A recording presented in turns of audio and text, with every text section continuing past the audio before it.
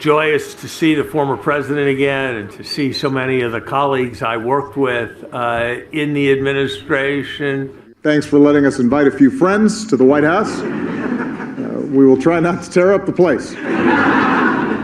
At a difficult moment, hearing somebody talk about hope and change and remember the moments of hope and change was inspiring. President Obama spoke of how he always thought of the presidency as a relay race. It was his task for 8 years to carry the baton. And I think that's a useful idea for us all to keep in mind. It goes back to what we said about Queen Elizabeth. Let's think about what future history books are going to say rather than what 2 hours from now's tweets are going to say. If we could all do that, I think we'll all be better off. Wise words indeed. Thank you so much, Larry. I really appreciate you being back with us. It's Larry Summers of Harvard, our very special contributor here on Wall Street Week. Coming up, when something's too good to be true, does it have to be? Even if it's baseball? That's next on Wall Street Week on Bloomberg.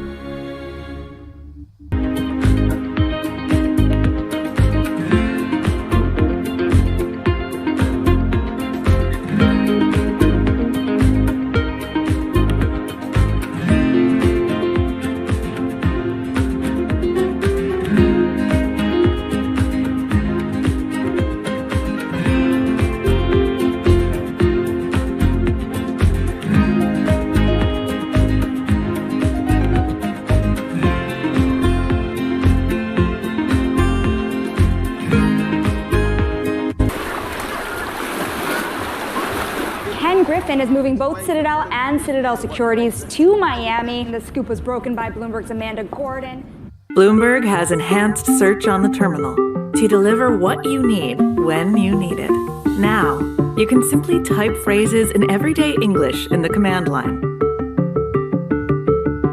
Compare financials. Find people. Analyze markets. You can enter phrases or ask questions. What do you want to know today? Ask a question or visit SearchGo to find answers now. I think what we've seen during this period of time is that... What do you think is happening in the blockchain industry right now? I think in the long run, DeFi wins. DeFi wins because it's a better system. It's composable, it's transparent, it's cheaper because you're just code. You don't have all these people in this legacy infrastructure. Communicating via video is not a fad. We are using it in all aspects of our lives, for work, for learning, for communicating, for staying in touch.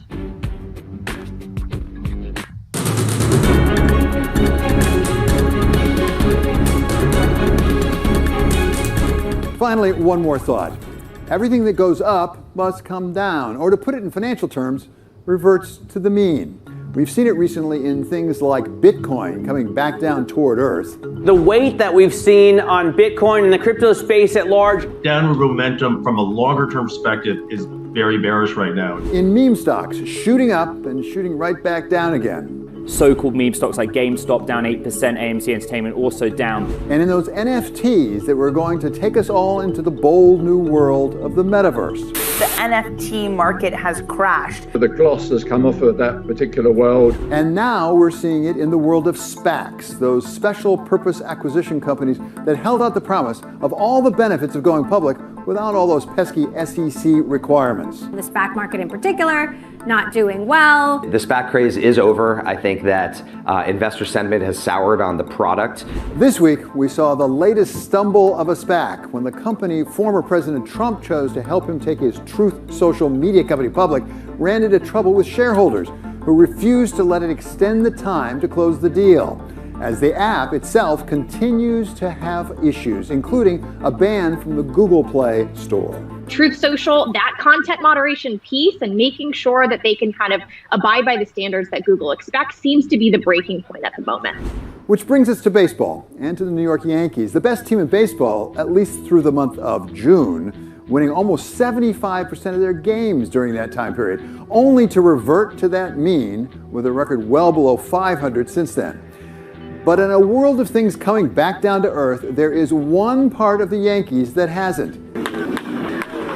he's named Aaron Judge, who has already hit well over 50 home runs this season and is on a pace that, with a little luck and a bit of his skill, could approach or even pass Roger Maris's record of 61. I'm just blessed to be in this position and be with those guys, and looking forward to setting more records with those guys, and hopefully eventually getting a ring at the end of the year. As big a deal as that is for the sport of baseball, it may be even a bigger deal for Judge's bank account.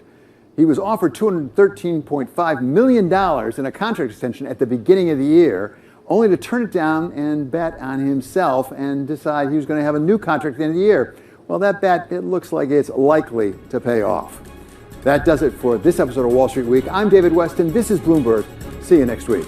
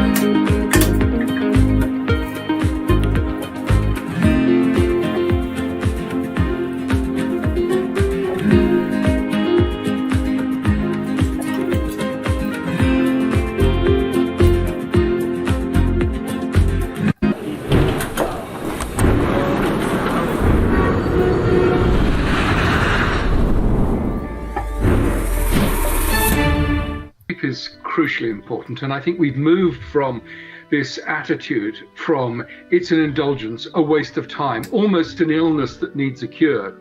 For something as universally important to human life as sleep, mysteries surrounding its necessity and utility have only just been recently uncovered. Some of our biggest discoveries were in the 1970s or 1980s, and so it makes it a really exciting field because it seems as though we're uncovering new insights each and every day.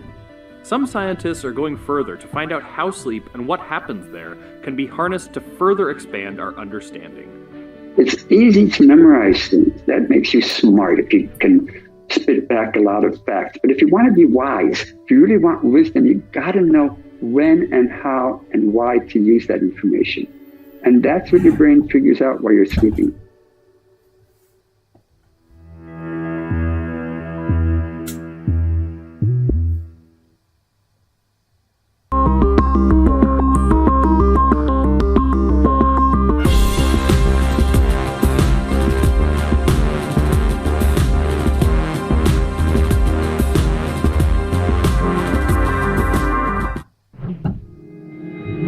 The global appetite for data is growing faster than ever. And no matter what statistics you use to describe it, big data is big business. We believe 150 billion devices will be connected by 2025, and more than 175 zettabytes of data will be created.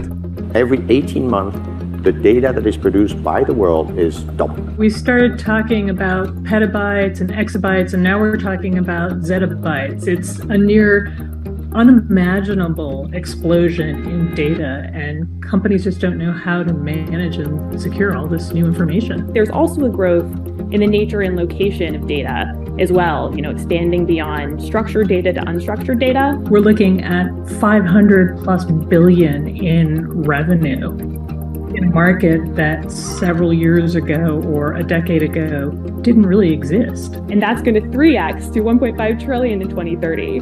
Are there room for more players in what has been an already pretty competitive space? What you see right now is that the big players are the biggest names in tech. You have behemoths like Microsoft, Google, Amazon as the big three. But the great thing about cloud and the public clouds, the private clouds, is that it allows a lot of innovation to happen. HPE is a big name tech company with a mission to innovate and compete in the cloud. CEO Antonio Neri told Romain Bostic why he chose Tarek Robbiati as CFO to drive this transformation. When you play sports, you want different type of skills and capacities in many ways that they all together can deliver a better performance. And it starts by will to win.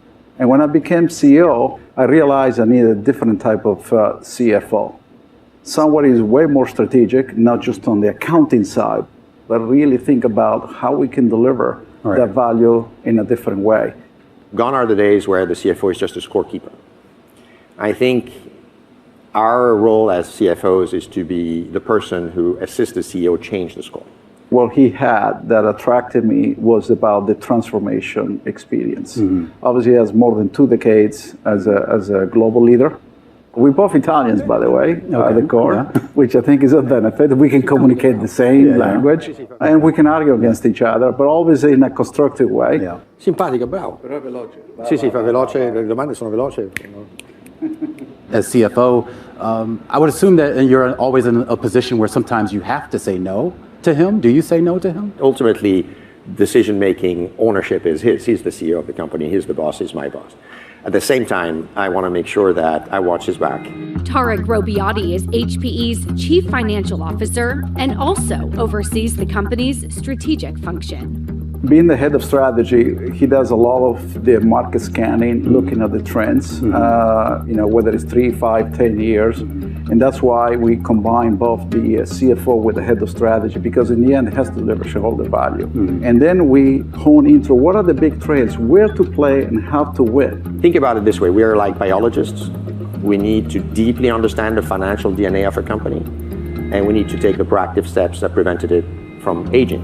Finance is the lifeblood of any organization. Just like for a human being, you have to have your heart functioning. We have to be there providing the information that allows us to continue to create value for our shareholders and making sure that our customers get what they want.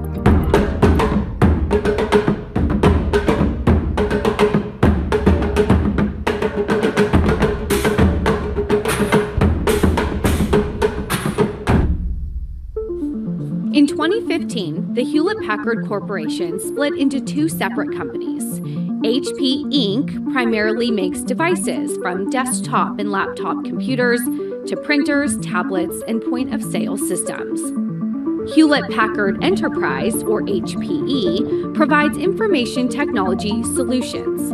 In 2019, CEO Antonio Neri announced that the company would pivot from a focus on servers and on-site storage systems to its cloud software-as-a-service platform, GreenLake. HPE calls it a hybrid cloud platform, not just storing data in the cloud, but managing it across myriad locations. When I became CEO in 2018, I said that the enterprise of the future will be edge-centric, meaning where we live, where we work, cloud-enabled and data-driven. And one of the things that we saw through the pandemic is that the enterprise became way more distributed, people working everywhere. And at the same time, data became the most important asset that customers have. Explain for a second the difference between the edge there, why that is sort of more useful, and the idea of a more centralized sort of cloud system that I thought a lot of companies, at least at one point, were embracing. Well, if you think about, we live now in a hyper-connected world. Everything is connected. To digitize your enterprise, you need to be connected. It's cheaper to move the cloud to the data, and by the way, more secure, than moving data to the cloud. And that's where we as a company, we are creating the capability to consume cloud services at the edge in your data center on a bigger cloud. There was a view, and there still is that view, that the whole world is going to move to the public cloud. We think the world is fundamentally going to be hybrid. The edge is where everything happens, is where people generate data or companies generate data. Think about, for example, logistics companies. How much data is being generated in harbors, in railroads, in warehouses? And the world we live in will be a world which will be much more automated than ever before. So warehouses are going to fundamentally change. They're going to be powered by robots. Those robots will be very quickly picking up the items in the warehouse that are required and then reshuffle what's in the warehouse. That actual processing requires data analysis locally where the action happens transmission of that data over a secured network onto a central point, or multiple central points for that matter, and made sense of, right? So that is the whole idea that we're after. With more data to organize in more places, businesses are moving swiftly to digitize their information infrastructure. Corporate spending on IT soared in 2021, and even if global growth slows, that trend is not likely to reverse. How do you operate that environment if we are facing recessionary headwinds? What we're seeing with IT spending is we're expecting flattening to single-digit growth, but cloud computing will largely be unaffected by that, given the explosive nature of data. Organizations simply need cloud. Companies that once invested heavily in devices and data center servers may now seek more flexibility from software that can be upgraded as new needs arise. That's the bet HPE's making as it pivots to software as a service. When you hear the word as a service, so many companies throw that out, something as a service. Is that just a buzzword? At the core, it's a different business model. At the heart of it, there is this contract with a service level agreement that ties the two parties for a specific solution. The solution allows the customer to manage the infrastructure and secure a specific business outcome under certain performance conditions. We manage the infrastructure on your behalf. We grow and expand that infrastructure as your need grow and expand in turn. And so the degree of customer intimacy is a quantum leap above the transactional world. With a different business model comes a different metric for measuring success. Annualized run rate, or ARR, has become the focus for Tarek Robbiati and his finance team. The ARR is critically important. The ARR is actually measuring the amount of our revenue that is locked in and recurring with our customer base. And to the extent that our ARR is growing fast, the more robust the future of the company is. And on GreenLake, we have to grow customers, we have to grow the revenue we make from those customers, and the ARR is the annualized run rate of revenue that you have from one period to the next. If your offer has a perennial future, it translates into a growing ARR. This is the way for us to truly understand that we remain relevant for our customers over the long term. What about margins? When you hear from some of these analysts, these investors here, they're still dialed in on gross margin, some of the more traditional metrics? Gross margin for me is the most important metric in our sector, right? It's fundamentally, if you think about our business, which comes from a hardware heritage, moving into as a service, and with hardware commoditizing, you have to have a focus on gross margins. And as you can see from our results over the past 9-10 quarters, our gross margin has been expanding very, very solidly. That actually tells you that your customers are willing to pay a premium for what you have to offer. And so what you want to see is a combination of ARR with gross margin expansion, and the ARR composition becoming richer and richer with more differentiation thanks to software. That's the journey that we're on. You need to remind people that 75% of our profits are deferred, which means we don't need the in-period profit to deliver. So that's an opportunity because we have an amazing profit pool called HP Pointnext, now being supplemented with HP GreenLake, which we already have more than $6 billion in the balance sheet, growing at 100+% every quarter. Supply chain challenges and geopolitical turmoil have weighed on earnings in 2022. But with demand for its software continuing to grow and a record-breaking backlog of orders, HPE has cause for optimism. Meanwhile, surging inflation remains a wild card as the company tries to attract subscribers and maintain margins. We have had to think about inflation permeating across what we do. In what we purchase, and whether it's goods or services, we've seen rising costs. We had to, therefore, be much more disciplined on pricing than ever before. This is not easy, and this is also something that has to adjust because you cannot keep pricing increasing all the time. So you've got to be very dynamic in the way you think about pricing moving forward. Coming up, why a company with deep roots in Silicon Valley just opened a new headquarters in Houston and how it designed its campus for a more flexible future. It's really incumbent on us employers to make sure that we create an environment where our employees feel at ease to come to work, they feel supported. This is Bloomberg. Bloomberg has enhanced search on the terminal to deliver what you need when you need it. Now, you can simply type phrases in everyday English in the command line. Compare financials. Find people. Analyze markets. You can enter phrases or ask questions. What do you want to know today? Ask a question or visit SearchGo to find answers now. HPE Chief Financial Officer Tarek Robbiati originally trained as a scientist, earning a master's degree in nuclear physics and electronics. He told Romain Bostick how those studies set him on his professional path. It did prepare me in terms of my analytical capabilities, but there was a moment in my career where I felt it was really important that I honed my financial skills. And then eventually I had to do an MBA majoring in finance and strategic analysis and entrepreneurship. I discovered finance as a discipline. I loved it, and ever since then, I became a finance person. Highlights from Robbiati's resume include a stint with Lehman Brothers in London, and later experience as CEO, first with the telecommunications firm CSL in Hong Kong, and then with Australian financial services company Flexi Group. He came to the U.S. to serve as CFO at Sprint, leading the company's turnaround efforts. I was very lucky. I had the opportunity to work in Europe, Australia, New Zealand, Asia, and the United States. So I'm truly a global citizen. People ask me, where is home? My answer to that question is, home is where I'm not. Home for HPE is now just outside Houston, Texas, where the company opened its new global headquarters this spring. For CEO Antonio Neri, the campus is a passion project. I love design, I love art, and I felt this was a unique opportunity for me to start with a blank sheet of paper. This was a piece of land, nothing. There was nothing here.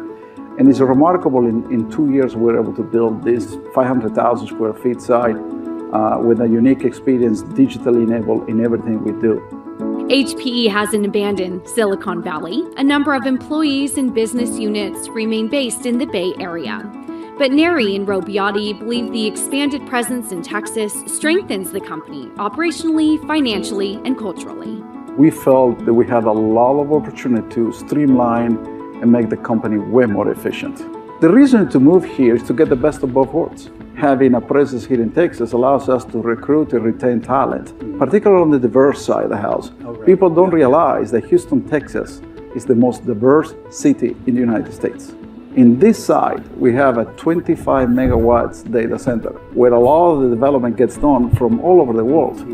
The energy cost is significantly cheaper here than California. I will not be able to sustain that in California. What we're seeing in a more macro environment is that corporations are looking at locations that have a healthier business environment, from taxation to regulation. They're looking for places that they can find new talent. IT talent is scarce. What we're finding is that access to talent is still the biggest bottleneck to productivity. And so companies on an increasing basis, whether it's Texas or other places in the United States or even globally, are working more towards this hub and spoke model, where they might have a center of excellence or a hub in one individual city outside of the main headquarters. And increasingly, we're finding that is happening outside of Silicon Valley. It was a big decision, but it actually, if you put it in the context as to why we made the decision, it actually made sense. So we had a long-standing presence here in Houston for the past, I would say, 20 some years, since the Compaq merger. We bought a piece of land, we started building this building. And in doing so, we had to also recalibrate how we were building it because the pandemic hit us. And we thought about recreating a work environment that is very, very different, that is catered for this new structural way of working, which we call edge to office, where people don't always come to the office to work, can work remotely from their homes, their edges, but have to come back to the office for specific reasons, such as team meetings, customer meetings, and in general, collaboration. With regards to the hybrid work model, do you see that as something that will persist longer term when the pandemic is long gone? Yes, no question, this will persist. And I think we are witnessing right now a societal change in the way we work. You're no longer going to measure productivity in the same way as in the past.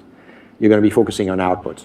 Never mind what people do in their private times. It doesn't really matter to a company as long as the output is there. HPE launched its Edge to Office hybrid work initiative in the fall of 2020. The new campus is designed with that flexible model in mind. We have to admit that the pandemic has had its toll on mental health in the workforce across the world. And so it's really incumbent on us employers to make sure that we create an environment where our employees feel at ease to come to work, they feel supported, and that's why we created the environment that you see. Between the indoor with 2 amazing buildings and outdoor amenities, we have a truly experience for their employees that they can host customers, they can innovate, they can collaborate, they can socialize. And we have so many events. And I will say the one difference between here and California, this is way more community driven. So we have a lot of events here, like the famous chili cook event. HP's annual chili cook-off allows Tarek Robbiati to indulge in one of his favorite hobbies. The finance chief is also an avid chef. Cooking has a lot of parallels with finance and being a CFO. There's a lot of indirect satisfaction. Yes. You know, you only know that you're doing a good job when you see others people recognizing it, and there's nothing better than when you serve a nice meal to your friends or family who come over. I love to do that. It's hard work, but it's nice. Still ahead, how HPE's CFO is taking steps to relieve the company's supply chain pain. We have to rethink our network of manufacturing plants. We have to rethink our network of our suppliers. And he outlines the mindset that makes a chief future officer successful. If you start with the view that the world is in constant change and you have to adapt, you have to anticipate on what comes next. Strategic thinking is very key for that purpose. This is Bloomberg.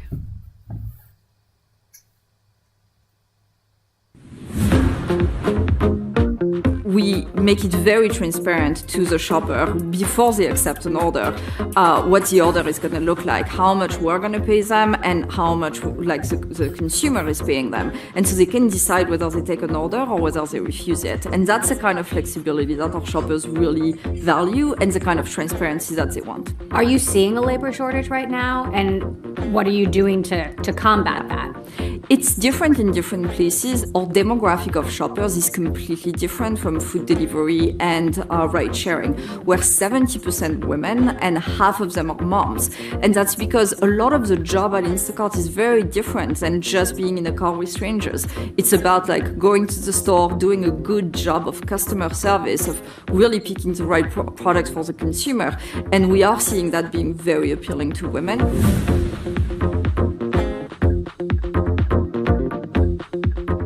Watch Bloomberg Surveillance Early Edition for the news you need when you need it. I'm Matt Miller with Kaylee Lyons in New York and Anna Edwards in London. Australia's central bank raises interest rates twice as much as forecast. Then surveillance for in-depth analysis. Alongside Tom Keene and Lisa Abramowitz, I'm Jonathan Ferro, the RBA front and center. How does Japan get away with not raising rates? Can it sustain its normal at a time when everybody else is facing a very different reality? Bloomberg Surveillance. Be informed. Be prepared. Be ahead of the game.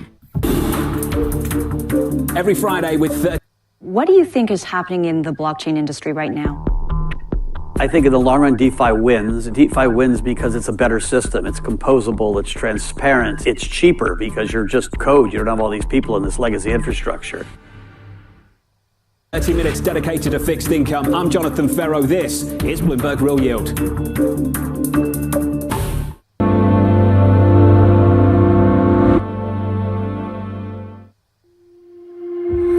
As HPE moves forward with its strategy to deliver software as a service and gain subscribers on the GreenLake platform, its growth in customer demand is encouraging.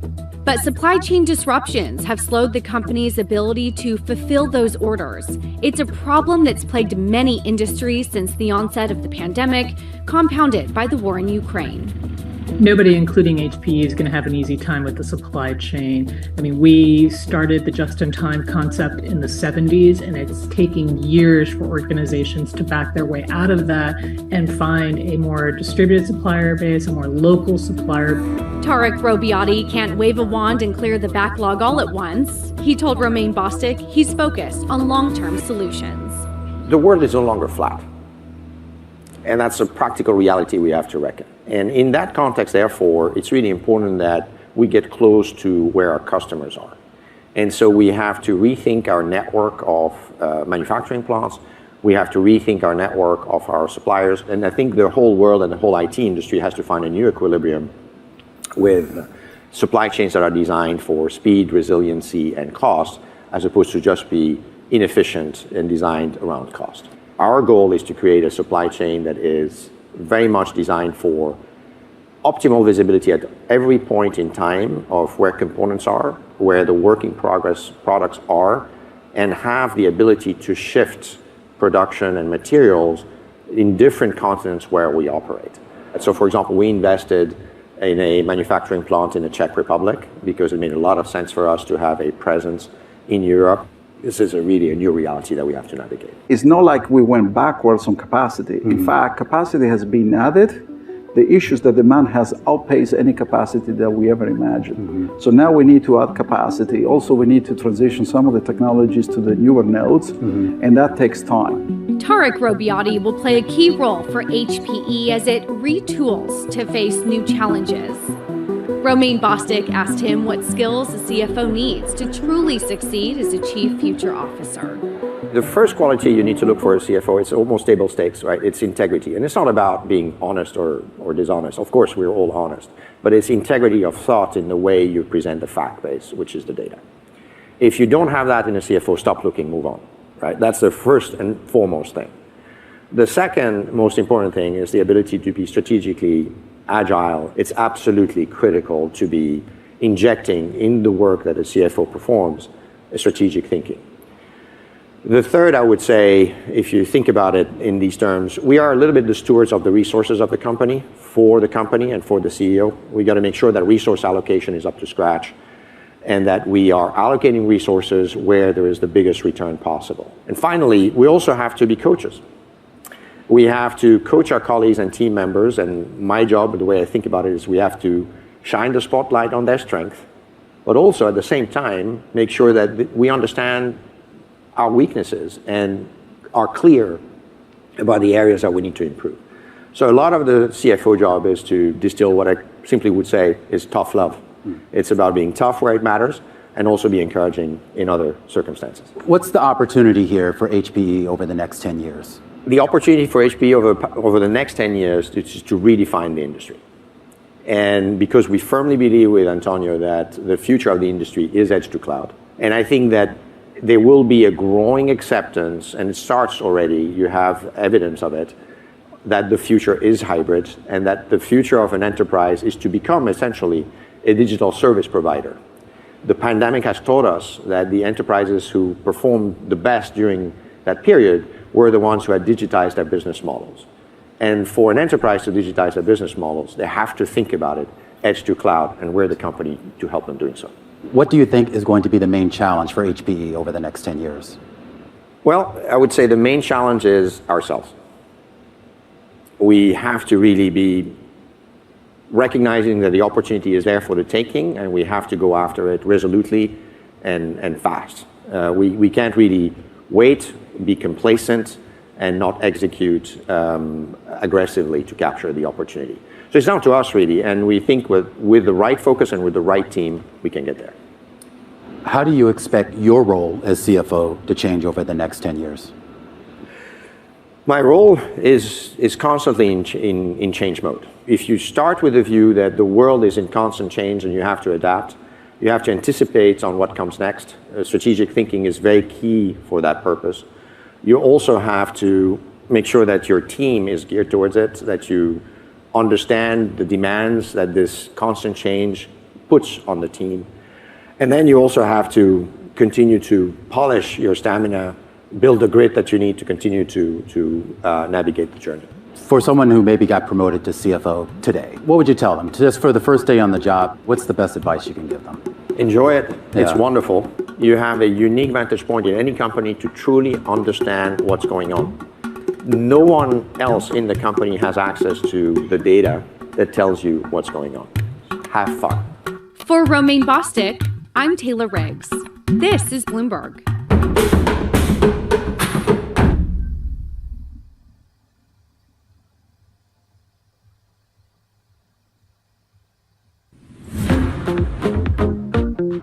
We don't have enough women founder CEOs who are getting funding. So basically less than 2% of VC funds go to women, less than 1% go to women of color. And so in this innovation space, I said to myself, what's the best way to use capital to move things for women? And that's when I started to say, okay, I actually need to move some money into the venture capital space, and I want to do it smartly. I mean, the first goal is to make money. I'm not putting my money out as a social impact. I'm putting it out to make money. But I wanted to go behind funds like Aspect Ventures, that's run by Teresa Gao and Jennifer Fonstadt, who are looking at these opportunities, and they have a thesis around, my gosh, there are so many opportunities there if we go towards funding some of these women businesses. Some LPs have said to me, all we care about is returns. Some of the best investors may not be the best people, but they have the best returns. What do you have to say to those people? I have to say you're investing in what you know. And so you need to look at what trends are coming in the nation and how you're going to address them. Women are 85% of consumer dollars spent. Women control 70% of financial decisions in the house. So if you're not investing in products that go towards females or a women-led company, you're missing an opportunity because you just don't see it.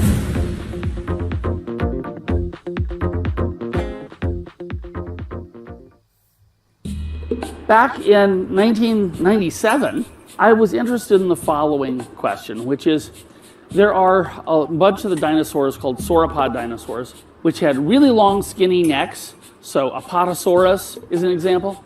They also had really long skinny tails. So I made a computer model that showed that in fact the tail of these sauropod dinosaurs could actually act like a whip, a bullwhip. Now, the way a bullwhip makes that cracking noise is because the tip of the whip actually goes about twice the speed of sound. Okay. And that crack is a sonic boom. Yep. I think the way they got a date was to impress the females by making loud booms.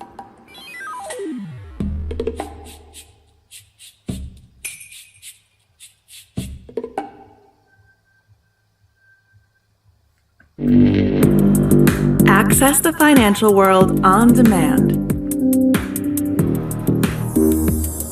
Hear from leading economists, policymakers, and industry experts via live and on-demand webinars, only from Bloomberg. Start exploring to see what's moving the markets. Visit Bloomberg.com/webinars.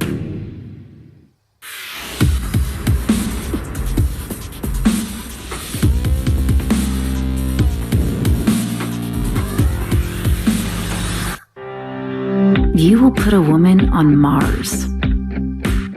You will bring forth global cooling. You will be the first chief crypto officer. Because when you subscribe to Bloomberg, you won't just get news. You'll get insight into limitless power. As financial trading has evolved, so too have societies. Technology has always been at the heart of this transformation. But today, Capital.com is pioneering a new trading evolution. With lightning-fast execution speeds, competitive spreads, and world-leading support and training courses, times have changed. Welcome to Capital.com. Welcome to the future of trading. Possibilities, knowledge, and inspiration to feed your ambition. So before you invest... As financial trading has evolved, so too have societies. Technology has always been at the heart of this transformation. But today, Capital.com is pioneering a new trading evolution. With lightning-fast execution speeds, competitive spreads, and world-leading support and training courses, times have changed. Welcome to Capital.com. Welcome to the future of trading. Pioneer, disrupt. Before you change the world, Bloomberg.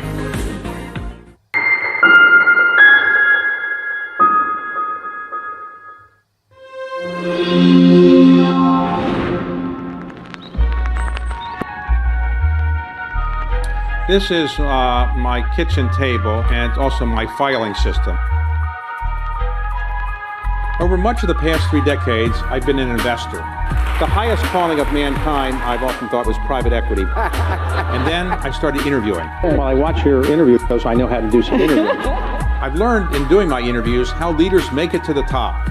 I asked him how much he wanted. He said $250. I said, fine. I didn't negotiate with him, and I did no due diligence. I have something I'd like to sell, and how they stay there. You don't feel inadequate now because being only the second wealthiest man in the world, is that right? Ari Emanuel is today one of the most important figures in the entertainment industry. In the mid-1990s, he started Endeavor and built it into being a leading talent agency firm, representing, among others, Martin Scorsese. Today, he's built Endeavor into being one of the leading entertainment and sports conglomerates in the world. I sat down with Ari in his offices in New York to discuss the entertainment industry and his firm's future in it. So you were a talent agent for much of your professional career, but now you're running a multinational, multi-billion-dollar sports entertainment conglomerate. So what's it like running a multinational sports company that's public as opposed to being a talent agent? For me, it really feels natural right now. It's definitely different because it's bigger. It's everything I've ever dreamed of. I still do a lot of work with clients on the talent side, whether it be writer, director, actors, etc. But then there's the portion of my life where you're dealing with investors, you're dealing with how to grow the business, where you want to go. A great training ground has been the talent agency business because you have to build a business for your clients. You have to make sure that they're happy. And now I'm doing all that, plus doing stuff for the company, but also making sure that the shareholders are happy. So you have to deal with quarterly earnings now, and that's a bit of a pain sometimes, people would say. I don't really find it a pain. I don't know why. And I guess John Donahoe from Nike said to me one time, well, when the earnings are good, it's an easy process, and they've been good for 5 quarters now. So right now, I feel good about the process. So we'll see. Maybe I'm feeling good where we sit and where the future looks, but I haven't experienced the downside of that conversation. Talk about the future of the entertainment business. Where do you think it's going? You think there's going to be movie theaters forever, or everything will be streamed at some point? And as somebody who represents talent, what are you telling talent about where they should be putting their efforts? When we started the agency, March 29th, 1995, you know what everybody said? There's going to be no more dramas and no more television. So here's what I would say to you. Distribution is going to change and going to expand. There's going to be new technology that come into our business. When the movie business happens, then DVDs, I mean, it just keeps on expanding. Now you have digital, you have influencers, etc. The theatrical business is as important as it's ever been. Is it going to be a $9.3 billion business? No, maybe it'd be an $8 billion business. I'm not sure. But it's not going away. And anybody that says to you, and I won't name names, that says the movie business is over, are fools. The movie business is not over, the television business is not over. We have new verticals, which is content on gambling, social content. It is just an expanding world. And so I think as everybody's now on the demand side of the business, fighting over distribution and content, I've made a decision, and we've made a decision as a company, to be on the supply side. And there's very few suppliers. And in the end, the brands we own, whether it be the UFC, bull riding now, Barrett Jackson, and all the other frees, or the clients we represent that we're helping them become brands and companies, are going to be more valuable in the future than less valuable. Because as distribution expands and you have the supply side of that equation, and there's very few suppliers, economics improve. So during COVID, the production of TV shows and movies kind of went down to almost nothing. So what did a firm like yours do, because you didn't have a lot of representation you could do? Well, in the first 3 or 4 months, like most firms, cut costs, cut people, put people, on hiatus. It was a horrible time because I'd never gone through this, and I don't think anybody has gone through this. But the funny thing is, by the end, we had started working through it on the representation side and the event side. We did about 75% of our economics, even during COVID. We figured it out by the end. On PBR at the time in UFC, PBR was actually the first sport back. And the head of it, Sean, kind of figured that out, how to do it with testing, et cetera. And then Dana was very quickly right behind that. And Dana calls me up. He said, get me an island. I said, what? He said, get me an island. I'm going to put on fights. And he was like, we're going. Nobody's getting laid off. He's an incredible executive. And I said, okay.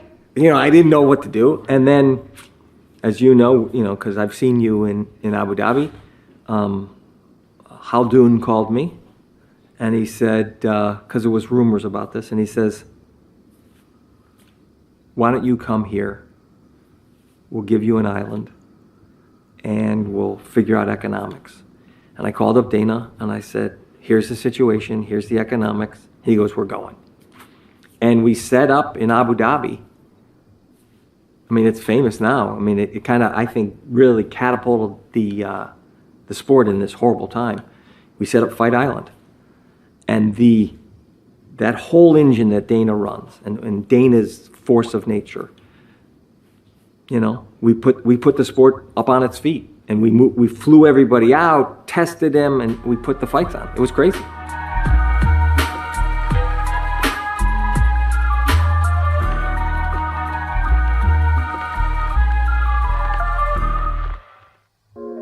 Big, expensive cities have a lot going for them. But if you live in one, you've probably noticed that these big, expensive cities keep getting more, expensive. You could always move away. You might have just started working remotely, so there's really nothing keeping you there. But then again, moving is a hassle. Well, what if someone paid you 10 grand to do it? What if they threw in free office space, a bicycle, or a gym membership? Programs in cities and states around the US are doing exactly that, and they're getting a lot of interest. We've had over 50,000 applications. About 90,000 applications. We've had over 1,800 applicants from all over North America.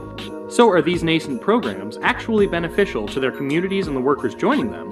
Or are they little more than flashy advertising campaigns for places looking for an injection of fresh talent?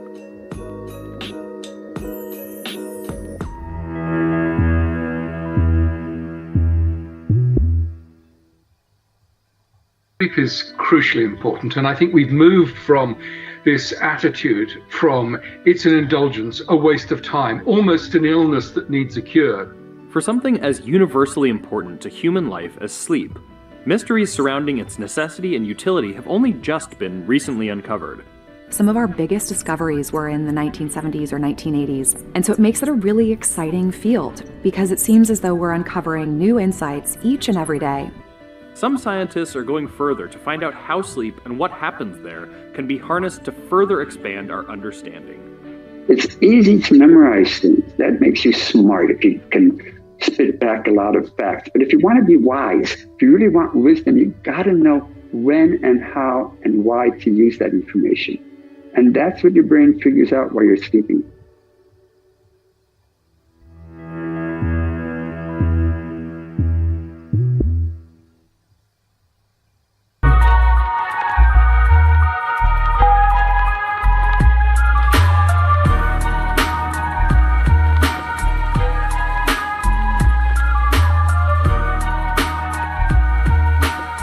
Now, you are one of three very famous brothers. Your oldest... Or infamous. Or infamous. Your oldest brother, Zeke Emanuel, is a very well-known bioethicist and medical doctor, and on TV a lot for his views on healthcare. Rahm Emanuel is now our ambassador to Japan, previously was chief of staff to President Obama and also mayor of Chicago. And you are the youngest of the three brothers, is that right? Or as my father used to say, God rest his soul, the pisher.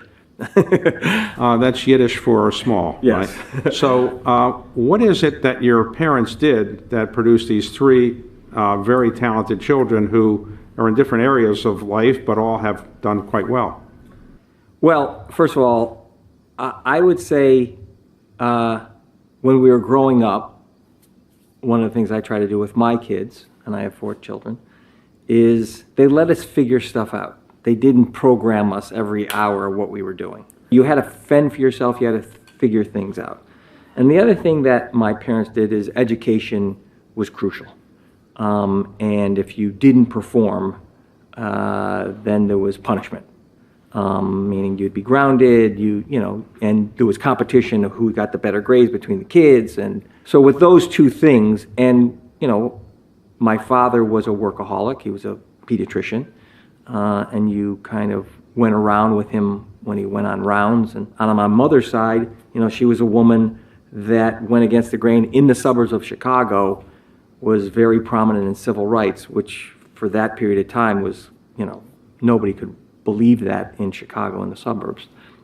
So you saw two people that were willing to go out and be themselves, let us be ourselves, and then gave us some pretty good guardrails. Now, you've achieved what you've achieved despite two problems that some people would say might make it difficult. One is when you were growing up, you were dyslexic, and I guess you still have some dyslexia. Yes. And you had attention deficit disorder, which some people have as well. Maybe and some people say, definitely have not gotten over that. Right. So, okay, those are things that may sometimes go together, dyslexia and attention deficit disorder. How did you overcome those, and are they still challenges for you?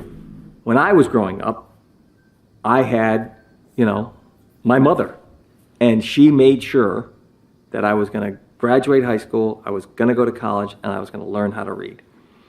And the good thing about it is, I think it's a superpower now. Back then, I hated it. I mean, I remember crying every day when I had to go to the reading teacher for 3 hours and sit in that front window, and it was horrible with my ADHD. And but now, because of the diversity of my business, the ADHD, and enables me to kind of move around and focus a lot on specific businesses, and the dyslexia, for whatever reason, and I think many people have different points of view on dyslexia, it does enable me to kind of think in a different way. One of the things that happens when you're dyslexic also, you utilize a lot of people around you to help you learn. And in business, that has translated to making sure that you trust a lot of people. I'm not afraid of risk because I was made, I went through a lot of tough times reading and embarrassment. So nothing now kind of shakes me up. And then when you're running a company, if you empower a lot of people to help you get to the end goal, which is what you have to do when you're dyslexic, you're more successful. So, I mean, those are now attributes and powerful things in my life. Before, they were very difficult. How did you happen to go to Macalester College, a very good school, but not as well known as some other schools? Right. I applied to Amherst, which my brother Zeke went to. I didn't get in. I got deferred from Bowdoin. Macalester accepted me. But later, after you graduated, you became a professional racquetball player for a while? I played racquetball for about 1.5 years, yeah. Is that an easy way to make money? No. I was going to go to business school, try to get into Northwestern. And I realized, I don't really want to do that. And I turned to my father, who had gone to school in Europe, and he said, this is what's so great about my father when he was alive. He said, here's a credit card, here's some cash. No plan.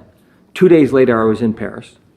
He called me up about 8 months later to 1 year later, I don't actually remember. And he said, it's time to come home.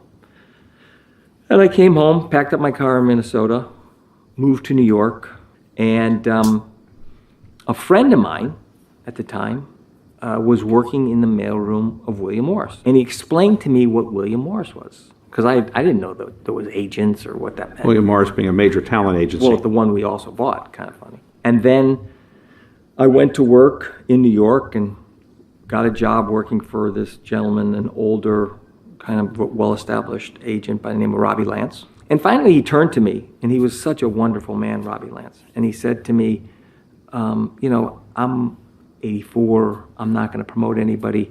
You should go to Los Angeles. You'll make a lot of money and you'll be an agent there because I'm not going to promote anybody. And so he got me an interview at CAA, and Ray Kurtzman said to me, which he can't say now, he goes, you're too old to go into the mailroom.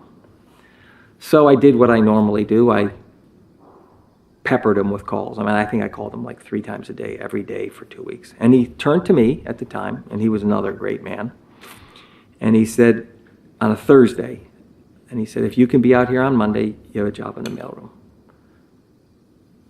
I got out there, I bought a LeCar, used car for $1,500 or something, and I was in the mailroom, and everybody was younger, and I was off to the races. Well, explain this to me. Very often I've read that people work in the mailroom. I think David Geffen started the mailroom, Yes. Barry Diller started the mailroom. What actually happens in a mailroom at one of these talent agency firms that enables you to rise up? You would make copies of scripts, and you drive the scripts around to clients or to studio heads, and you deliver paperwork everywhere. You'd get lunches, and then you'd become an assistant, and then you'd become an agent if you were good enough. And that process of learning the town and et cetera. To be an agent, you have to have clients, I assume. Yes. So to get clients, do you have to go to lunches and dinners, or how do you get clients when you don't have any clients? Well, I was promoted in the television department because I had worked for the head of business affairs and then one of the lead agents there, and also this gentleman named Bill Haber. And I was in the office as their assistant every day for 7 days, Monday through Sunday, doing whatever it took. And they were great teachers, both Bruce Vinegar and Bill Haber. They promoted me, and then you would go out to the studios and go to sets where people were shooting and writers were writing, and I was a writer's television agent. And you would read stuff that came over to Transom, and you would try to sign them. And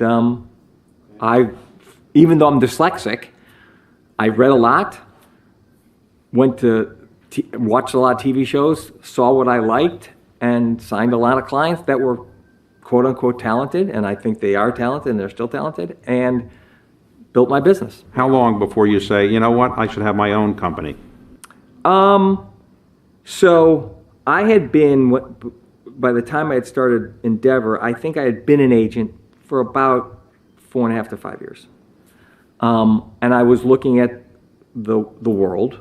I read this book by George Gilder called Life After Television, and it talked about infinite distribution, and that distribution in our business was going to expand with cloud computing, et cetera, et cetera. And I brought him in to speak at ICM, and nobody really understood, and I talked to him after reading the book, and I said, it's going to go from 4 networks to 6. I'm in the television business. The way you make money at the time in television, you put TV packages on the air. I've got a great client list. Why would I put a package on the air where you can make a lot of money for your clients and for yourself and give it to them for what I thought was a okay salary? Again, my father almost had a heart attack because they were offering me a lot of money to stay. My contract was up. And I can, with 3 other gentlemen, we said, I said, I could, with my clients, if we do this, we can make a lot of money because I know what I can put on the air because I've been doing it now for a while. Where'd you get the name Endeavor? So the 4 of us were sitting around trying to think of a name. Rocks, rivers, whatever. And one of the partners said, well, we should think about NASA. They have great names. So the first name we thought of was the Discovery. And then we realized it crashed. So that was out. And then he just says, what about Endeavor?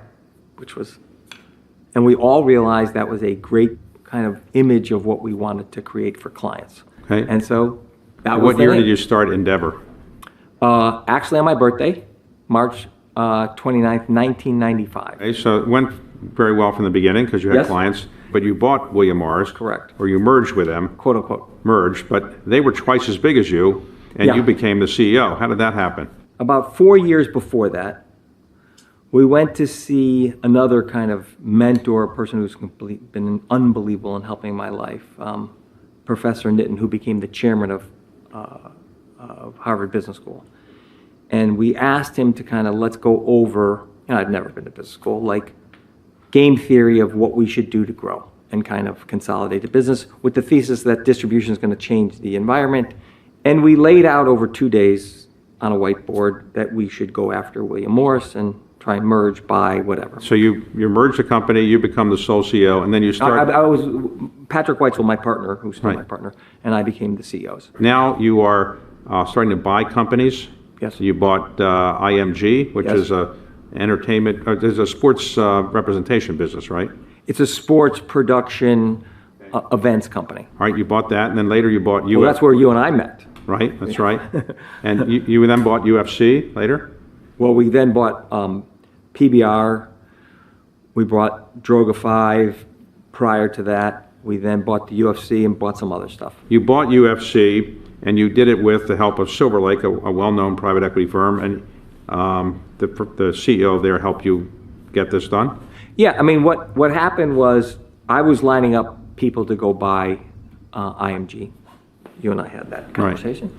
Right. And he came in and he said, listen, let me invest in William Morris Endeavor, and then let's go after IMG and kind of create this global platform and go from there. I said to him, private equity is not going to be able to do that. He said, well, give me 3 weeks, show me your numbers, and I'll come back, and if I can make a deal, I can make a deal. And he and I known each other, actually, through Mark Andreessen. He came up. We made a great deal, great for him, great for us. We then got IMG, and then we realized that everything we had done was incredible, global, unbelievable kind of building blocks. And we realized that was in the representation business, the service business, and that if we put something that we owned on top of it, that we could get the full leverage of the platform and own something. And I had represented the UFC for a number of years, knew Dana, knew Frank and Lorenzo, and then they were going to sell it. And then we had proven also to Egon that we could buy a business and own it and operate it with professional bull riding. And then we were, it was us against some Chinese investors at the time. We secured the rights, and here we are. Is there anybody today that won't return your phone calls? I assume there's nobody in the world. I get a lot of people on the phone when I need to.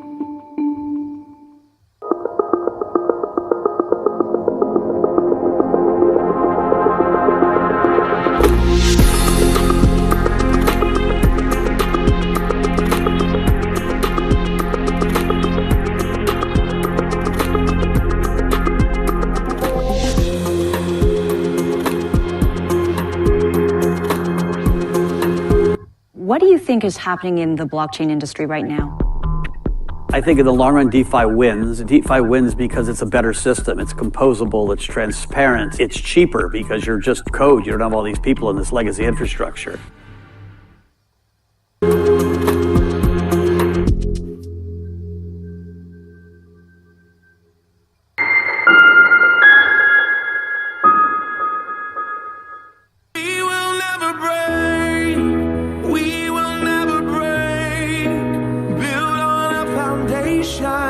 Strong enough to stay, we will never.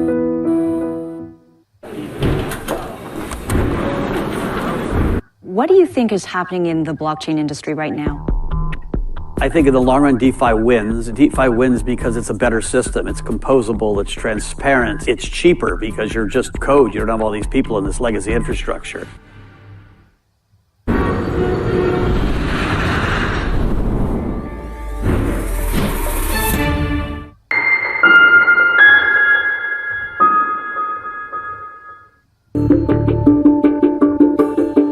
So Ari Emanuel is a well-known person in the entertainment world, but there was another figure named Ari Gold, who was a fictional character that many people thought was named after you. Mm-hmm. Did you like that? Did you not like that? And what is it like when you're more famous than your clients?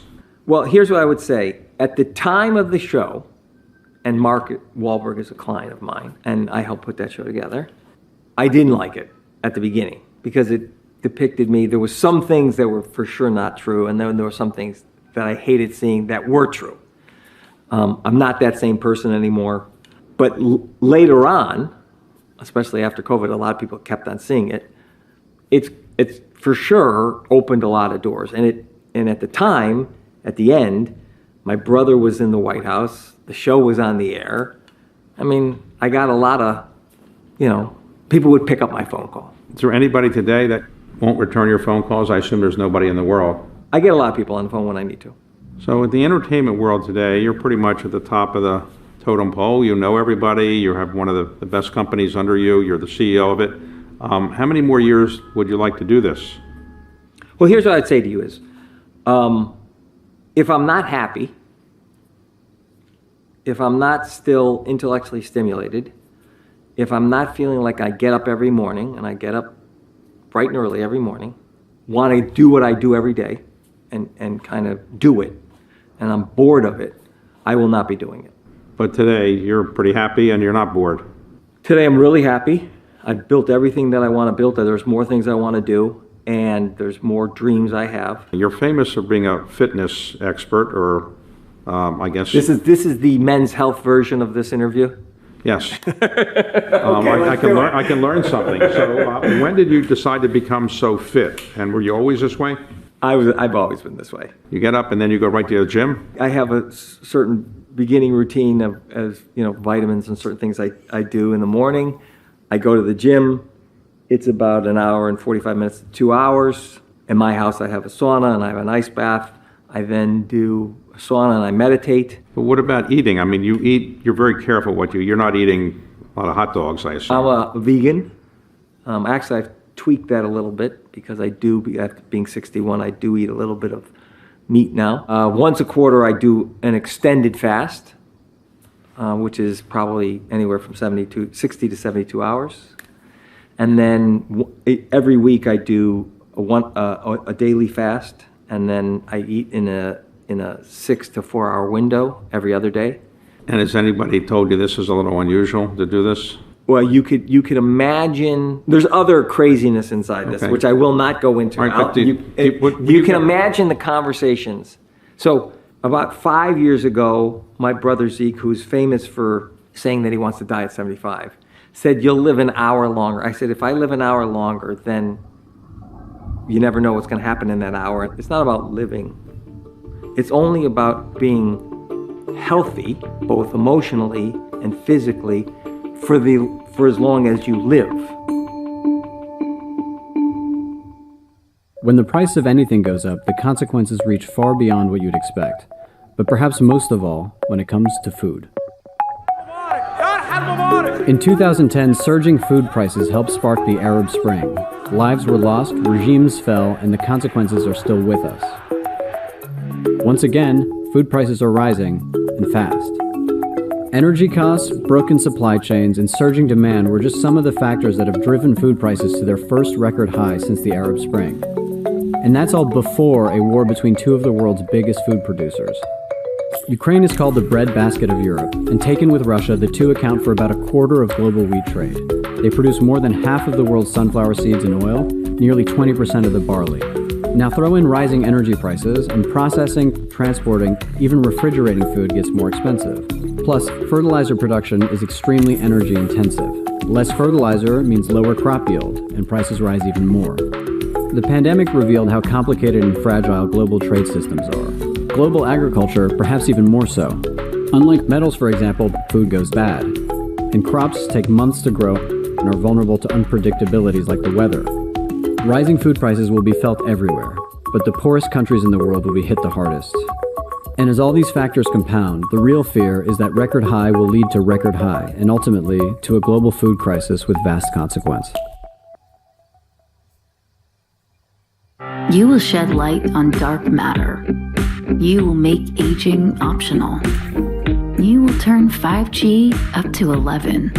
Because when you subscribe to Bloomberg, you won't just get news. You'll get insight into limitless possibilities, knowledge, and inspiration to feed your ambition. So before you invent, pioneer, disrupt, before you change the world, Bloomberg.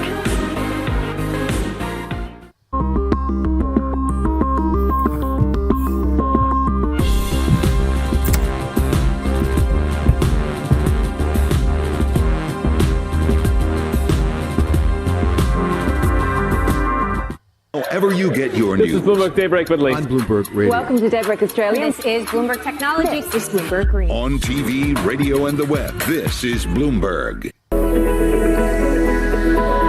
Japan's critical role in the global economy is changing as the world recalibrates.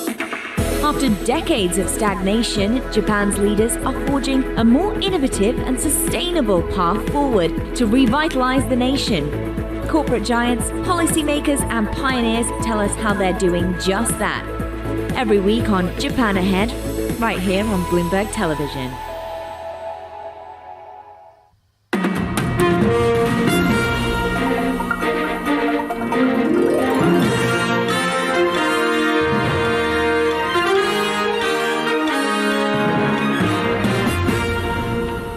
Good morning and welcome to Daybreak Australia. I'm Paul Allen in Sydney. We're counting down to Asia's major market opens. Good evening from Bloomberg's world headquarters in New York. I'm Sherrian. The top stories this hour. U.S. inflation may slow for a second month, but traders are betting the Fed will still deliver another jumbo rate hike. Japan warns of possible yen intervention again as Tokyo looks to benefit from the weak currency. And Ukraine retakes key areas in the Kharkiv region as Russian forces retreat.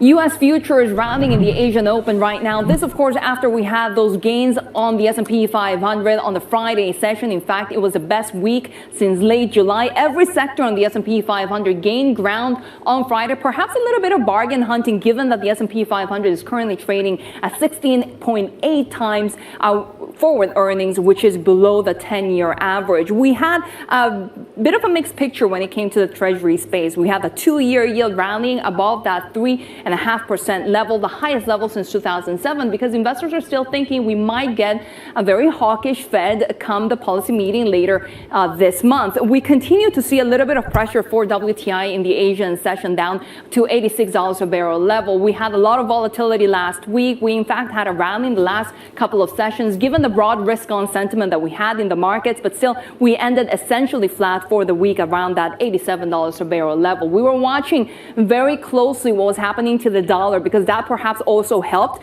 prices of oil in the last leg of the session last week. We saw for the first time in about 4 weeks the underperformance of the dollar, a broad retreat. We had euro strength helping there on the other side to push the dollar lower. Remember, we had a hawkish ECB. Not to mention that in the last session, Paul, we had the Japanese yen jumping on comments from BOJ Governor Kuroda, not to mention Finance Minister Shunichi Suzuki about the weakness of the Japanese yen against the dollar.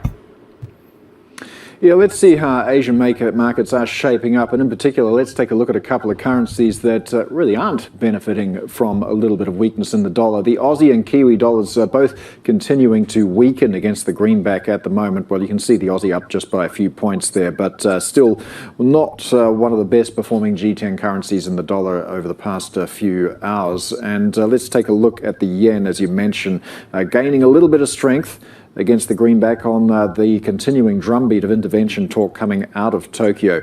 We are setting up for a positive day here in Australia. The ASX futures better now by more than 1%. New Zealand has been trading for just a couple of minutes now, and we're seeing some modest gains there as well.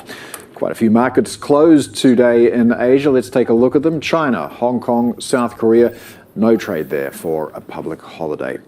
But US inflation going to be one of the key themes that we're looking at this week. We are going to get the numbers for August. We're expecting to see 8% increase in inflation. It's a bit of a pullback from the 8.5%, but still pretty high. On the upside, jobs growth, household spending holding up as well. We're going to get a bit of data on those metrics this week as well. So, Sherry, the Fed got a little bit of room to move here, and we are continuing to hear some pretty hawkish comments, this time coming from Chris Waller and James Bullard, about looking at another supersized hike next week. It's a conundrum for the Fed, right? I mean, if you saw that chart, you can see that core CPI, though, is expected to rise more than expected. And of course, this despite the fact that, as you say, the headline number seems to be easing. So what does this really mean for investors is a key question, right? Especially in the past 12 months, when bond investors have taken such a beating. We're talking about a very, very difficult 1 year where bonds fell into a rare bear market, double-digit losses becoming the norm for fixed income investors. Government debt, the worst hit, as you can take a a look at that chart on the Bloomberg, since, of course, central banks have been moving to tame inflation, not surprisingly, energy-related bonds have suffered the smallest declines, but really volatility is soaring to levels that we haven't seen in about 2 years or so. For more on today's top stories, let's bring in Bloomberg Christopher Condon and MLive contributor Garfield Reynolds. Starting with Chris on inflation, because this will really have big repercussions for the markets. What are we expecting? Well, the CPI report is due on Tuesday. I think within the context of the Fed, what's important is the Fed has laid down quite clear hawkish signaling. There's still 10 days to go before this meeting, but we're going to get a lot of data this week, and then the blackout period begins at the end of the week. So the Fed is going to want not to hike by 75 basis points, as they seem to have signaled to the markets. Then they're going to have to change that signal by the end of the week. And of course, that will be data dependent. We're also going to get industrial production. We're going to get PPI. So it is definitely a very important week. But I do think the base signal at this point is for another 75 basis points from the Fed. Chris, we've also been hearing from Treasury Secretary Janet Yellen herself, used to be in charge of the Fed, of course. What advice does she have in this fight against inflation?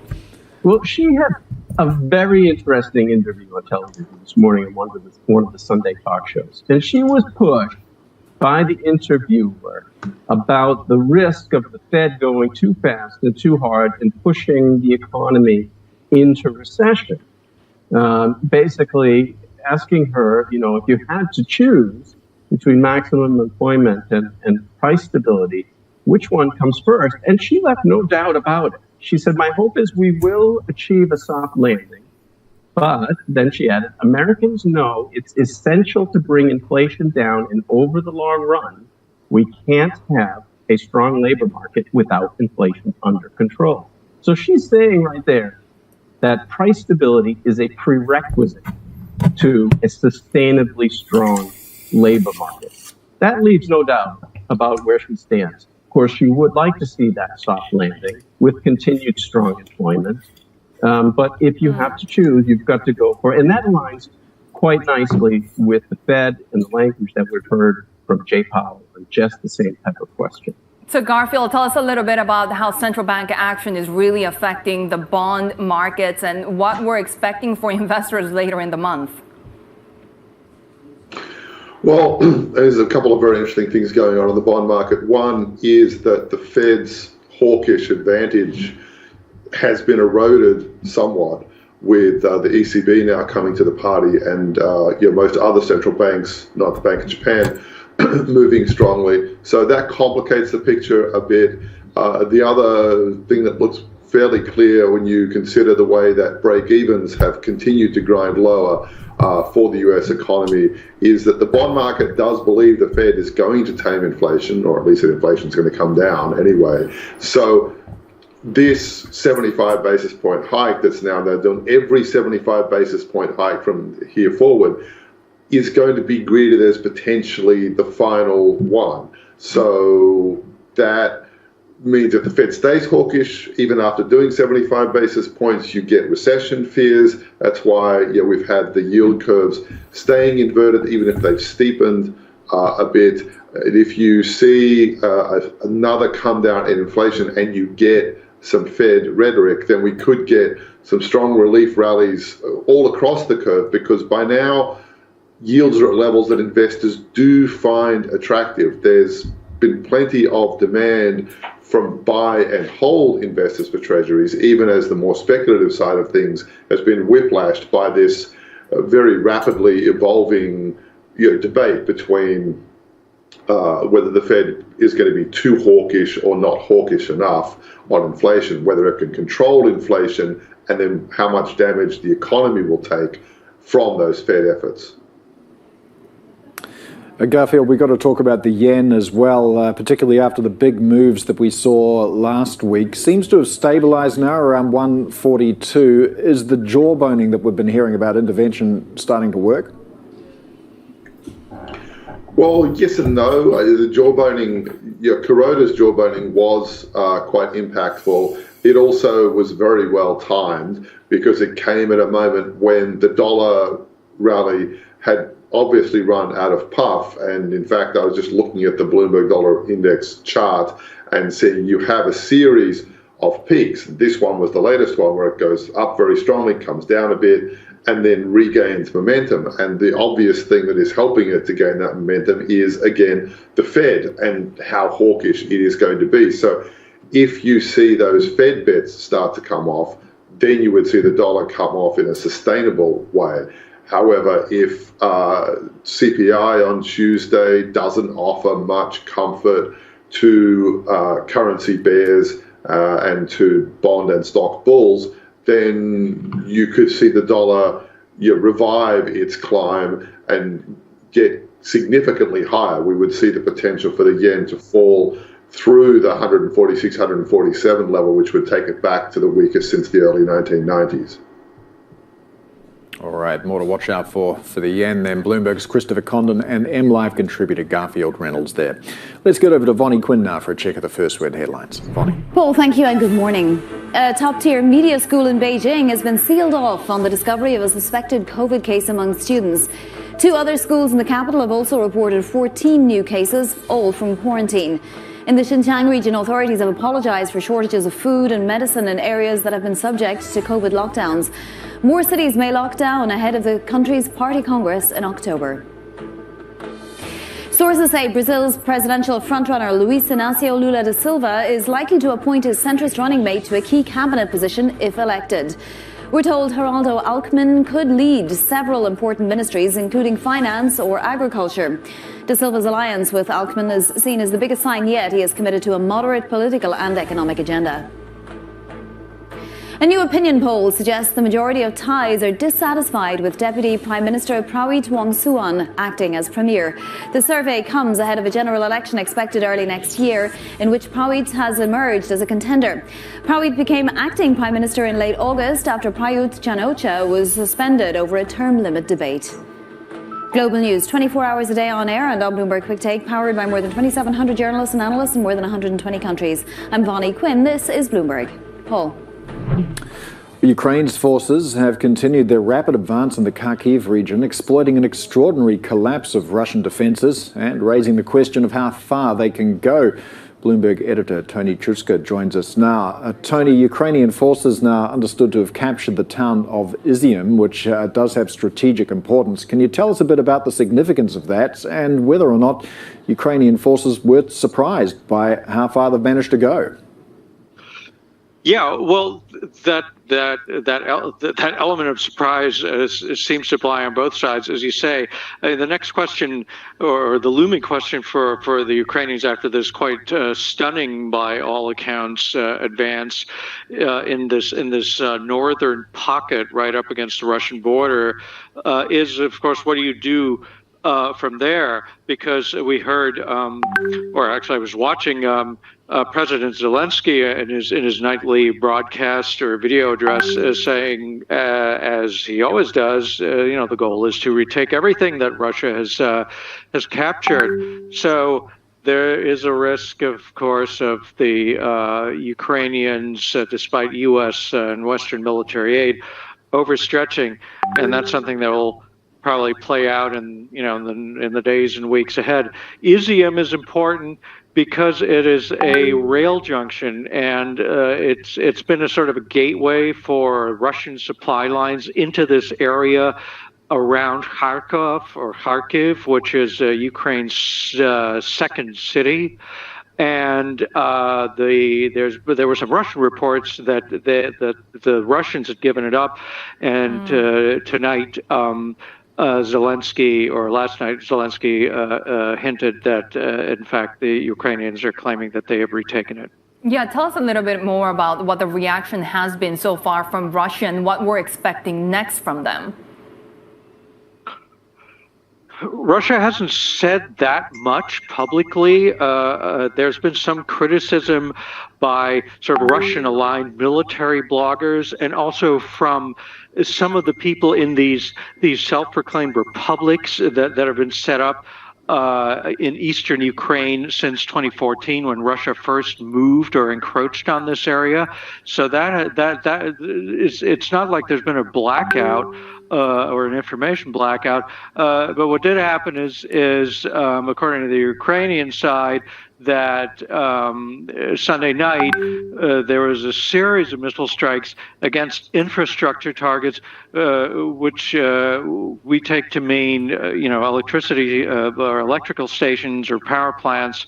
And there's been reports of significant power outages in various parts of Ukraine. The Ukrainians say this is Russia hitting back in frustration and retaliation for our advances, but it's a real thing, and of course shows that Russia still holds significant cards, including missile capabilities that can strike what the Ukrainians describe as civilian targets. Bloomberg editor Tony Chushka there with the latest on that Russian invasion on Ukraine. And given Ukraine's advances in this military conflict, we are seeing a little bit of more strength in the Eastern European currencies. You can see that the euro is also gaining ground against the US dollar. We had seen significant strength coming from the euro after the hawkish ECB rhetoric that we had last week and the rate hike. But now even Eastern European currencies, which have taken such a beating since the invasion of Ukraine, they seem to be gaining ground against the US dollar. Still ahead, we'll discuss Europe's energy crisis with Sarah Vakshuri of SVB Energy International, who warns the rising cost of power is pushing more people into poverty. But up next, we'll talk strategy with EPFR's Cameron Brandt, who thinks investors are waking up to the implications of the Fed running down its balance sheet. This is Bloomberg.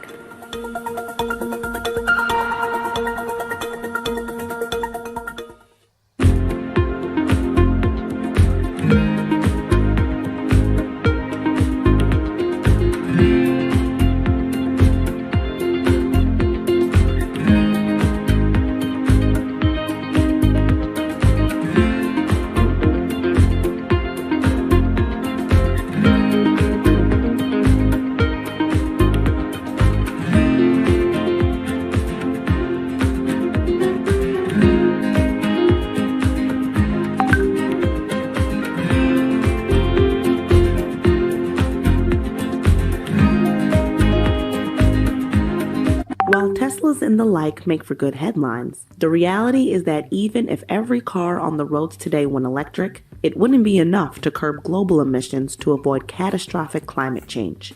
Greenhouse gas emissions from transportation account for about 29% of total U.S. greenhouse gas emissions. So what about the other 71%? Buildings across America burn fossil fuels to operate. What we want to do is make that all electric. Instead of burning oil and gas to give us the energy and the electricity we need, we want to do 100% clean energy, all electric. We want to turn buildings into Teslas.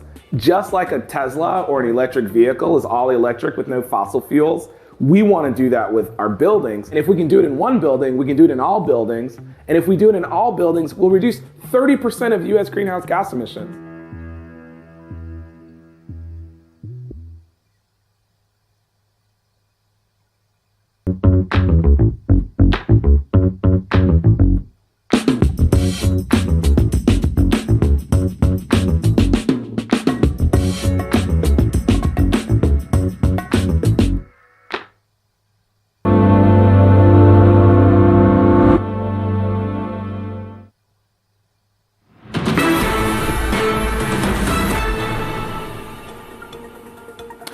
Here's a look at the week ahead. Investors will be closely watching US inflation data this week. Tuesday's figures will help shape Fed officials' views on whether to press ahead with another jumbo interest rate hike. As the UK plans for an energy bill rescue plan for the winter, the Bank of England is expected to deliver another 50 basis point rate hike. And in China, we'll be getting activity data for August. Analysts see recovery stalling slightly with heat waves, power shortages, and COVID flare-ups leading to weakening momentum from output to consumption. And India's upcoming inflation data could show a spike. Japan's trade data could narrow, and falling oil prints might limit the size of the import bill there, Sherry. And Paul, another key event to watch, of course, Xi Jinping perhaps meeting Vladimir Putin in person for the first time since Russia invaded Ukraine. This as the two leaders push back against rising geopolitical pressure from the U.S. The sit-down will be on the sidelines of the Shanghai Cooperation Organization Summit, which runs from September 15th to 16th in Uzbekistan. She's also expected to travel to neighboring Kazakhstan. Beijing has not confirmed either trip. And that's your week ahead. Well, US inflation likely slowed for a second month in August, but it's probably not going to be enough to stop the Fed from delivering another jumbo rate hike later on this month.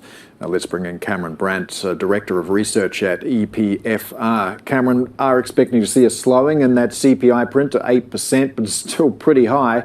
Core inflation rising as well, and we've heard some hawkish rhetoric from Jim Bullard and Chris Waller. On the balance of probabilities, are we looking at another 75 basis points next week? And is that going to be the last one? What do you think? Well, I think on the balance of probability, I'm expecting 75 basis points. Among the sort of rhetorical nuggets we've heard, several of the Fed board have expressed their opinion that they think the U.S. economy is strong enough to take another 75 basis points hike. So, it makes sense for them to front load it. So yes, I'm expecting the headline number to come in at around 8.1, 8.2%, which is definitely, is better, but not enough of an improvement to deter the Fed. Yeah, so plenty of hawkish rhetoric there, and markets, equities anyway, continuing to rise in the face of it. Saw some pretty good gains in the US on Friday. We've got yields on inflation-protected debt falling as well. Has the market got it right this time in terms of pricing and Fed moves? I think there's a wild card here, which people are just starting to wake up to, which is that while obviously what the Fed does with interest rates is probably the most significant element, it has also pledged to start running down its balance sheet. And this month is, at least according to the plans they released earlier this year, the month when the amount they run off the balance sheet jumps from around 47 billion a month up to 95 billion. And we saw this week in the mutual fund data that we track a noticeable reaction to that. Mortgage-backed bond funds had their biggest outflow in nearly 4 months, and there were, a noticeable uptick in redemptions from real estate equity funds, especially the ones dedicated to U.S. real estate. So Cameron, let me take you to our MLive Pulse question of the week, because of course we are ahead of the FOMC decision, which will be key as we watch US CPI numbers. What's the best trade ahead of this policy decision? Well, I think it's the one that certainly we're seeing people take in the mutual fund one, which is that if you need income in the months and years ahead, now's a chance to get it. We are seeing strong inflows into short-term U.S. Treasury funds, and we're also seeing a lot of interest in dividend funds, which has sort of survived all of the slings and arrows we've seen so far this year.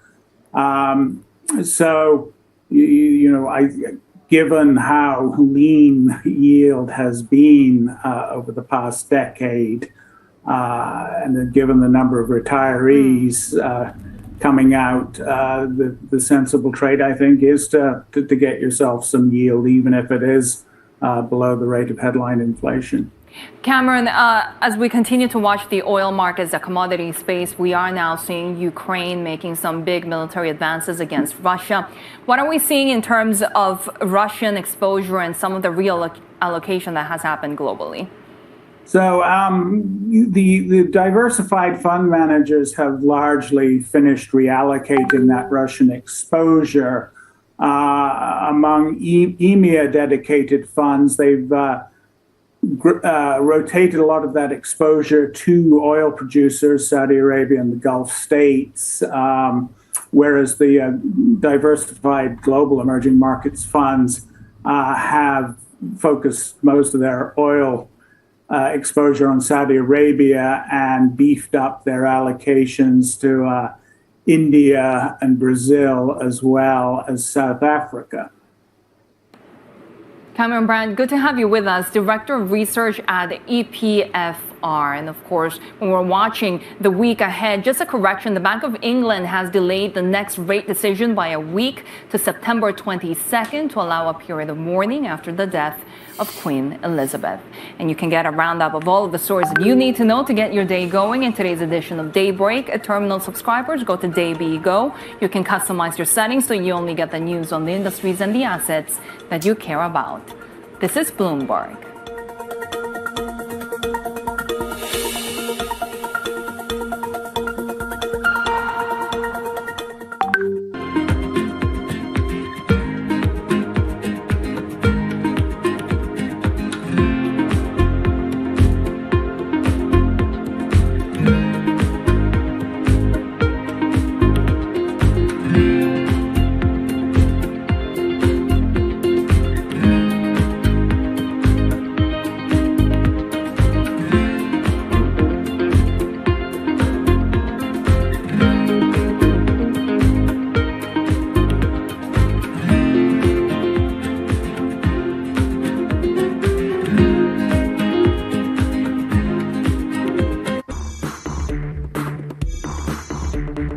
Vietnamese consumers are very aspirational. You've got millions of people riding motorbikes, and they want to be riding inside cars. Vingroup, Vietnam's biggest conglomerate, has really tapped into that. The founder and chairman aspires to be the Elon Musk of Vietnam. Vuong is Vietnam's richest man with outsized ambitions. He wants to sell cars not only to the Vietnamese, but also Americans and other consumers around the world. If VinFast is successful, that goes very well with the ambition of the Communist Party of Vietnam. But if they fail, it will be very, very hard blow to Vingroup and also to the national economy.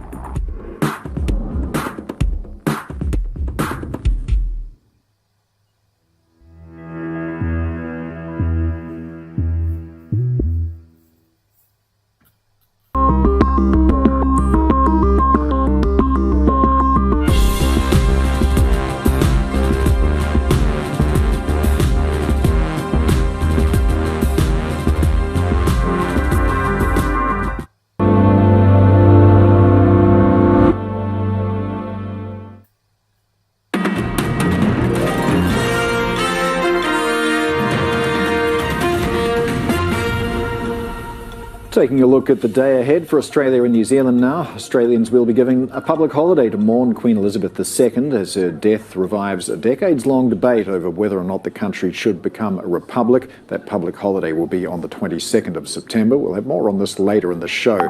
Also watching BHP shares on the market open as it's set to sit down with union leaders and mining authorities over safety concerns at its Escondida copper mine in Chile. And Trade and Tourism Minister Don Farrell says the high cost of global travel is fueling the country's labour shortage, but rules out a government subsidy on workers' airfares. More in a moment. This is Bloomberg.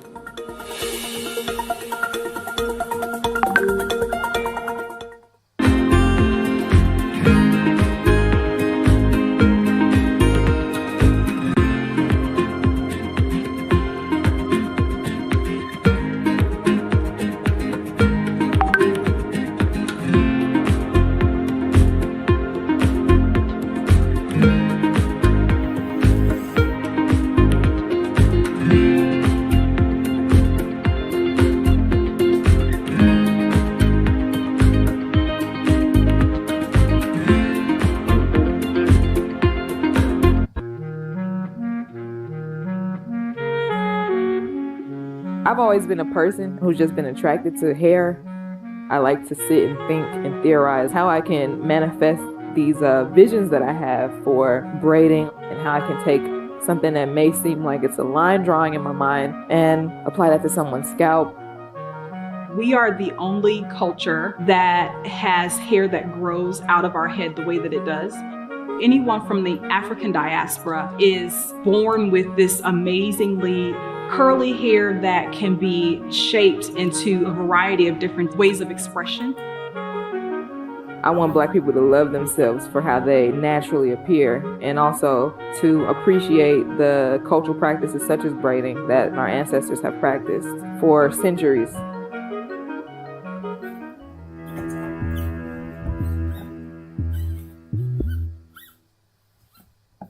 Welcome to the world of decentralized finance. Bloomberg's covering all things crypto, the people, the transactions, and the technology. Bloomberg Crypto, Tuesdays.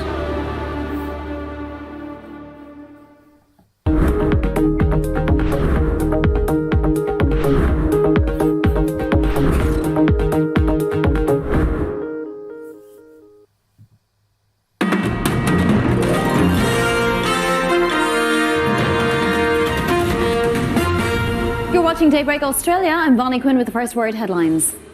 Ukraine's forces have continued their rapid advance in the Kharkiv region, exploiting an extraordinary collapse of Russian defences.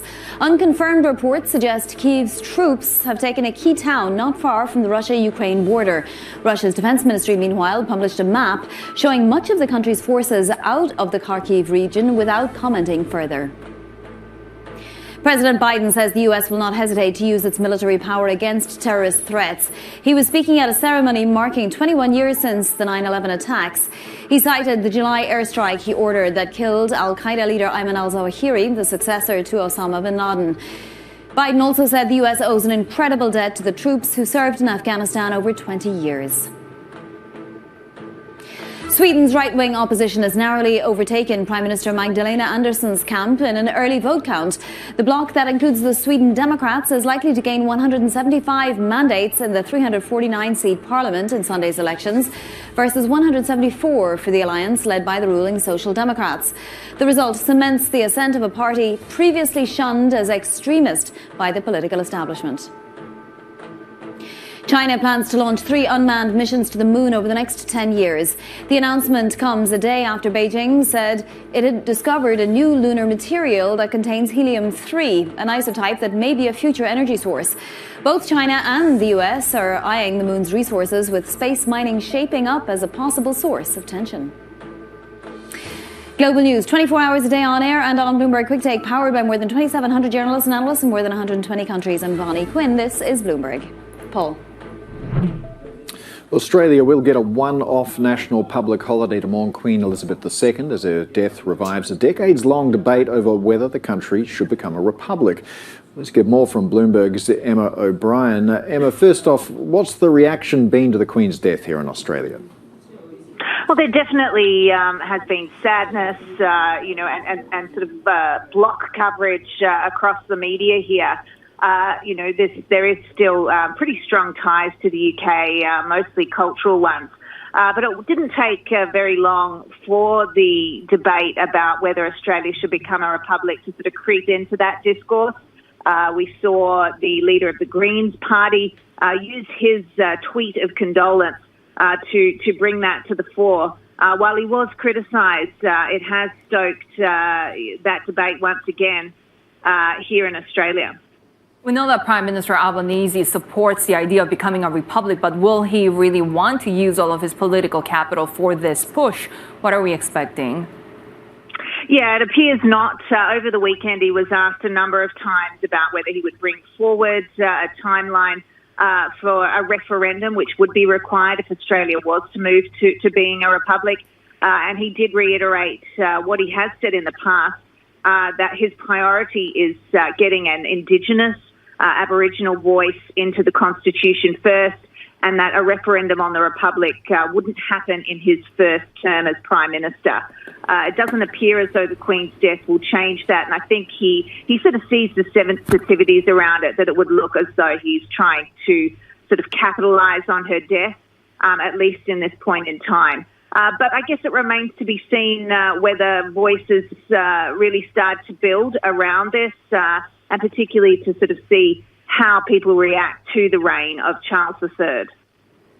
Bloomberg's managing editor for Asia Global Business, Emma O'Brien. Of course, there are many other priorities for the Australian government right now, including China-Australia relations. Australia's trade chief now saying that his Chinese counterpart is skipping the G20 meeting in Indonesia next week and that he may have to wait a little longer for the first one-on-one. Let's bring in Bloomberg's Australia government reporter, Ben Westcott.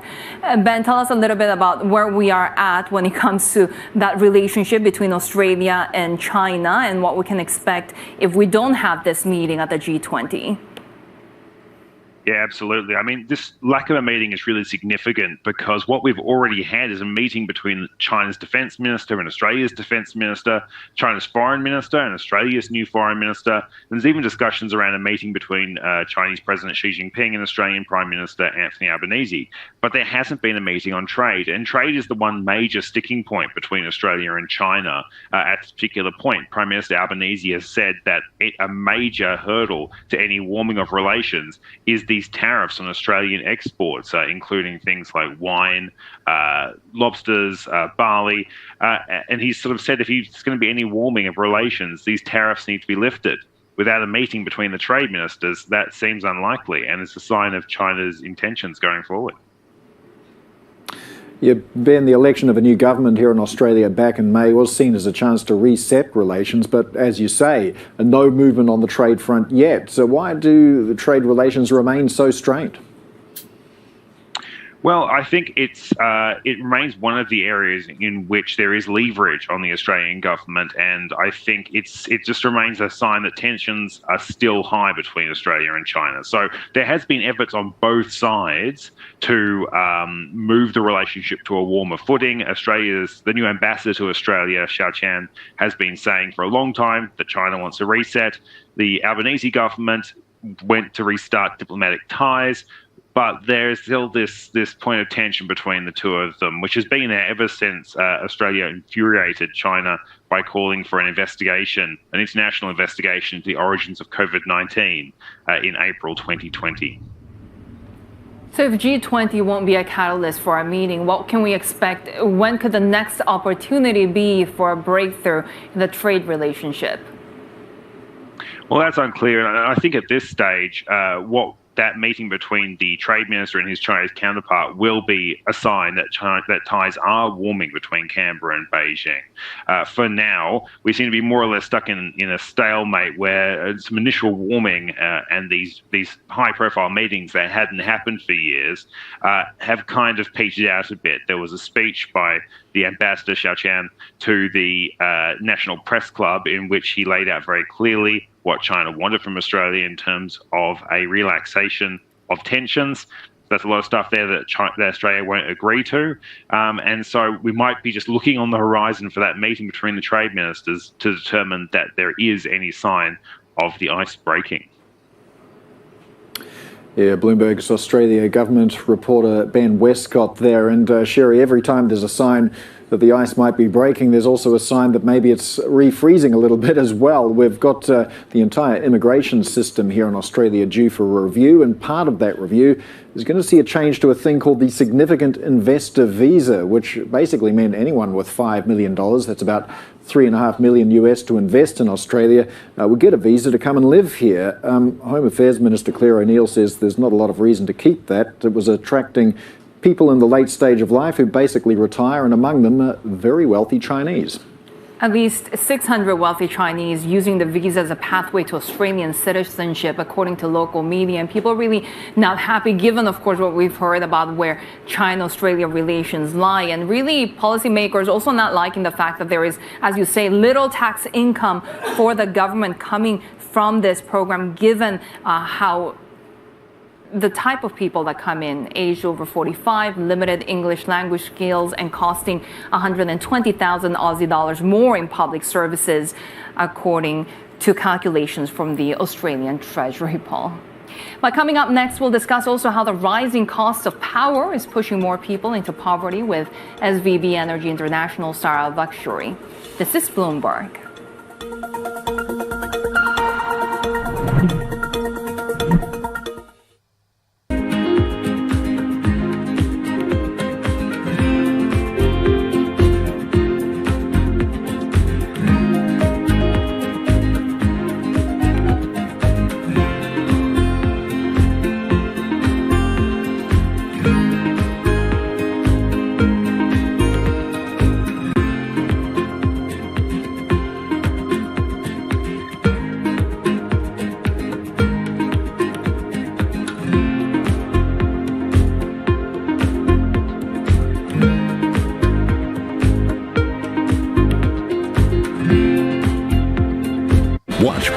Surveillance Early Edition for the news you need when you need it. I'm Matt Miller with Kaylee Lyons in New York and Anna Edwards in London. I'm going to be watching retail earnings from both Home Depot and Walmart. Then Surveillance for in-depth analysis. Alongside Tom Keane and Elisa Abrambitz, I'm Jonathan Ferro. Across the board, these are good numbers. The big headline there is reaffirming the outlook. How much does this give faith that you can get some sort of resurgence in consumer spending? Bloomberg Surveillance. Be informed. Be prepared. Be ahead of the game.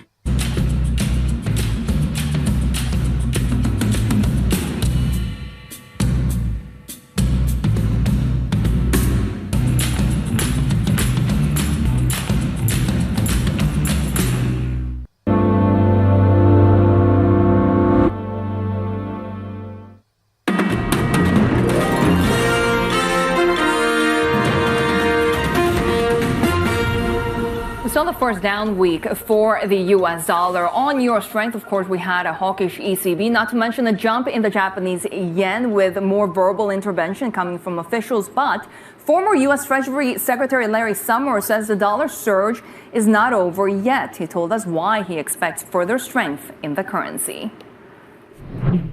We've mounted a stronger response macroeconomically to the pandemic. Our central bank is moving faster to do necessary tightening with respect to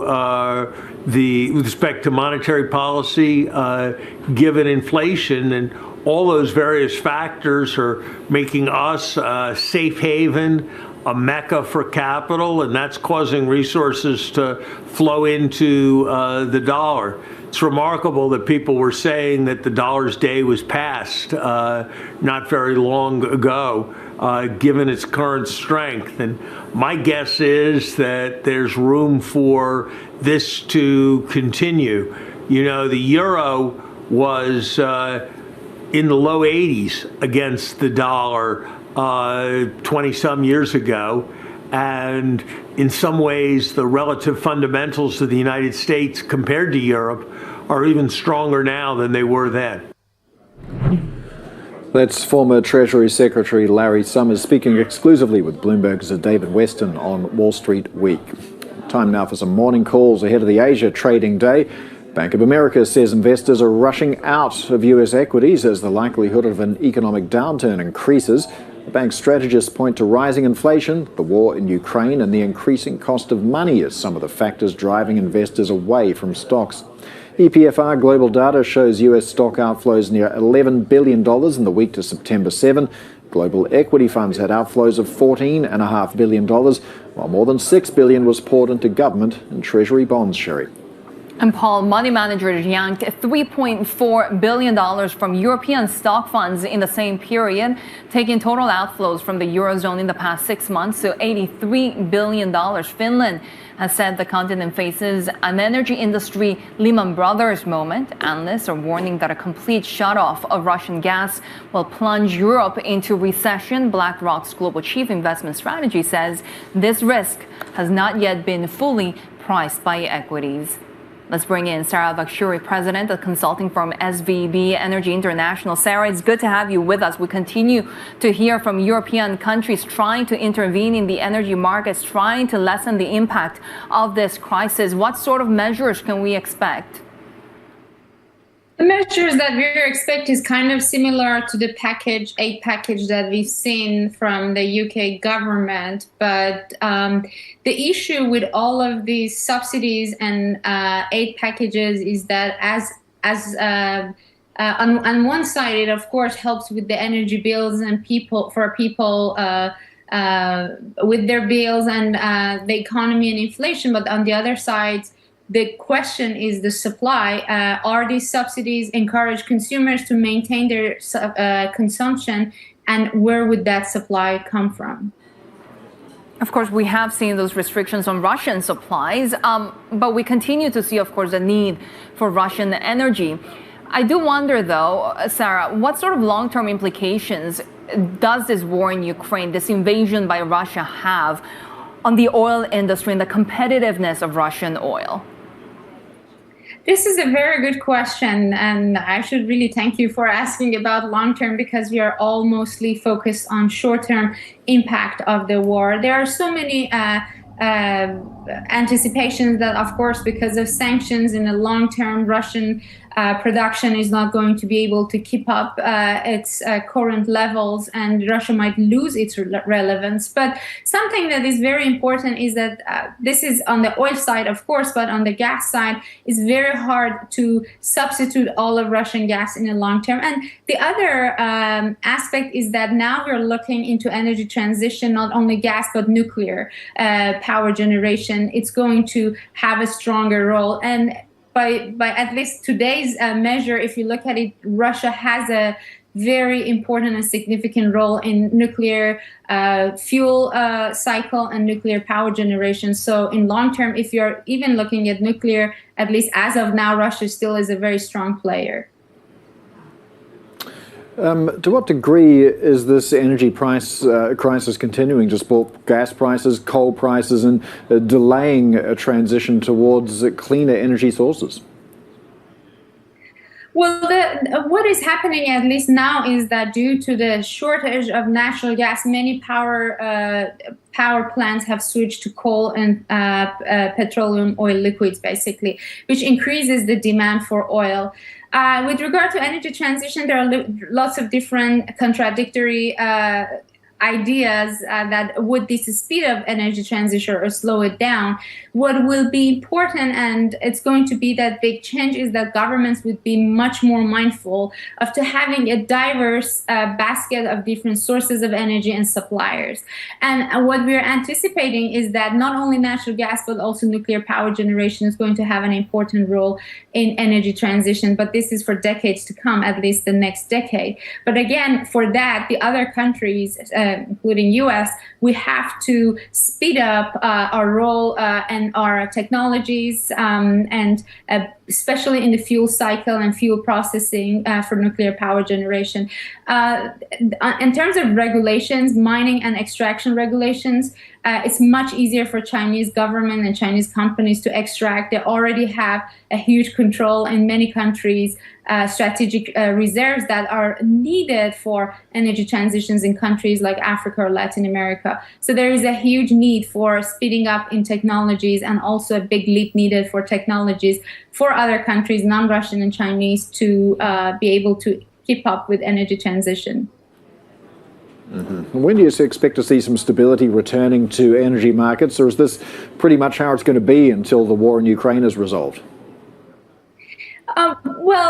It's very hard to predict when the war in Ukraine is going to end or where it's going to go. But what is obvious is that when we have a high energy prices and high inflation, the global economy and general regional economies, they will all start slowing down, which means the demand will start slowing down. And this is the anticipation for next year. The global economic slowdown, potential recessions in large economies like US, maybe in Europe, all of this is going to contribute to lower energy demand, and lower energy demand, it's going to obviously have impact on the prices. So if the war is not ended, the market is going to still balance itself because of the prices and inflation. When we talk about supply and potential additions coming forward, there's been a lot of speculation about what happens with the Iran nuclear deal. Some have even mentioned relaxation of sanctions against Venezuela and oil. If we do get additional supplies, where do you expect them to come from first?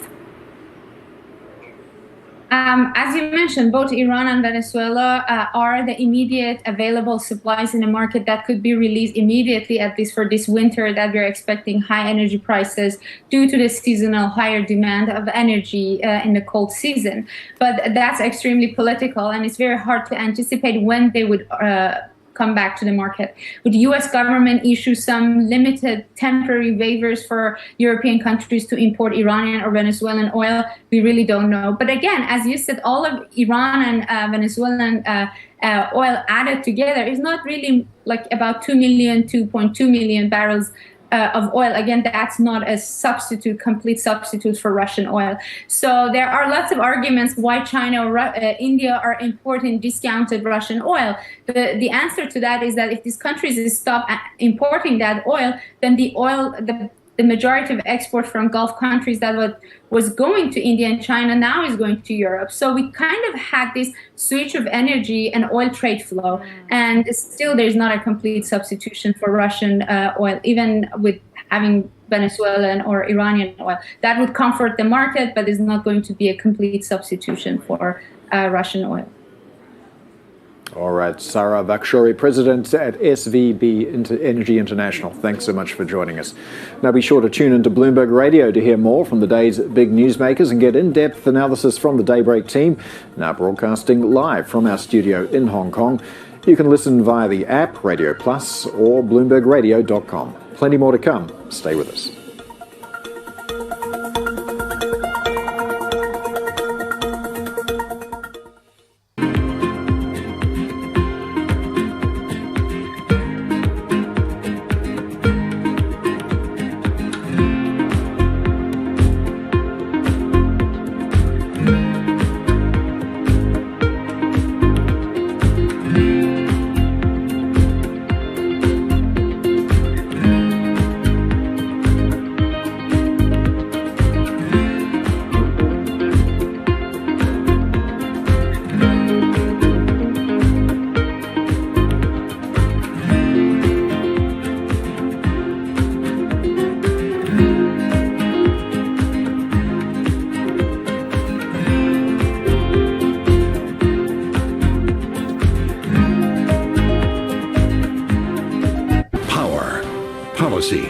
Politics. From the White House to the Hill, Bloomberg covers the leaders in legislation. That was really a tectonic shift for this White House. The theory of this bill, as I understand it, is there'll be a multiplier effect. How did Democrats mobilize specifically younger voters? Bringing you the political news you need to know. The president has made it very clear that this is a significant focus. For the intersection of Wall Street and Washington, nobody covers politics like Bloomberg.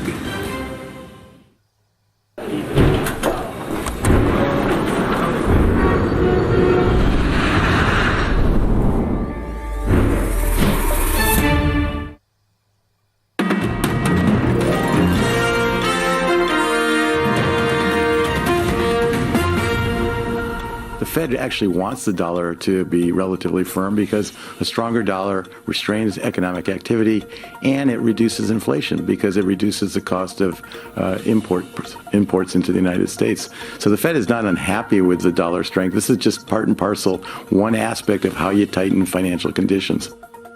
That the constraints revealed by the pandemic are likely to be with us for some time, perpetuating imbalances, contributing to inflation, and likely requiring a sustained policy response. I'll also argue that constraints continue to bind policy. I support continued increases in the FOMC's policy rate, and based on what I know as of today, I support a significant increase at our next meeting on September 20th and 21st to get the policy rate to a setting that is clearly restricting demand. Some recent comments on the Fed's fight to tame rising price pressures, and we've heard about the strength of the U.S. dollar. We're seeing a little bit of weakness, though, right now. Of course, we had the first down week for the dollar in 4. We continue to see the dollar index losing ground for a fourth session. This, of course, as we had a little bit more euro strength on the ECB's hawkishness, not to mention that although the Japanese yen right now is holding steady at that 142 level, we actually had a huge boost in the previous session. We had BOJ Governor Kuroda joining a chorus of authorities, including Finance Minister Shinichi Suzuki, warning against a rapid weakening of the Japanese yen. Of course, we saw it plunge to that 24-year low against the U.S. dollar. We're seeing a little bit more upside for the Kiwi and the Aussie at the moment. We had seen the Aussie as well surging the most in about a month. We're following what the RBA might do. There's a lot of data points to digest this week, Paul, including Aussie jobs data, trade data coming from Japan. The South Korean market today is closed. Also, the Hong Kong market and the Chinese mainland market. Well, let's get a quick check of the latest business flash headlines. Battery giant CATL says its largest plant in China is now operating a factory bubble. The factory is in Yibin, which asked its population of 4.6 million to stay at home on Friday, amid what officials described as a severe COVID situation. CATL is Tesla's main lithium iron phosphate battery supplier in China. Activist investor Dan Loeb has backed away from calling for Walt Disney to spin off ESPN. In a series of tweets on Sunday, Loeb said he looks forward to seeing ESPN generate considerable synergies as part of Disney. Separately, Disney CEO Bob Chapek says ESPN is critical to his overall vision of the company, which includes sport betting. Adani Group reportedly plans to shake up the boards of directors at 2 Indian cement makers following the firm's $10.5 billion takeover of the companies. Mint reports that Gautam Adani, along with his son and nephew, will join the boards of ACC and Ambuja. Long-standing board members will step down after the acquisitions are completed. Sherry. Take a look at how markets are trading in the Asian session. Kiwi stocks unchanged at the moment. Of course, we do have that Kiwi dollar gaining ground to that 61 US dollar level. When it comes to futures trading at the moment, pointing higher for both Aussie futures and Nikkei futures. Remember, we're watching the ASX 200 very closely. The 10-year yield right now continues to fall on the Aussie bonds right now for a third session. We had a little bit of a mixed picture in the Treasury session as well. Nikkei futures higher. We are watching the 10-year yield there too, because we are around that upper limit of the BOJ's tolerated trading band. Coming up in the next hour, AMP says shares remain at high risk of further falls in the months ahead as central banks continue to tighten to combat high inflation. More on their market outlook shortly.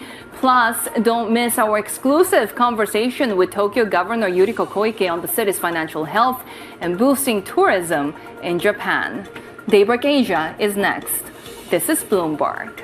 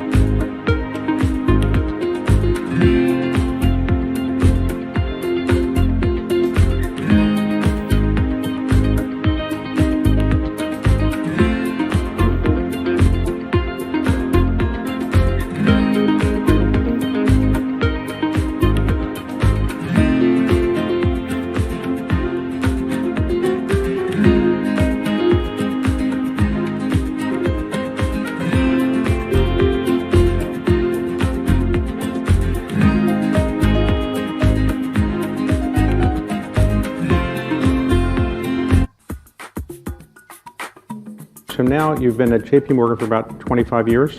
Yes. Okay, so, and now you run one of the most important parts of JP Morgan, which is, I say, is the asset and wealth management business. What actually is wealth management, and how is that different than asset management? Great question. The two are often used interchangeably, but they have distinctions. The asset management business is where we manage money on behalf of individuals, institutions, sovereign wealth funds, pension funds. We manage them in mutual funds, we manage them in ETFs, we manage them in single stocks, single bonds, hedge funds, private equity, and the like. And that is the heart of the fiduciary business that we run here at JP Morgan. Wealth management is that plus understanding someone's entire balance sheet. So for the individuals where we manage money, we also help them with their mortgage. We help them with a loan that they might need. We help them with their basic credit card. And so wealth management is trying to help someone with their entire life, both their assets and their liabilities, their planning, their gifting, the legacy that they want to leave for their families, the 529 plans they need to prepare to get their kids to go through college. And it's a great insight into people's, entire journey.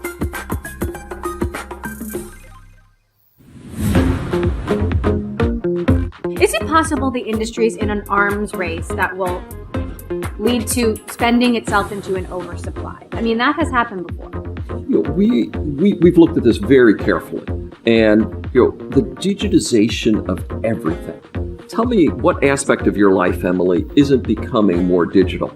Well, I'm trying to prevent that, but yes, I think it's happening. And COVID has accelerated that. The industry crossed $500 billion last year, the semiconductor industry overall, and estimates are $1 trillion, a doubling by the end of the decade at that point. I believe those estimates. It's not that there's not going to be some blips and turns on the way, and the majority of that is driven by leadership process technology, of which only 3 companies can satisfy that need.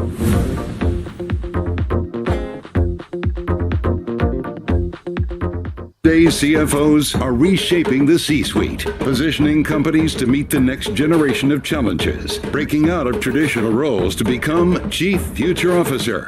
Katie Fogarty crossed over from a Wall Street analyst role to steer Shake Shack through a critical transformation. Before, it was a lot of kind of sitting in an armchair type basis. Here, it is driving a plan of how we can best maximize shareholder returns. Chief Future Officer, Wednesday on Bloomberg. Brought to you by Workday.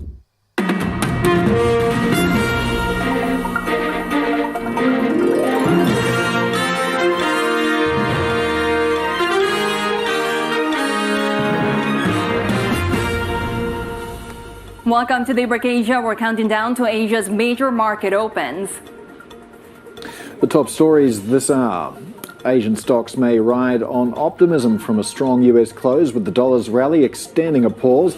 That could also give the embattled yen a modest tailwind. US inflation may slow for a second month, but traders are still betting the Fed will deliver another jumbo rate increase. Plus, China locks down a university in Beijing over a COVID outbreak as it sticks to its zero-tolerance policy on the pandemic. Paul, take a look at U.S. futures right now. We are seeing that upside and extending those gains that we saw on Friday on the S&P 500. In fact, seeing the best week since late July. Of course, we may have seen a little bit of bargain hunting, given that the S&P 500 right now is trading below 17 times forward earnings, which is below its 10-year average. We also had a little bit of a mixed picture when it came to the Treasury space. So we had perhaps easing yields, really leading to that boost on the tech sector. But the 2-year yield still was at the highest since 2007, given that there are expectations that we might get another jumbo rate hike by the Federal Reserve. We continue to see the downside pressure on oil prices. We have seen a lot of volatility last week. I mean, we had a rally in the last couple of sessions last week, given that broad risk on sentiment that we had. But we essentially finished flat at around the $87 a barrel level, and we continue to see the pressure in the Asian session. Paul, of course, we continue to see those concerns about COVID lockdowns in China and really those demand concerns. Yeah, let's take a look at how we're shaping up for trade in Australia, just under an hour away now. Aussie futures better by 1% or more than 1%, looking to build on some of the gains that we saw on the ASX towards the end of last week. Yield on the 10-year holding pretty steady at 3.551. New Zealand's been trading for just over an hour now, seeing some very modest gains there, just a few points higher. But take a look at the yen. We'll be continuing to watch the fortunes of the yen very closely over the coming days. Of course, depreciated very sharply against the greenback last week, but we have had a steady stream of rhetoric coming from a number of policymakers in Japan about intervention. The US dollar also weakening a little, so there we have the yen pulling back just a tad, 142.67 there. Sherry. Paul, let's get our top stories and bring in our senior Asia economy reporter, Michelle Jamrisco, Bloomberg's Sue Keenan, and chief rates correspondent for Asia and Live contributor Garfield Reynolds. Michelle, let me start with you because, of course, this week we're very much watching the inflation numbers here in the U.S., the CPI data. What impact will it have on the Fed? Yeah, well, Sherry, we've been debating 50 or 75 for some weeks now, and everything seems to be pushing more towards 75 of late. We did hear from Fed officials Waller and Bullard last week, both signaling that they would support such a move. We heard more hawkish rhetoric from Chair Powell in public remarks. We did also hear from Esther George, who, longtime hawk, we've heard her lately talk more about cautioning against moving too quickly on those rate hikes, but she has a sort of minority view, at least publicly, in that regard. So we do keep hearing those 1970s references also, where they're not really talking about winning the inflation fight, but warning about what happens when you lit up too quickly. So Fed officials pushing, saying we'll see this through to the end, all kind of pointing to a 75 basis point hike. We are now entering a blackout period, so we won't hear that Fed speak this week. We'll get a break from all those Fed officials talking, but we do have, as you mentioned, that CPI report on Tuesday in Washington, 8.5% to what we think will be about 8% in the Bloomberg survey median.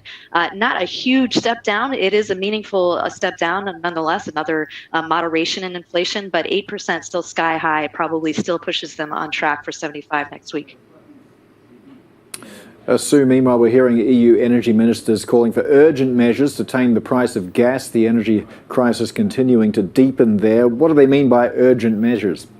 They mean yesterday. They really can't wait on this, and they're now looking to the executive arm of the EU to now come up with some specific measures. The actual emergency meeting on Friday, it appeared that there was a struggle to come up with exact details and execution on the measures. Drop into the Bloomberg, and you'll see there is an urgency for the EU to intervene, but with 27 different member nations, there's a lot of views to take into account. For instance, they stopped short of calling for a mandatory reduction in energy demand, perhaps the most crucial step to ease the crisis. Like you're looking at the blue line there that peaks, that is forward German demand. It's increased tenfold. And there's a division on whether to impose a price cap on imported Russian gas.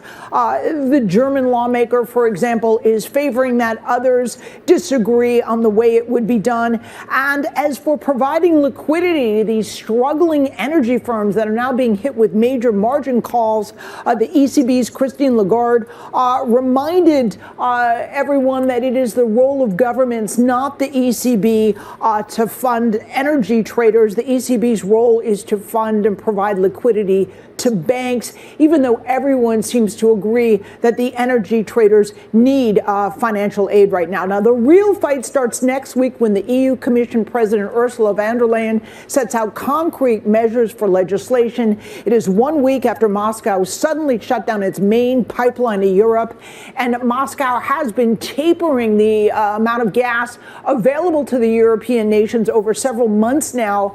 It's getting increasingly desperate for the European Union to solve this energy crisis that could become both economic, social, and financial as well. Many of the European nations are trying to get ready for winter with various reserves. In other words, starting to add to their storage. They're clearly not there yet. And the announcement by Moscow last week that gas supplies would not be restored through the Nord Stream pipeline, which is in yet another maintenance phase, until sanctions imposed after its invasion of Ukraine were lifted, has now created a quid pro quo, raised the stakes, and increased fears that there'd be some kind of total cutoff of Russian gas. And that's why yesterday is the imperative on the EU executive arm. So we'll learn more this coming week. Given the energy picture, of course, we are seeing those price pressures across Europe. And Michelle, we are now hearing from the ECB president, Christine Lagarde, on a potential common approach to fighting inflation. What can we expect? Yeah, Sherry, this is a message that Kristalina Georgieva told us about G20 finance ministers meetings in early July, that fiscal and monetary policies makers must work together, that they don't want the fiscal policy to spoil what the monetary policy is doing, in the sense that if it's not targeted, it just aggravates the inflation problem. So Christine Lagarde carrying that message as well, as Sue mentioned, talking about energy firms being targeted, needs to be a government role, not the central bank role, and it needs to be again, focused just on those small segments that need that help, those subsidies, because otherwise they've got a bigger inflation problem on their hands. And of course, given all of the monetary policy action, Garfield, we have seen a very challenging 12 months for global bond investors. Yes, well, both because of that policy action and also because of the straightforward reason for that policy action, i.e. extremely elevated inflation. Neither is good for bonds, and add in plenty of turmoil created by uncertainty. Remember, central bankers came into this year mostly projecting that inflation was going to be transitory, and it certainly hasn't proven to be that. So that sent bonds on a very wild ride. And even I thought it was very interesting on Friday, we had that very strong risk-on rally across assets, except for bonds. In bonds, we still had, the motivation for a lot of those declines was still very present. The 2-year yield in the US jumped because of the comments from Bullard and George, as mentioned, while the 10-year yield didn't seem to quite know where to go. So you had the curve flattening, you had the 10-year yield staying stable. That speaks to the continuing demand for bonds when they're yielding more than 3%. From investors, as a potential haven now. That is a turnaround because at the beginning of the year, bonds were far from a haven because the yields were so low. They weren't offering any income over the longer term. So just holding on to them was more dangerous than holding on to a lot of normally more risky assets. So it'd be very interesting to see what goes on with Tuesday's CPI. Does that come in soft? And if it does come in soft, do Fed officials take that on board, or do they continue to signal that they're going to go hard and raise rates by 75 basis points in September, and also target a higher terminal rate than a lot of people have been expecting, somewhere north of 4%? Garfield, we've also been hearing from the Deputy Chief Cabinet Secretary in Japan about the yen, adding his voice to this growing drumbeat of the potential for intervention around that. And the yen has been strengthening, but has anything really changed? What's the longer-term picture for Japan's currency? Well, the longer-term picture for Japan's currency is still difficult because as long as we're going to have this stark policy divergence between the US and Japan, that's going to make it hard for the yen to rally much from here. There's also the ongoing concerns about high energy prices because Japan is overwhelmingly an importer of your energy resources, oil and gas. So yen traders might well be watching with at least as much interest as others how this situation in Ukraine develops with the counteroffensive. What sort of impact does that have on Russia's attitudes around energy and the potential for supply shocks to either get worse or get better? But the yen needs a softer Fed and sustainably weaker energy prices before you could be sure that it has hit bottom. All right, Bloomberg's Michelle Jamrisko, Sue Keenan and Garfield Reynolds there. Let's get to Vonnie Quinn now for the First Word headlines. Vonnie. Paul, thank you. Ukraine's forces have continued their rapid advance in the Kharkiv region, exploiting an extraordinary collapse of Russian defenses. Unconfirmed reports suggest Kyiv's troops have taken a key town not far from the Russia-Ukraine border. Russia's defense ministry, meanwhile, published a map showing much of the country's forces out of the Kharkiv region without commenting further. A top-tier media school in Beijing has been sealed off on the discovery of a suspected COVID case among students. 2 other schools in the capital have also reported 14 new cases, all from quarantine. In the Xinjiang region, authorities have apologized for shortages of food and medicine in areas that have been subject to COVID lockdowns. More cities may lock down ahead of the country's party congress in October. Sources say Brazil's presidential frontrunner Luiz Inácio Lula da Silva is likely to appoint his centrist running mate to a key cabinet position if elected. We're told Geraldo Alckmin could lead several important ministries, including finance or agriculture. Da Silva's alliance with Alckmin is seen as the biggest sign yet. He's committed to a moderate political and economic agenda. A new opinion poll suggests the majority of Thais are dissatisfied with Deputy Prime Minister Prawit Wongsuwan acting as Premier. The survey comes ahead of a general election expected early next year, in which Prawit has emerged as a contender. Prawit became acting Prime Minister in late August after Prayut Chan-o-cha was suspended over a term limit debate. Global news 24 hours a day on air and on Bloomberg Quick Take, powered by more than 2,700 journalists and analysts in more than 120 countries. I'm Vonnie Quinn. This is Bloomberg. Sherry. Hi, Vonnie. Still ahead. Japanese officials are very closely watching the yen, with one calling its slide excessive and one-sided. The latest on FX markets coming up. Plus, a look at the trading week ahead with AMP's Shane Oliver, who thinks short-term bond returns will improve. This is Bloomberg.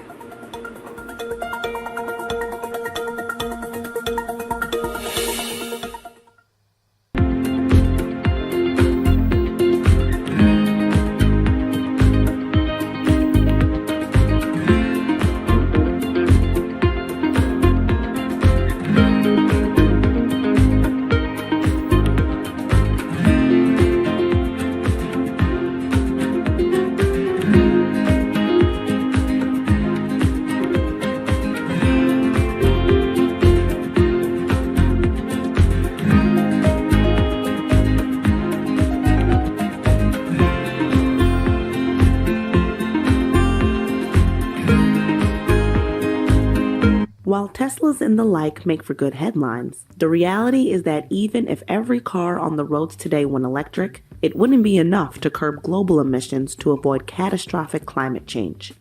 Greenhouse gas emissions from transportation account for about 29% of total U.S. greenhouse gas emissions. So what about the other 71%? Buildings across America burn fossil fuels to operate. What we want to do is make that all electric. Instead of burning oil and gas to give us the energy and electricity we need, we want to do 100% clean energy, all electric. We want to turn buildings into Teslas. Just like a Tesla or an electric vehicle is all electric with no fossil fuels, we want to do that with our buildings. And if we can do it in one building, we can do it in all buildings. And if we do it in all buildings, we'll reduce 30% of U.S. greenhouse gas emissions.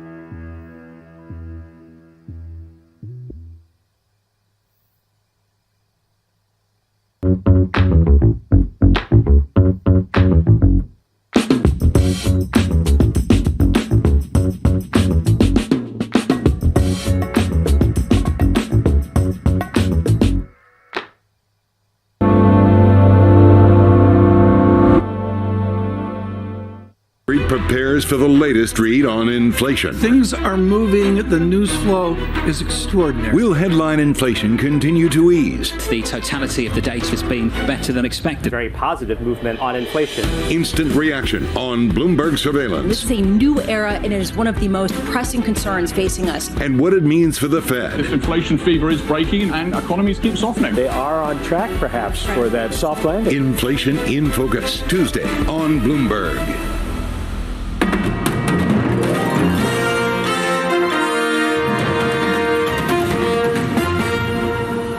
The Fed actually wants the dollar to be relatively firm because a stronger dollar restrains economic activity and it reduces inflation because it reduces the cost of imports into the United States. So the Fed is not unhappy with the dollar strength. This is just part and parcel, one aspect of how you tighten financial conditions.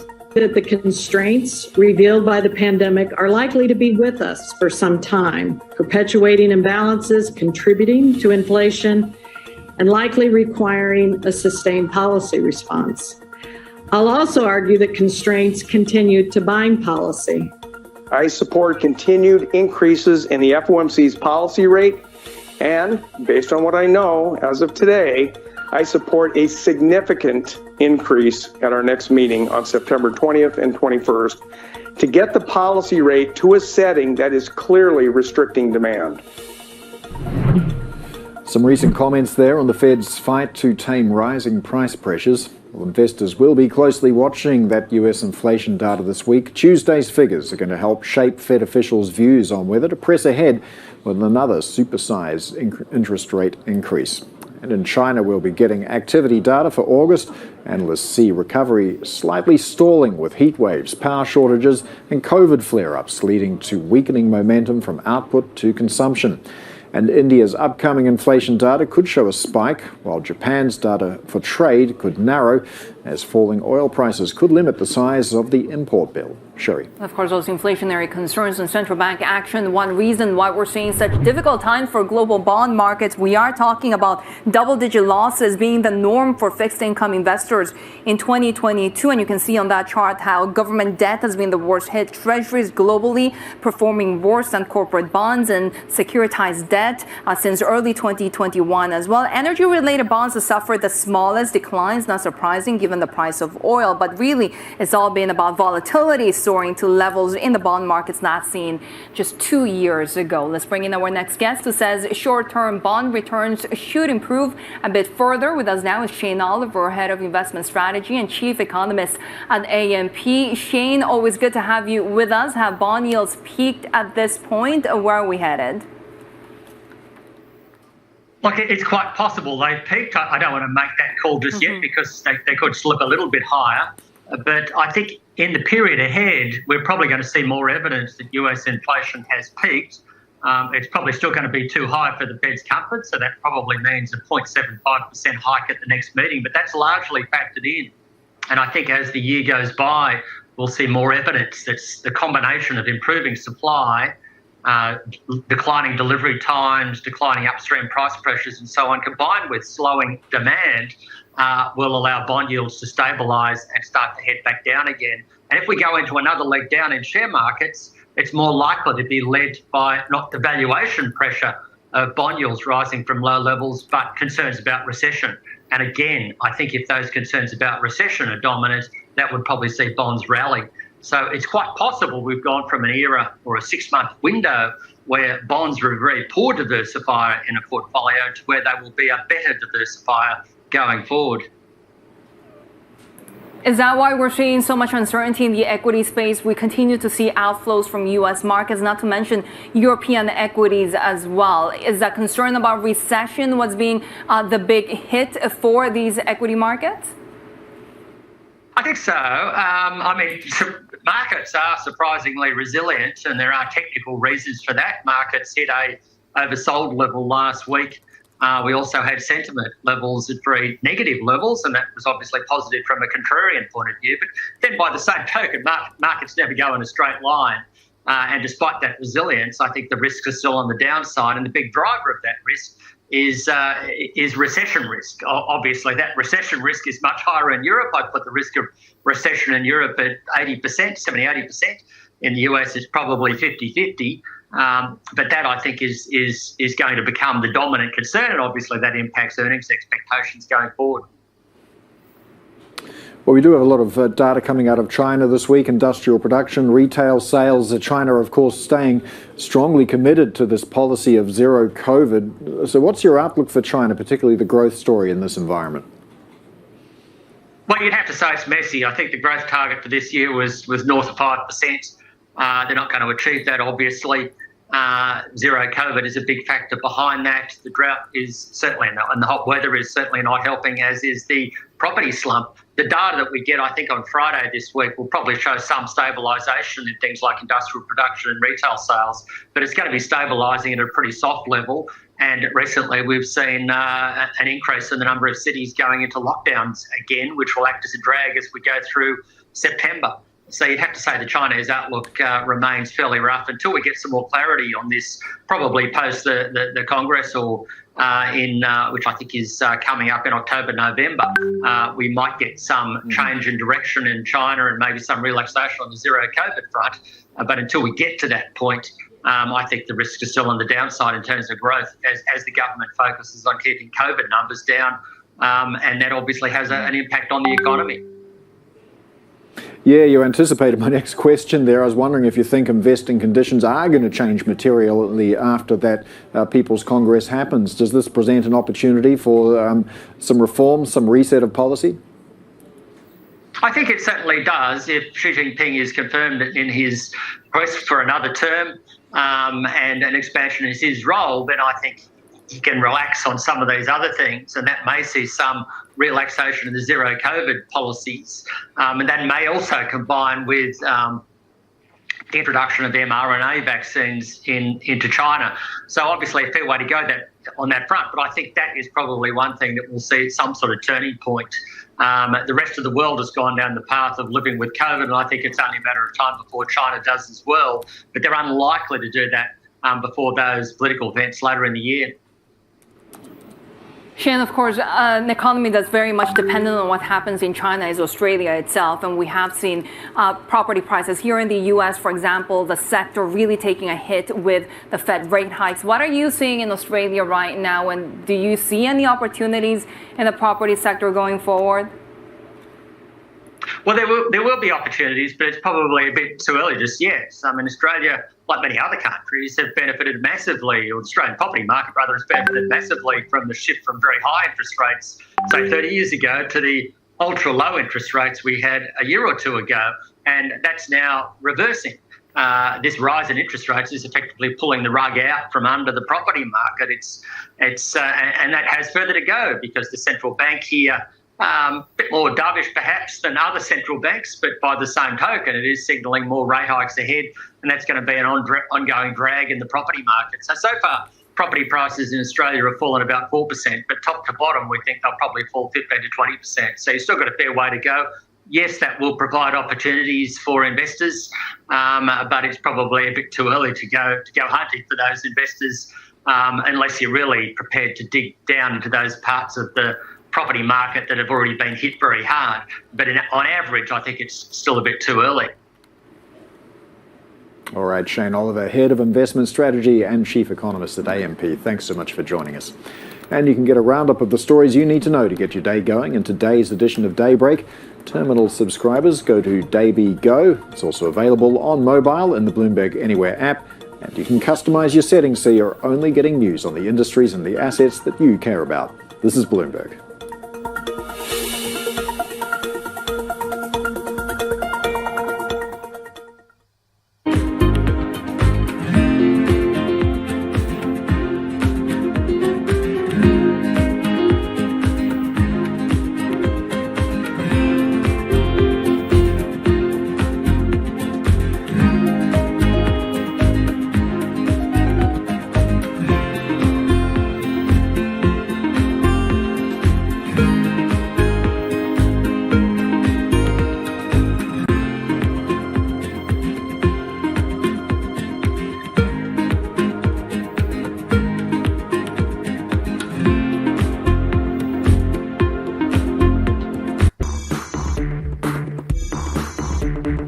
Vietnamese consumers are very aspirational. You've got millions of people riding motorbikes, and they want to be riding inside cars. Vingroup, Vietnam's biggest conglomerate, has really tapped into that. The founder and chairman aspires to be the Elon Musk of Vietnam. Vuong is Vietnam's richest man with outsized ambitions. He wants to sell cars not only to the Vietnamese, but also Americans and other consumers around the world. If VinFast is successful, that goes very well with the ambition of the Communist Party of Vietnam. But if they fail, it will be very, very hard blow to Vingroup and also to the national economy.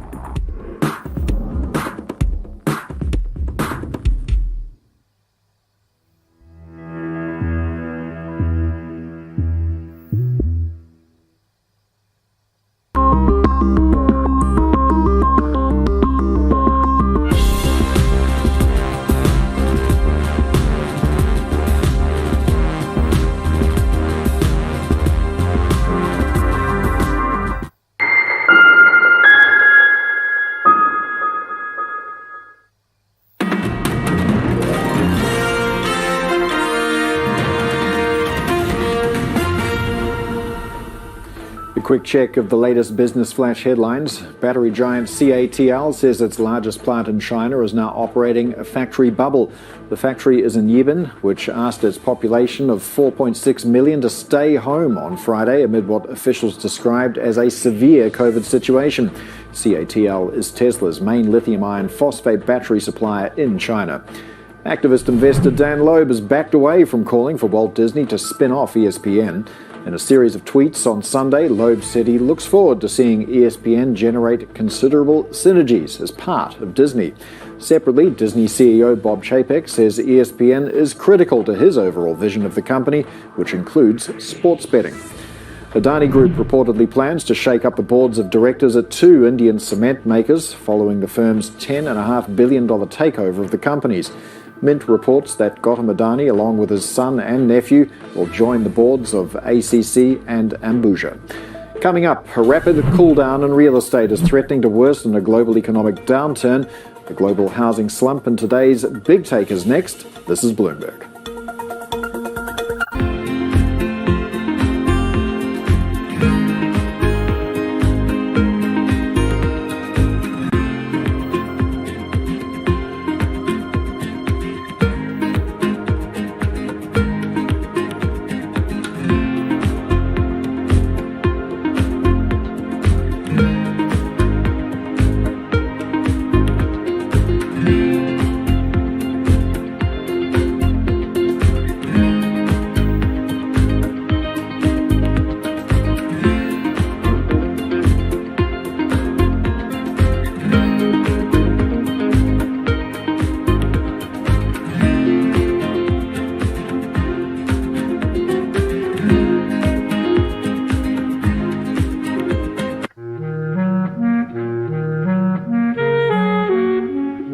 I've always been a person who's just been attracted to hair. I like to sit and think and theorize how I can manifest these visions that I have for braiding and how I can take something that may seem like it's a line drawing in my mind and apply that to someone's scalp. We are the only culture that has hair that grows out of our head the way that it does. Anyone from the African diaspora is born with this amazingly curly hair that can be shaped into a variety of different ways of expression. I want Black people to love themselves for how they naturally appear, and also to appreciate the cultural practices such as braiding that our ancestors have practiced for centuries.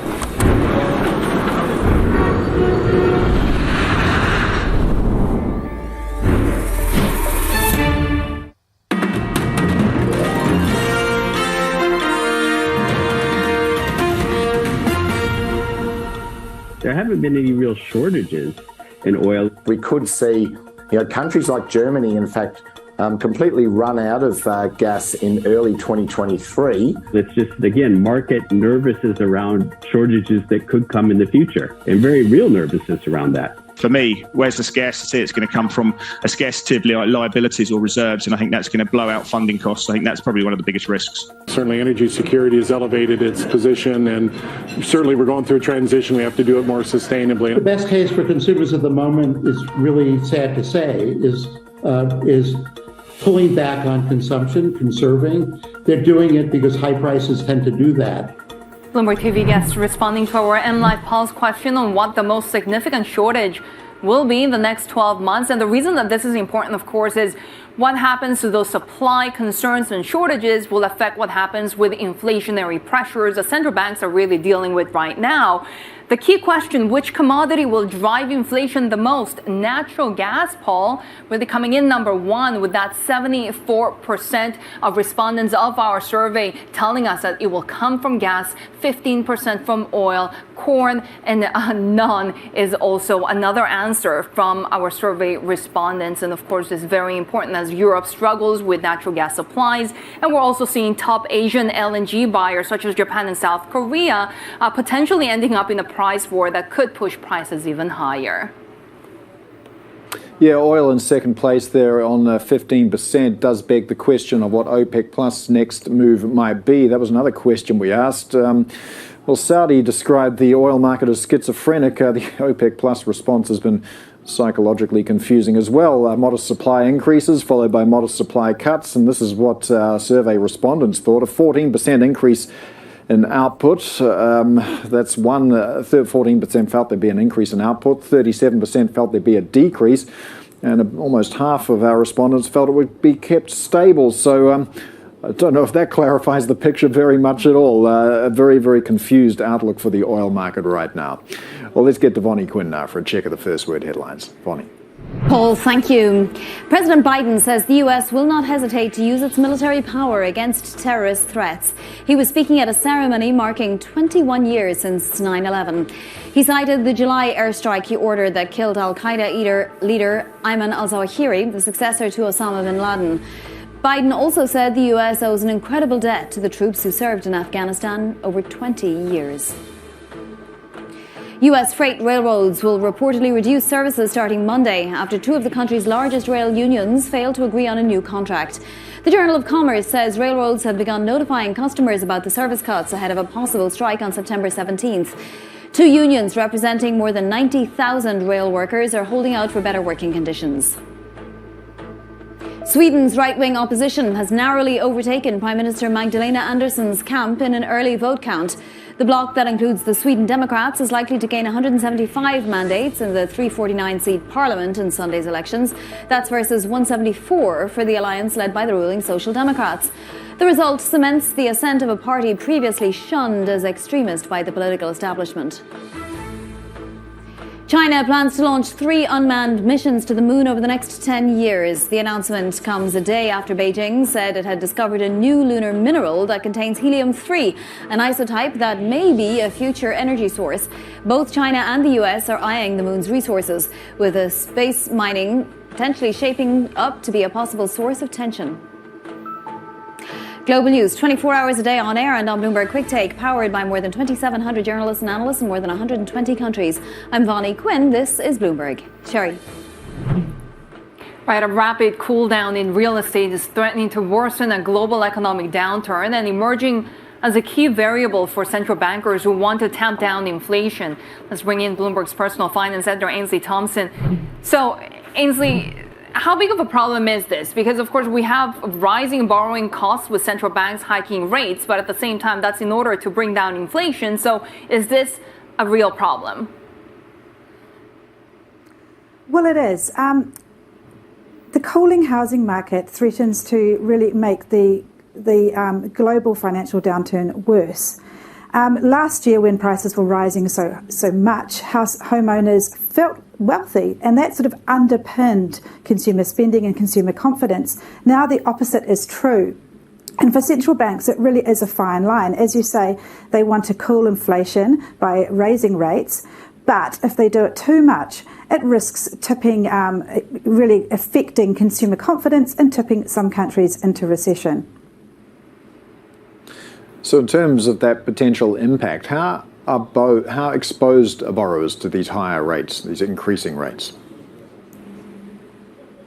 It really depends on the different countries. In the US, for example, very few borrowers are exposed because most people take out mortgages which last for up to 30 years. But in other countries, a lot of borrowers take out variable rate mortgages or mortgages with a short fixed term, like 1 or 2 years. Fitch Ratings recently did a report, and it looked at Australia, the UK, Canada and Spain, and found that in 2020 a lot of people took out variable rates. In New Zealand, where I am, 55% of people are either on variable rate mortgages or fixed term rates, which are going to have to be renewed in the next year. So that means as they roll on to these higher interest rates, there is going to be a lot of pain and some belt tightening for borrowers. Yeah, that is quite scary if you have continuing rising rates. Does that mean that we could see that wave of defaults in those economies that do have more people exposed to variable rates? Well, the good news is that looks unlikely.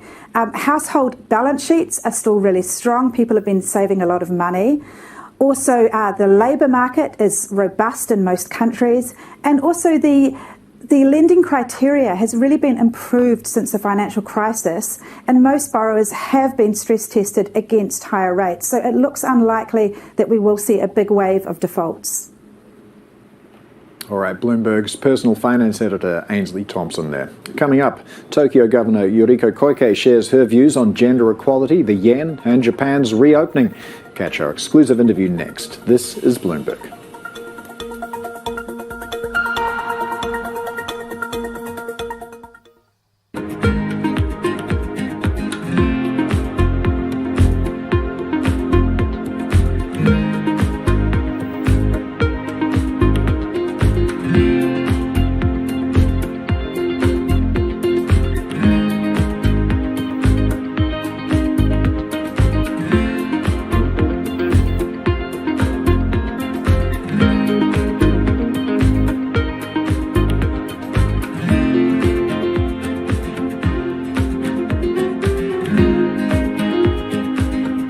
Markets are preparing to close, but the day is not over yet. Stock that is now up about 45%. A lot of volatility right now. You need the power of the Bloomberg terminal to get you market-moving data before anyone else. These numbers are much higher than expected. Upgraded today to overweight. You need top analysts to bring you exclusive global insight into cross-asset markets. The muni bond market. China is a really big focus. Bitcoin ain't playing along today. It's going to be short term. Bloomberg Markets, The Close, weekdays on Bloomberg.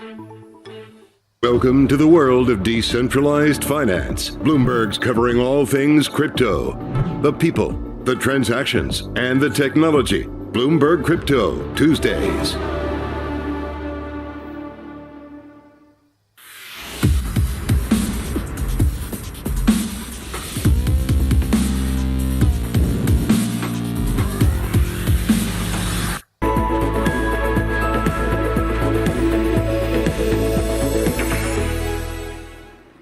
It's time for Japan Ahead on Daybreak Asia. We're watching tourism and airline shares following Nikkei's report that the government is planning to lift its cap on arrivals and remove other remaining barriers to foreign travel by October. Japan's financial regulator also stepping up its scrutiny of sales of risky bond products to retail investors, and they will also be sending examiners to bank branches if necessary. We'll also get a read on machine tool orders for August. Orders in July increased to 5.5% year-on-year.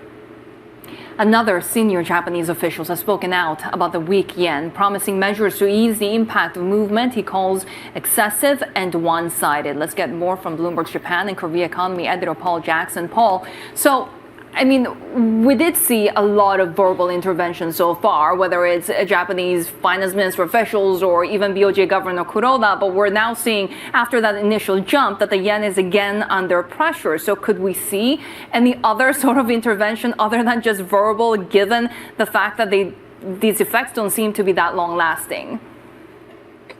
Well, that's the key question. I would say, first of all, Team Japan is now on message. The verbal warnings last week, the three-way meeting between the Finance Ministry, the FSA, and the BOJ probably came a day later than it should have done. It was on the Thursday, probably should have done it on the Wednesday. But since then, we've had ramped up warnings. The language is much stronger. It's a clearer warning that Tokyo's taking this seriously. And then that was capped with the meeting between Kishida and Kuroda, the central bank governor, on the Friday. And, Kuroda spoke of the FX moves being undesirable, and a 2 to 3 yen move in dollar-yen pair was, very sudden. These meetings between the central bank governor and the prime minister always fuel a bit of speculation about, did Kishida tell him to do something? Kuroda did try to dampen that kind of speculation by saying he had no particular request from the prime minister. There is a BOJ meeting next week, of course. The comments at the weekend, I think, really were just a continuation of that messaging from Tokyo that it is taking this seriously. Now, the yen has had a bit of help from dollar, kind of a little bit steam coming off the dollar at the end of last week as well. It's lower than it's at levels against the dollar around 142.6 at the moment, so that's preferable for Tokyo compared with last week. But the language is definitely nearer to intervention, but I don't think that kind of intervention move, direct stepping into the market, is going to happen yet. I think there still needs to be more ramping up of language. And of course, the big question is, would the US green light it or tacitly approve? And at the moment, you'd have to say that sounds very unlikely. Paul, of course, there are some advantages to a weak currency. And in terms of loosening border restrictions into Japan, what are the possibilities here? Well, I think Paul, this is an interesting point, because at the moment there's a lot of negative optics on the yen. So Japan is kind of looking for something positive to throw onto this. Of course, big exporters do well when the yen is weaker, but for domestic companies and domestic-oriented industries, it's tough, it's pain. But if you've got the tourists coming back in, and there were almost 32 million of them in 2019, then you've got something that can really drive the domestic economy. So in that sense, getting on with that, even if we don't get all those tourists coming back, it could help to change the optics by showing, hey, wait a minute, there are positives from having a weaker yen. It's not all bad. All right, Bloomberg's Japan and Korea economy editor Paul Jackson. And Tokyo's governor is one of those who sees the depreciation of the yen as a chance to boost tourism. Yoriko Koike also told us exclusively that her efforts to increase women's participation in active roles is now being reflected in government ranks. I have worked to provide opportunities for women to play active roles. And this is reflected to the Tokyo metropolitan government, with women making up 20.2% of managerial roles.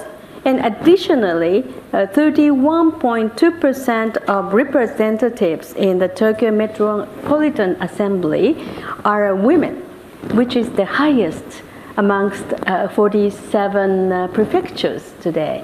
So, to further progress women's participation in the decision-making process, we have introduced the quota system for councils, advisor meetings, ensuring at least 40% representation of either gender.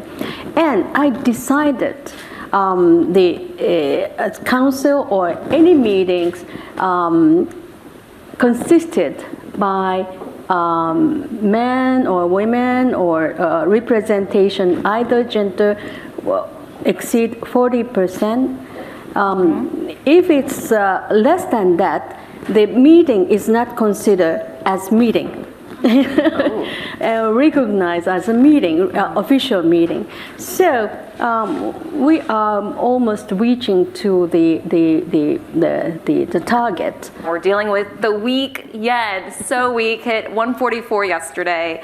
Tell us about Tokyo's financial health. Is that impacted by it?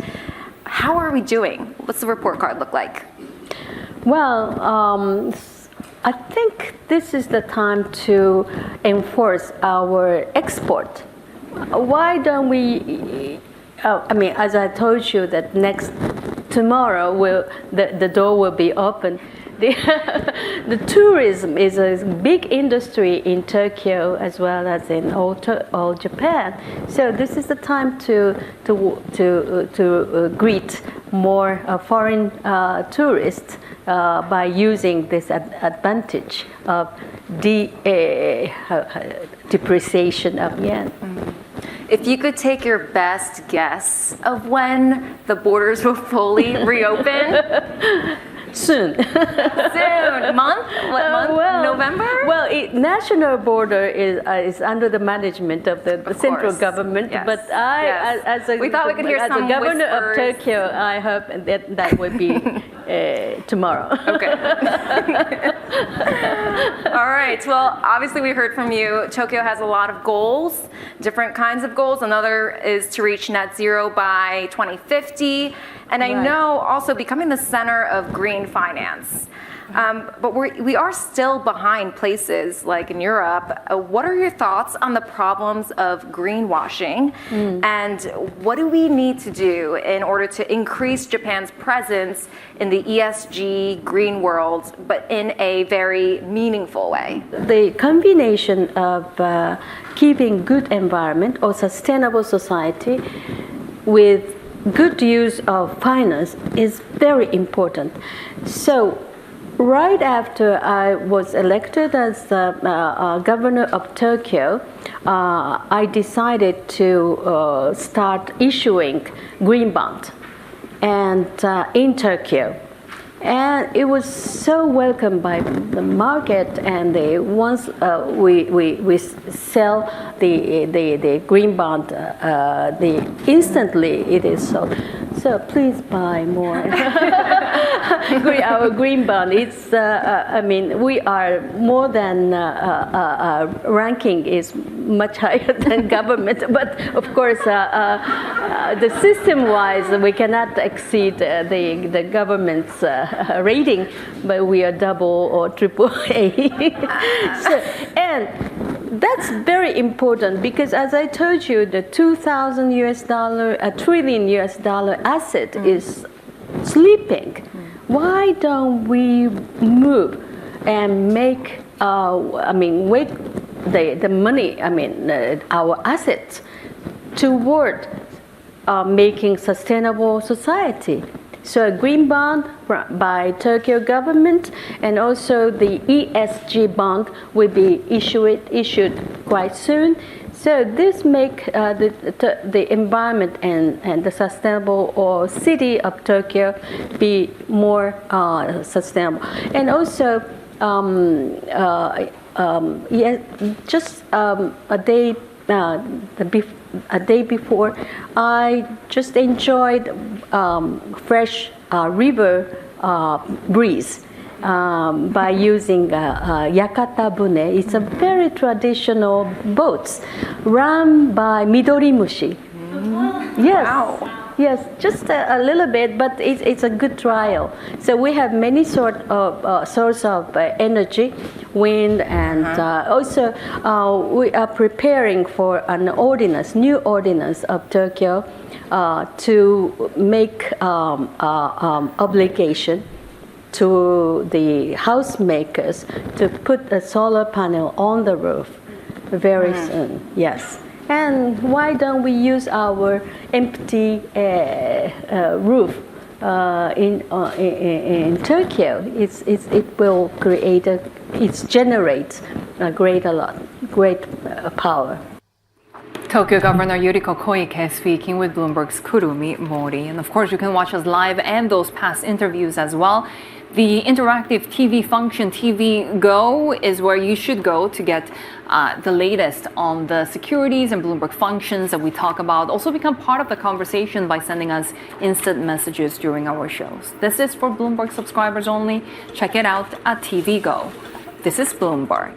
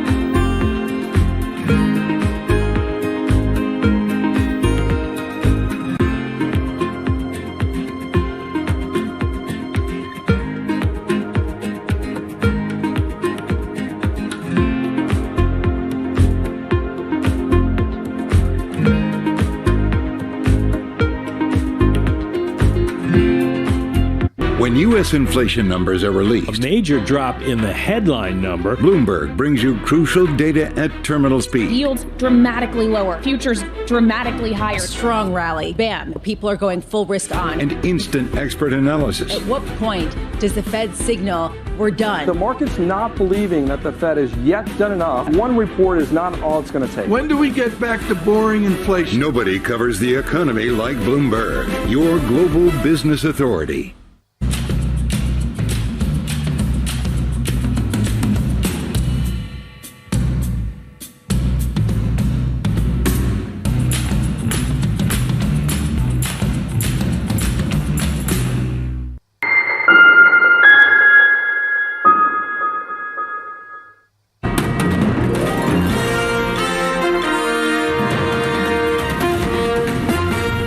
Quick check of the latest business flash headlines. French power distributor Strasbourg Electricity oversold large quantities of electricity due to trading errors earlier last week, a mistake that could cost the company over $60 million. The company's unit says it made quantity errors on transactions on Tuesday and Wednesday, with the costs coming from rebalancing and volume adjustment operations.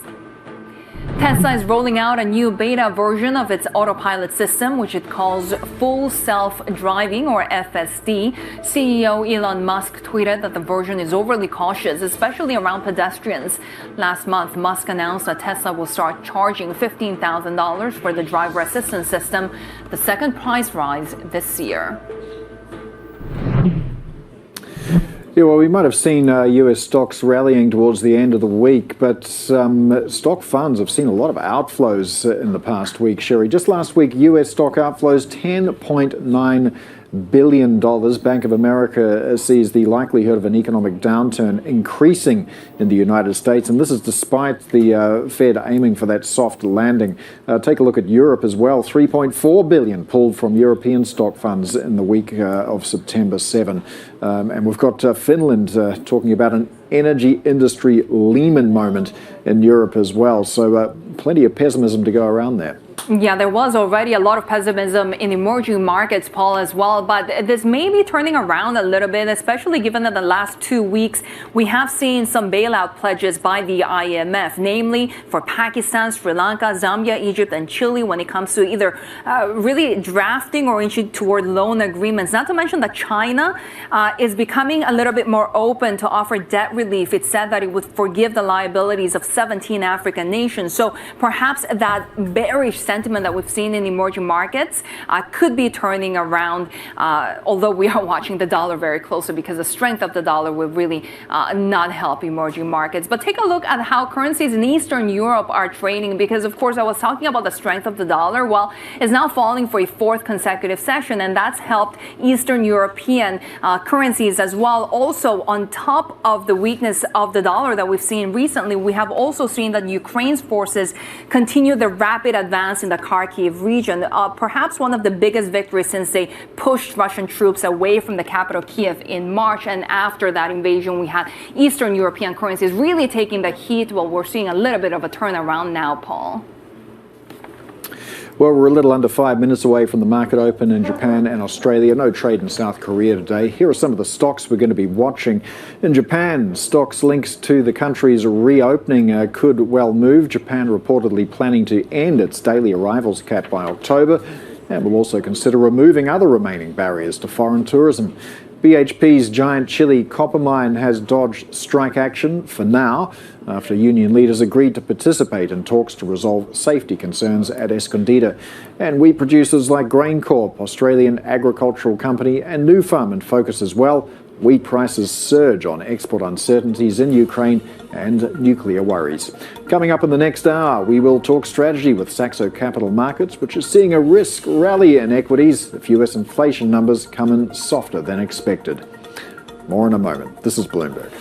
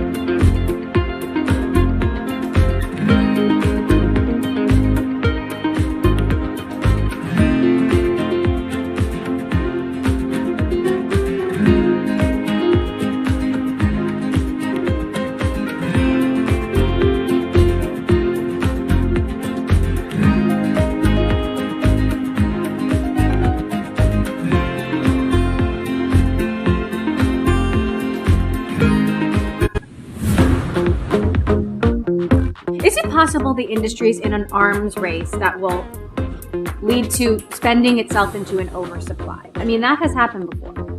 We've looked at this very carefully, and the digitization of everything. Tell me what aspect of your life, Emily, isn't becoming more digital? Well, I'm trying to prevent that, but yes, I think it's happening. And COVID has accelerated that. The industry crossed $500 billion last year, the semiconductor industry overall, and estimates are $1 trillion, a doubling by the end of the decade at that point. I believe those estimates. It's not that there's not going to be some blips and turns on the way, and the majority of that is driven by leadership process technology, of which only 3 companies can satisfy that need.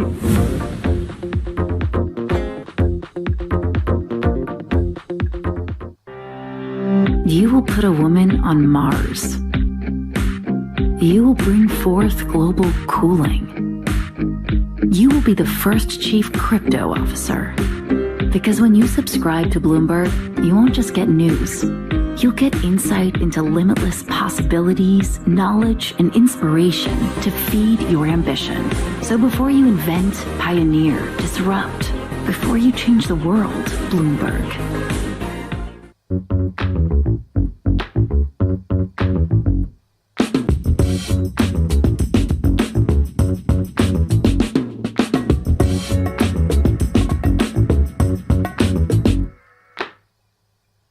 wherever you get your news. This is Bloomberg Daybreak with Lee. On Bloomberg Radio. Welcome to Daybreak Australia. This is Bloomberg Technology. This is Bloomberg Green. On TV, radio, and the web, this is Bloomberg.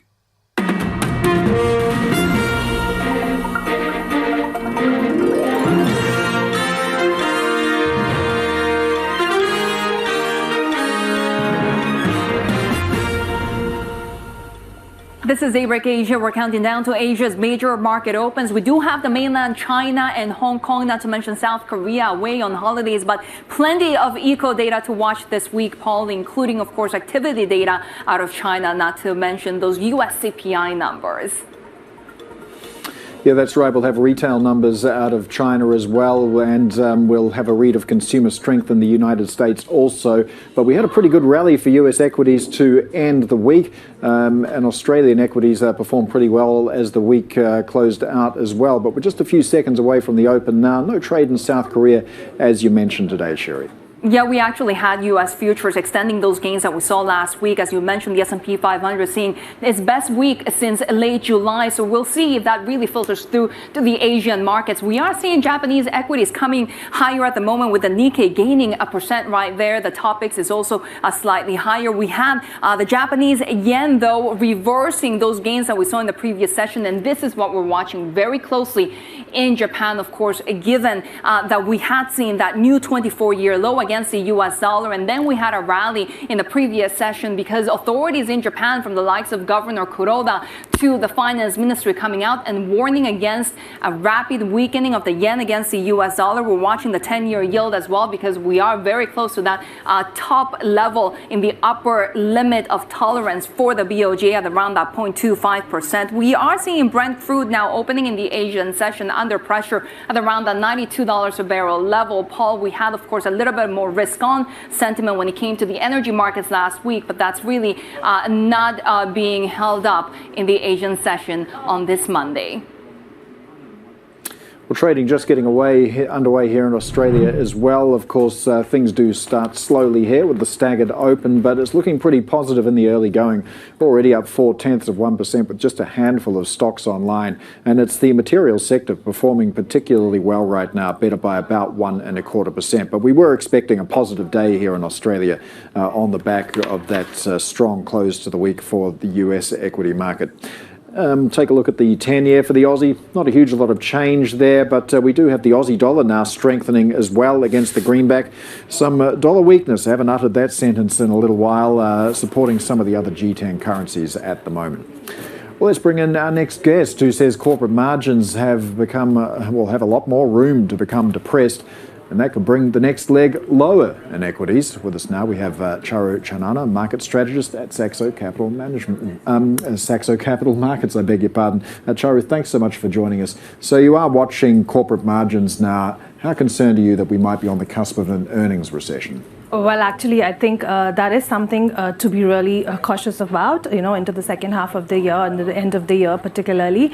We've had, in the Q2 earnings, most of the companies have talked about inflation. A lot of them have mentioned recession. And of course, these are the risks that are getting, more and more into the picture now as we get into the next quarter.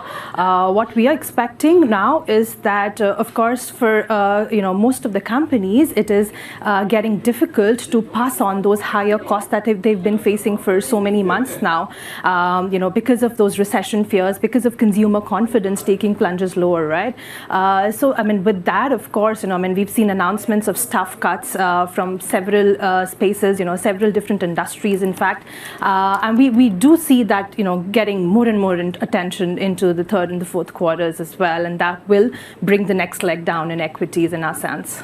So we do have this ongoing tightening narrative in pretty much every developed market central bank in the world at the moment. So with this pressure on rates, so what's the best way to trade around these decisions, particularly the upcoming Federal Reserve decision next week? So I think, of course, tomorrow's US CPI data is extremely important. I think with the Federal Reserve now, there is this growing confidence. Most of the speakers have given this unanimous voice, and they are going to stay hawkish and they they are fighting inflation, and in fact, some of them have outrightly called for a 75 basis points of rate hike this month. So I think that's already baked in the market expectations right now.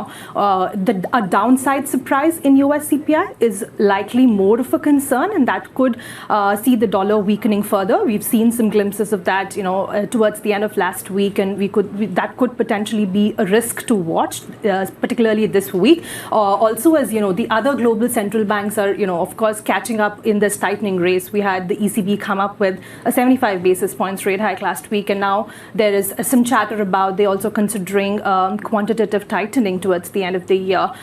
So, of course, there's some room for other central banks to catch up. But overall, I think my sense is that the Fed will still remain ahead of most of the other central banks, if you see on a relative basis.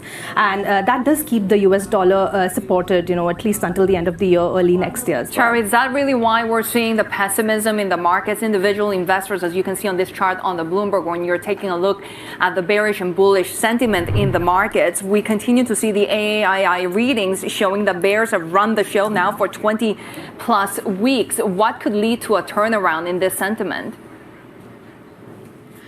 So yes, absolutely, and then that's one indicator we've also noted, and we've also spoken with clients about, and the equities are actually they were extremely bearish, and that's one of the reasons that we saw a little bit of a recovery last week. I don't think there was enough news to support that really, but it was just because the sentiment had actually gotten too bearish. But as we just started this discussion talking about a possible earnings recession, and the tightening races are still going to continue. So I mean, I personally feel I think there's a lot more room to get bearish out there actually. Where do you stand on commodities prices? Because of course we continue to see the supply shortages, but right now WTI and Brent both under pressure, perhaps those recession demand fears really at play. So how would you trade that when it comes to energy related stocks as well? So of course, the commodity prices have been battling the focus whether to shift it towards the demand side or the supply side.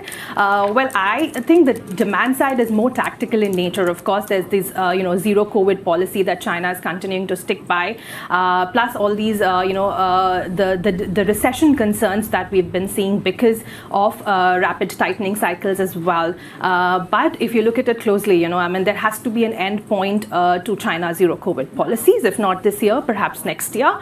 And in terms of recession fears as well, particularly in the US, the economic data has actually held up really well, whether it is in terms of the labor markets, it's in terms of the ISM numbers.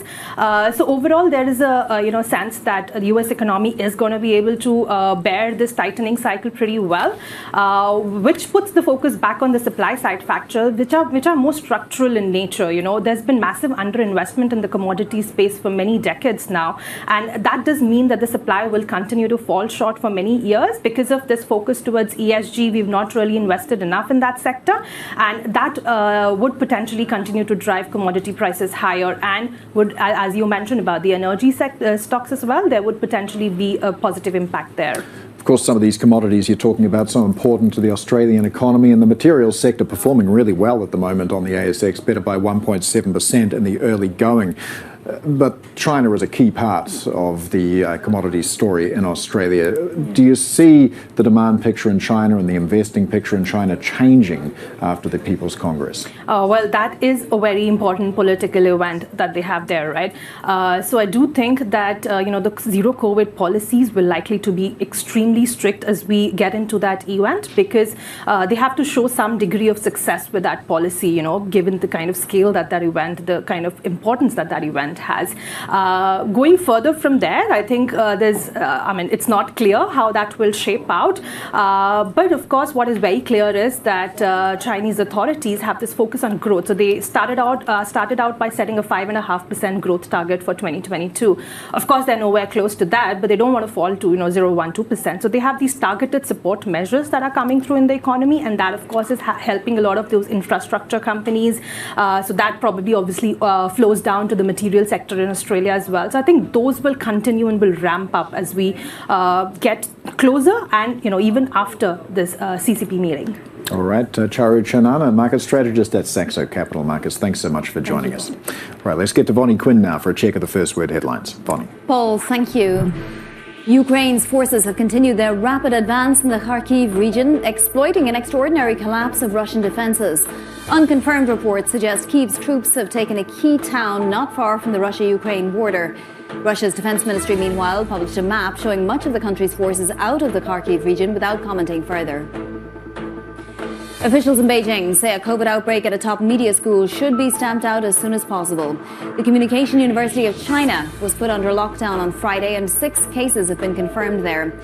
In the Xinjiang region, authorities have apologized for shortages of food and medicine in areas subject to COVID lockdowns. Officials are strictly enforcing the COVID zero policy ahead of next month's Party Congress. A new opinion poll suggests the majority of Thais are dissatisfied with Deputy Prime Minister Prawit Wongsuwan acting as Premier. The survey comes ahead of a general election expected early next year, in which Prawit has emerged as a contender. Prawit became acting Prime Minister in late August after Prayut Chan-o-cha was suspended over a term limit debate. U.S. freight railroads will reportedly reduce services starting Monday after 2 of the country's largest rail unions failed to agree on a new contract. The Journal of Commerce says railroads have been notifying customers about the service cuts ahead of a possible strike September 17th. 2 unions representing more than 90,000 rail workers are holding out for better working conditions. Global news 24 hours a day on air and on Bloomberg Quick Take, powered by more than 2,700 journalists and analysts in more than 120 countries. I'm Bonnie Quinn. This is Bloomberg. Sherry. Of course, we're very much watching the trading happening in Japan. Those reopening stocks at the moment gaining ground by more than 2.4% minimum at ANA right now. Given that, of course, we have heard from local media now saying that Japan is planning to scrap a 50,000 people per day cap on overseas arrivals by October, and will also consider removing other barriers for inbound tourism. And of course, we do have a very weak Japanese yen that, Paul, might make it more attractive for those tourists going into the country. Yes, and on a note of flying, still to come, we've got an exclusive with Thomas Flohr, founder and chairman of VistaJet, which is the world's largest operator of business aircraft. First, though, traders are betting the Fed will deliver another supersized rate hike, no matter what inflation number we get later on this week. We'll have a preview of US CPI in a moment. This is Bloomberg.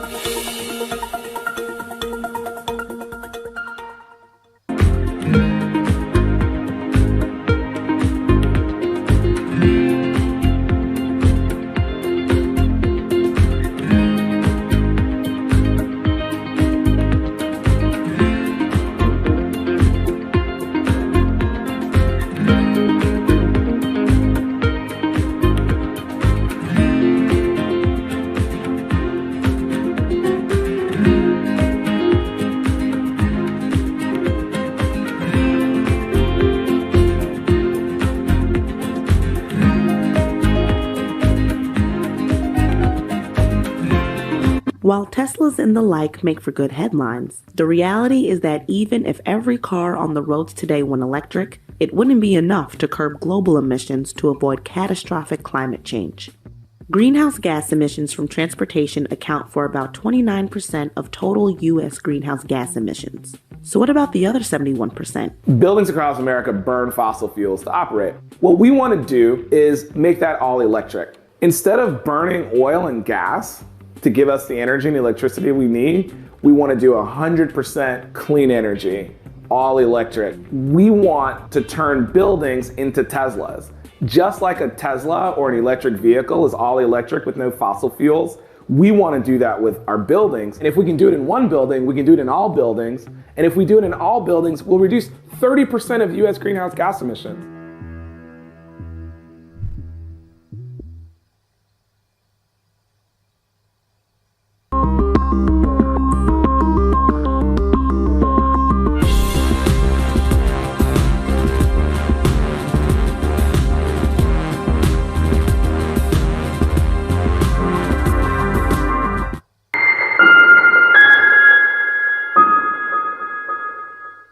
Here's for the latest read on inflation. Things are moving. The news flow is extraordinary. Will headline inflation continue to ease? The totality of the data has been better than expected. Very positive movement on inflation. Instant reaction on Bloomberg surveillance. This is a new era, and it is one of the most pressing concerns facing us. And what it means for the Fed. If inflation fever is breaking and economies keep softening. They are on track, perhaps, for that soft landing. Inflation in Focus, Tuesday on Bloomberg.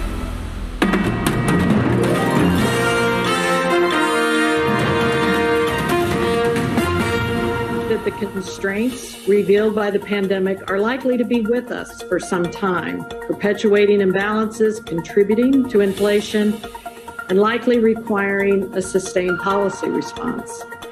I'll also argue that constraints continue to bind policy. I support continued increases in the FOMC's policy rate, and based on what I know as of today, I support a significant increase at our next meeting on September 20th and 21st to get the policy rate to a setting that is clearly restricting demand. The ECB can and will act decisively to make sure that the high prices that we see today don't become entrenched, that inflation expectations are not at risk of de-anchoring, and will move away from this expansionary monetary policy that is still in place.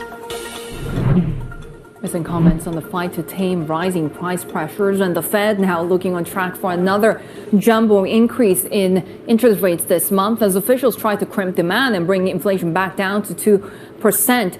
Bloomberg opinion columnist Dan Moss joins us now with the latest. Dan, of course, we do have U.S. CPI numbers as well. Will they make any impact on the Fed's calculations at this point? Not at this point. It's too close to the meeting.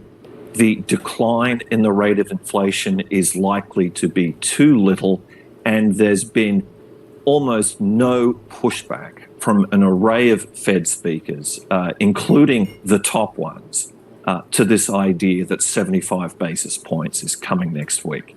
And they are now in their blackout period. So if there's going to be something to steer people away from 75, it's going to have to come pretty quickly. So 75 appears to be nailed on, Dan, but is this going to be the last one? Well, you know, it's funny, and we saw this with the Reserve Bank of Australia earlier this month. They keep saying rates are not on a preset course. Fed officials say nothing's off the table, but yet there's been striking uniformity, regardless of the economic data, of the degree to which interest rates are increased at every policy meeting. At some point, you know, there's going to have to be some variation as we start to head into restrictive territory. We're not really there yet. We're still hovering around neutral. You can't keep having these 50, 50, 50 in the case of the RBA, 75, 75, 75 in the case of the Fed. You know, it's very interesting. I would recommend people go back and read Lael Brainard's speech from last week. She's the only top, and of course there are an array of Fed speakers, but not all of them are equal. Among the top leadership, she's just injecting a little bit of note that, you know, hey, let's not forget, you know, risks can be two-way here. She did indicate that they're mindful that the growth outlook is softening globally. So let's keep an eye on her thinking on this one. Let's talk a little bit about the softening of that growth outlook, because the expectation so far has been at least that the U.S. economy is strong enough to really offset any of that tightening that we might see in rates, that it can actually withstand that tightening. Also for other economies, like you mentioned Australia. But what are we seeing in terms of the global recovery? Are we still seeing that, especially after the pandemic? Well, Sherry, it's interesting. You just used the term, what are we seeing, you know, the global recovery. Let's just check, do we have one? You know, the IMF global growth forecasts have been consistently downgraded. We spent a lot of time last week talking about the trade data from China, showing imports barely the right side of positive. A very significant decline in Chinese export growth, reflecting the global slowdown. When we say the US is strong, we're basically talking about the labor market there. There's not a lot else that's particularly strong. Eurozone growth forecasts cut pretty significantly last week. The 75 basis point move tended to crowd out some of that information. And it seems like every month the PMI data here in Asia, the workshop of the world, isn't looking very good. All right, Bloomberg opinion columnist Dan Moss there. Former New York Fed President Bill Dudley told us the central bank will not be making the same mistake it did in 2019 as it reduces asset purchases and shrinks its balance sheet. The Fed has the experience of last time to go by. Last time they were surprised by the demand of banks for reserves, and so they unexpectedly drove the amount of reserves too low relative to banks' demand. That's why you got the spike in repo rates in September 2019. So they've learned from experience. Second, they put in place a standing repo facility now, which is available just slightly above market rates. So if repo rates were to spike up, banks would turn to the Fed's standing repo facility. So you wouldn't see a big spike. It'd be a little spike this time. Lastly, I think the Fed's going to be tapering the rate of how its balance sheet shrinks as we get deeper into this process. At first, we're running out $60 billion of treasuries, up to $60 billion of treasuries and $35 billion of agency MBS each month. But once the reserves in the system get to a significantly lower level, the Fed's going to slow the rate of asset runoff. And then it's going to stop. It's basically going to stop. It's going to stop before they think we're at that critical point where reserves are too scarce. So they're going to learn from past experience, and I don't think they're going to make the same mistakes this time. Bill Dudley, have we done this before? Has the New York Fed down in the basement, it's underneath one of the pizza parlors down in lower Manhattan, have you done an experiment that says this is going to work, or are you flying blind? Well, I think you did the experiment last time following the great financial crisis. The Fed shrunk its balance sheet, and we had that experience in 2019 where they shrank it a little too much. Right. So they're going to learn from that episode and not do the things that they did last time. Last time, they never slowed the rate of asset runoff. They never stopped the asset runoff prior to the reserves becoming scarce. And I think this time, they didn't have a standing repo facility. So I think this time they have sort of a belt and suspenders, and they didn't have either a belt or suspenders last time. So they've belts and suspenders for a problem that won't necessarily repeat itself. But where are the belt and suspenders for a dollar getting too strong for the rest of the world to really sustain its momentum?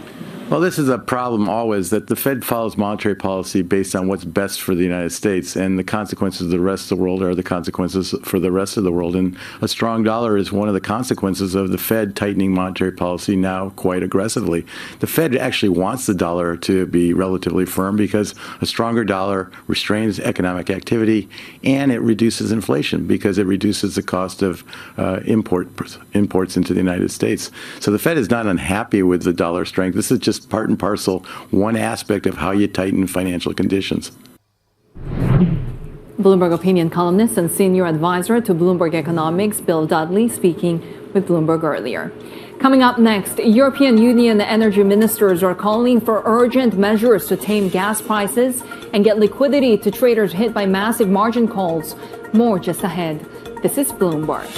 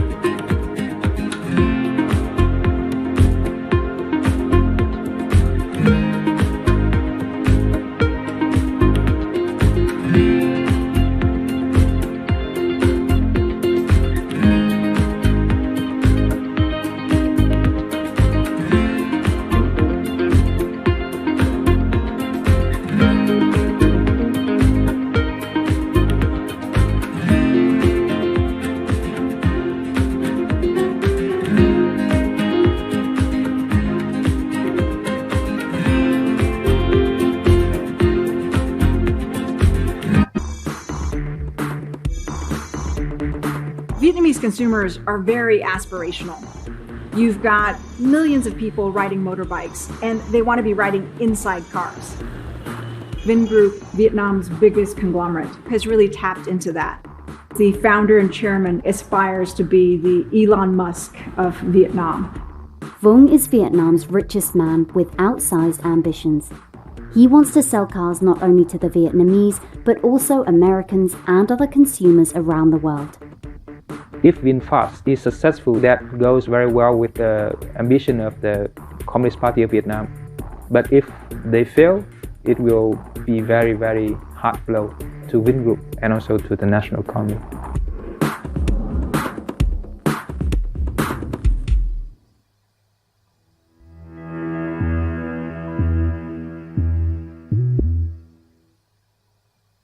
When U.S. jobs numbers are released, Bloomberg brings you crucial data at terminal speed and instant expert analysis. Nobody covers Jobs Day like Bloomberg.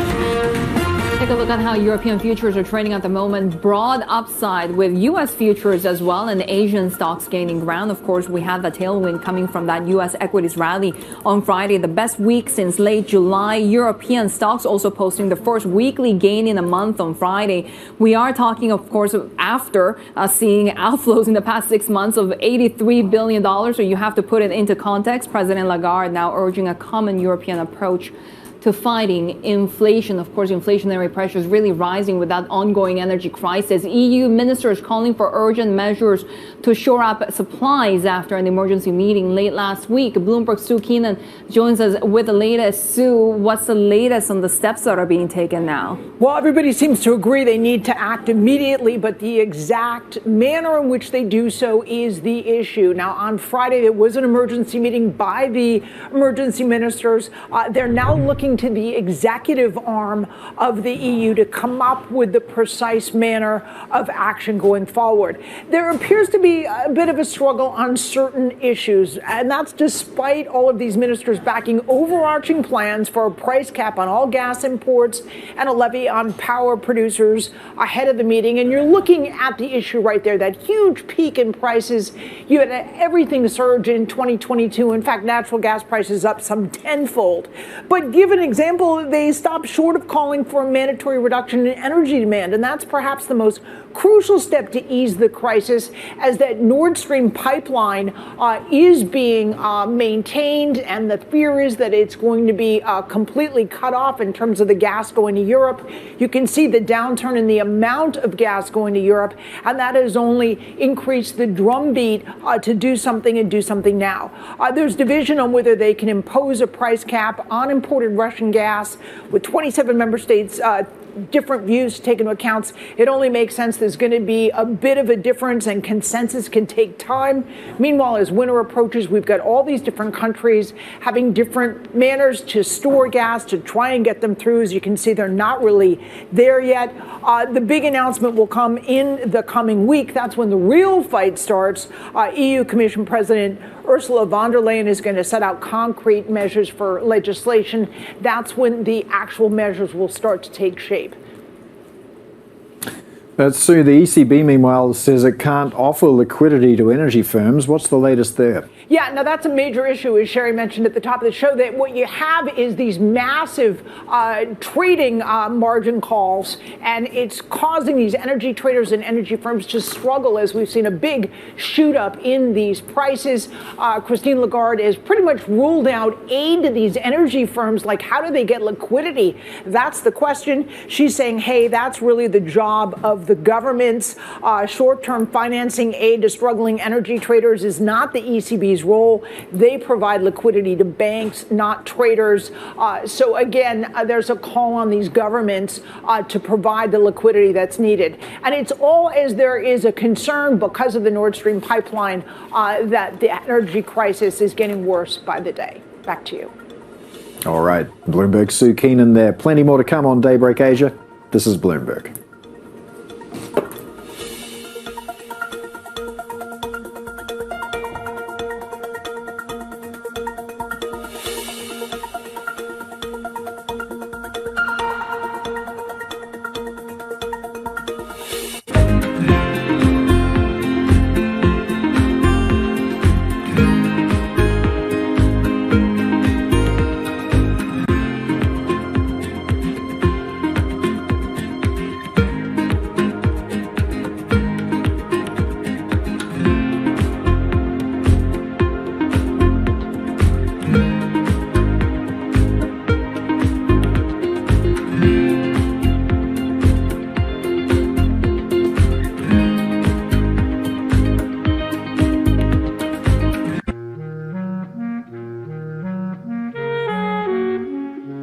I've always been a person who's just been attracted to hair. I like to sit and think and theorize how I can manifest these visions that I have for braiding and how I can take something that may seem like it's a line drawing in my mind and apply that to someone's scalp. We are the only culture that has hair that grows out of our head the way that it does. Anyone from the African diaspora is born with this amazingly curly hair that can be shaped into a variety of different ways of expression. I want Black people to love themselves for how they naturally appear and also to appreciate the cultural practices such as braiding that our ancestors have practiced for centuries.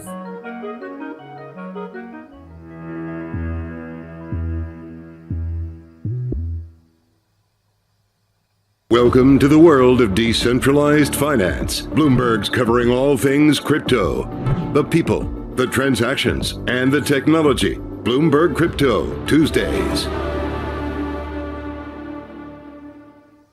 I think that it's hard to put your head around any narrative. Let's just be honest. We've had sort of a shift in, are we in some sort of stagflation fears moment? People were talking about that all day yesterday.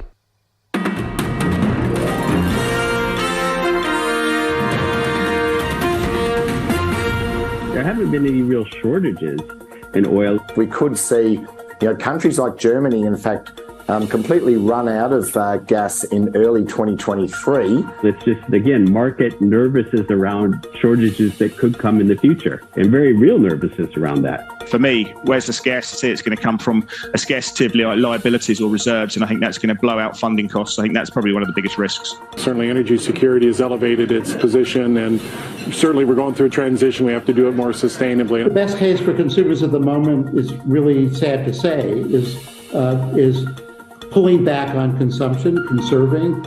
They're doing it because high prices tend to do that. Bloomberg TV guests responding to our MLive Pulse question on what the most significant shortage will be in the next 12 months. Most see natural gas driving inflation as the war in Ukraine and tensions with Russia continue. While Ukraine's forces continue the rapid advance in the Kharkiv region as well, exploiting an extraordinary collapse of Russian defenses and raising the question of how far they can go. Let's bring in Bloomberg columnist Clara Ferreira Marquez. Clara, so really in this invasion of Ukraine by Russia that's lasted more than 6 months, how significant is this advance by Ukrainian forces? It's extremely significant. I mean, it's really very difficult to convey how fast this has happened. These are thousands of kilometers of land lost to Russia that took Russia months to gain. It's a very significant intelligence failure for Russia. It's also a failure of basically the different units that Russia has used to compensate for the fact that they have not had mass mobilization. The units have not really spoken to each other. They've not really coordinated. All in all, a fairly embarrassing strategic defeat. Not the end, of course, but for now, a very embarrassing one for the Kremlin. What has the reaction been from the Kremlin, and what might we expect Russia to do next? Well, those are interesting questions. So we've seen from the Kremlin itself not really much of an acknowledgement. Putin has carried on. He's opened a fair in Vidyanka in northern Moscow, congratulated Moscovites on Moscow Day, so pretending nothing is happening. We're seeing a lot of signs of strain, however, on Russian military bloggers, even on Russian television. Lots of signs of strain, lots of blame game going on. What he does next, however, is a different question. He can still go for mass mobilization, something he hasn't yet done, really calling this a war and not a special military operation. He can also retreat tactically and come back. So we have yet to really see what will happen next from the Russian side. And of course, Clara, we are expecting President Putin to meet President Xi Jinping very soon. What's been the position of China as this invasion of Ukraine continues? That's right. So it's really a banner week. We have Xi traveling for the first time outside China, not outside the mainland, but outside Greater China since the invasion. And he will be, or since COVID, in fact, and the two will be meeting for the first time since the invasion in Uzbekistan later this week. No doubt Xi will find himself under a lot of pressure to provide both economic and military support. But everything China has done so far, indeed the fact that they're meeting on the sidelines of a broader summit. It isn't as if she is going to Moscow. Moscow should keep its expectations very low. All right, Bloomberg columnist Clara Ferreira Marquez there. Let's get to Vonnie Quinn now for a check of the First Word headlines. Vonnie. Paul, thank you. The Biden administration reportedly plans to broaden curbs on U.S. shipments to China of semiconductors used for artificial intelligence and chip making. Reuters cites unidentified sources saying the Commerce Department plans to publish new regulations next month. The rules would codify restrictions already communicated to companies including NVIDIA, AMD and KLA. Sources say Brazil's presidential frontrunner Luiz Inácio Lula da Silva is likely to appoint his centrist running mate to a key cabinet position if elected. We're told Geraldo Alckmin could lead several important ministries, including finance or agriculture. Da Silva's alliance with Alckmin is seen as the biggest sign yet he is committed to a moderate political and economic agenda. Sweden's right-wing opposition has narrowly overtaken Prime Minister Magdalena Andersson's camp in an early vote count. The bloc that includes the Sweden Democrats is likely to gain 175 mandates in the 349-seat parliament versus 174 for the alliance led by the ruling Social Democrats. The result cements the ascent of a party previously shunned as extremist by the political establishment. China plans to launch 3 unmanned missions to the moon over the next 10 years. The announcement comes a day after Beijing said it had discovered a new lunar mineral that contains helium-3, an isotype that may be a future energy source.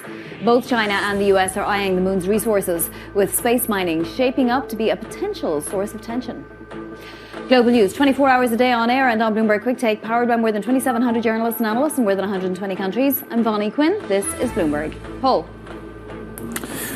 Well, a rapid cooldown in real estate is threatening to worsen a global economic downturn and is emerging as a key variable for central bankers who want to tamp down inflation. Let's bring in Bloomberg's chief Asia economics correspondent, Enda Curran. Enda, what is the impact of rising interest rates going to be on housing?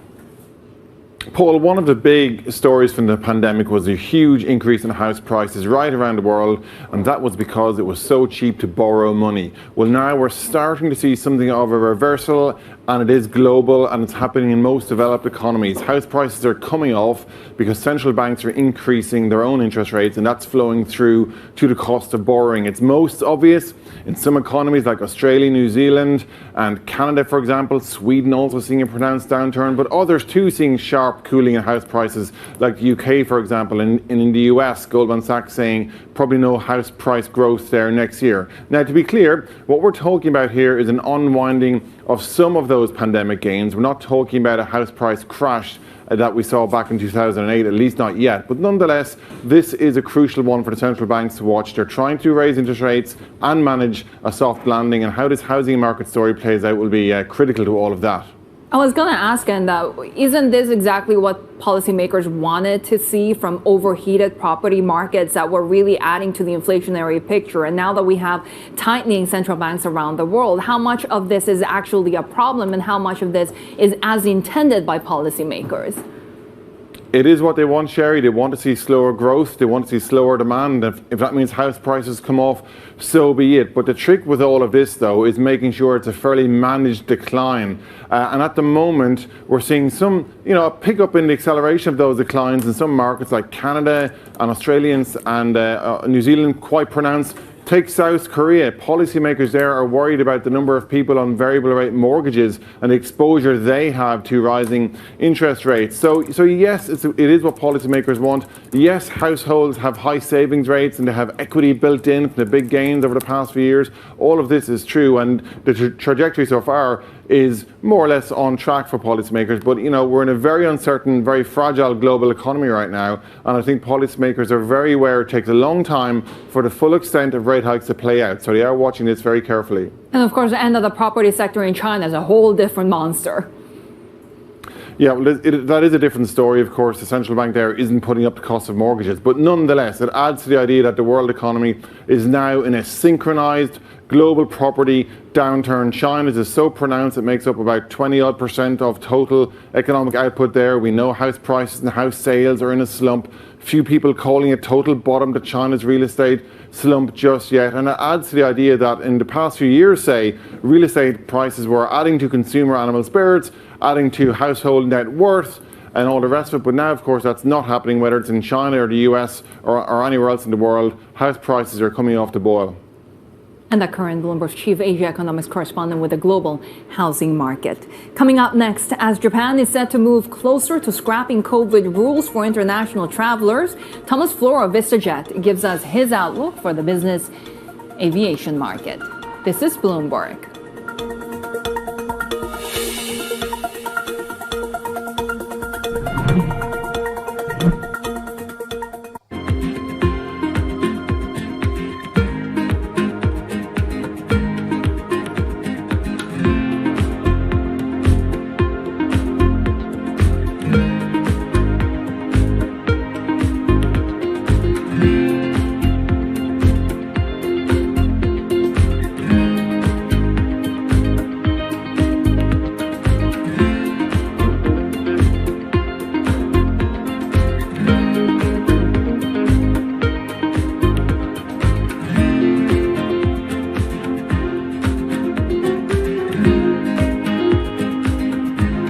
Watch Bloomberg Surveillance Early Edition for the news you need when you need it. I'm Matt Miller with Kaylee Lyons in New York and Anna Edwards in London. I'm going to be watching retail earnings from both Home Depot and Walmart. Then surveillance for in-depth analysis. Alongside Tom Keene and Elisa Abrambitz, I'm Jonathan Ferro. Across the board, these are good numbers. The big headline there is reaffirming the outlook. How much does this give faith that you can get some sort of resurgence in consumer spending? Bloomberg Surveillance.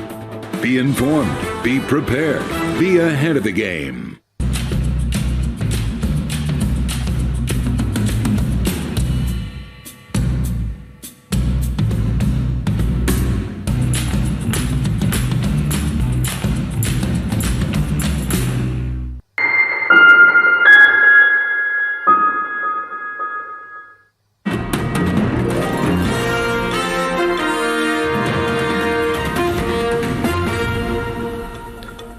Tokyo's governor says her efforts to increase women's participation in active roles is now being reflected in government ranks. Yuriko Koike spoke exclusively to Bloomberg about the push for equality in Japan.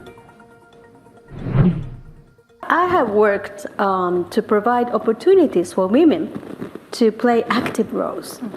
And this is reflected to the Tokyo metropolitan government with women making up 20.2% of managerial roles. So, to further progress women's participation in the decision-making process, we have introduced the quota system for councils, advisor meetings, ensuring at least 40% representation of either gender. We are almost reaching to the target. What do we need to do in order to increase Japan's presence in the ESG green world, but in a very meaningful way? The combination of keeping good environment or sustainable society with good use of finance is very important. So a green bond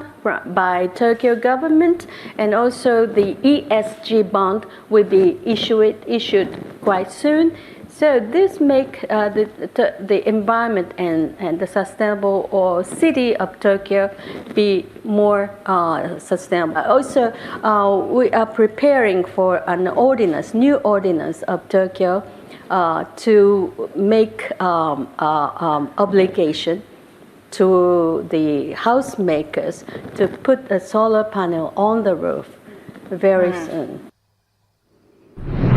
Tokyo Governor Yuriko Koike speaking with Bloomberg's Kurumi Mori. The governor also mentioning that she wants to see the reopening of borders in Japan very soon. Of course, we have heard new reports of an easing on restrictions on foreign arrivals. Our next guest runs VistaJet, the world's largest operator of business jets with more than 85 aircraft. They're seeing Japan as a growth market. Let's discuss the outlook for the aviation industry with founder and chairman Thomas Flohr. He joins us now from one of VistaJet's planes at Haneda Airport. It's great to have you with us, Thomas. So tell us a little bit about the growth market that you're seeing in Japan, and why is that when restrictions are still in place for foreign arrivals? Well, Japan is a very important market for us. It's just one quick correction. We're at 350 Vista aircraft. not 85. So we expanded a lot over the last couple of years. But Asia is a super important market. It's being reached from Europe, from the Middle East, and from America. And Japan is obviously at the center of the activity right now, with China being more closed than Japan. But we see things opening up. What's the difference between tourism flights and the business flights that you've seen so far? Have they also been dented as much during the pandemic? And how's that really been felt across your business? Sure. I mean, the business flying is actually what has boomed in the pandemic because of the demise of the commercial infrastructure. And, executives still needed to fly to remote locations, meet the counterparties, meet their subsidiaries or business partners. And that's really where business aviation stepped in and had connected the world, whilst the airlines actually have much reduced their capabilities. Well, regular business class fares are coming back. They're still very, very high, though. Do you find some of your customers are saying, well, a business class ticket is so expensive, I may as well just take a private jet? Well, if you take this plane, for example, the Global 7500 from Bombardier, it sits 15 people. So if you put that kind of number of people into the aircraft, then you get to very, very close, similar numbers in terms of total cost of the trip. But it's the extra flexibility and actually the safety to be shielded from all those touch points for COVID that the private jet industry has commissioned, and actually found that there is approximately 20 touch points versus 700 in commercial aviation. So a much safer way to travel. Things are changing, though, and perhaps changing back to the way they were. Commercial airlines are ramping up capacity and will continue to do so. The threat of COVID is receding. Do you consider these to be threats to your business, and how are you pivoting? Well, Vista was always about being an alternative for business aircraft ownership. There are 23,000 corporate jets in the world, and we're replacing those corporate jets. The average utilization is only 250 hours per year.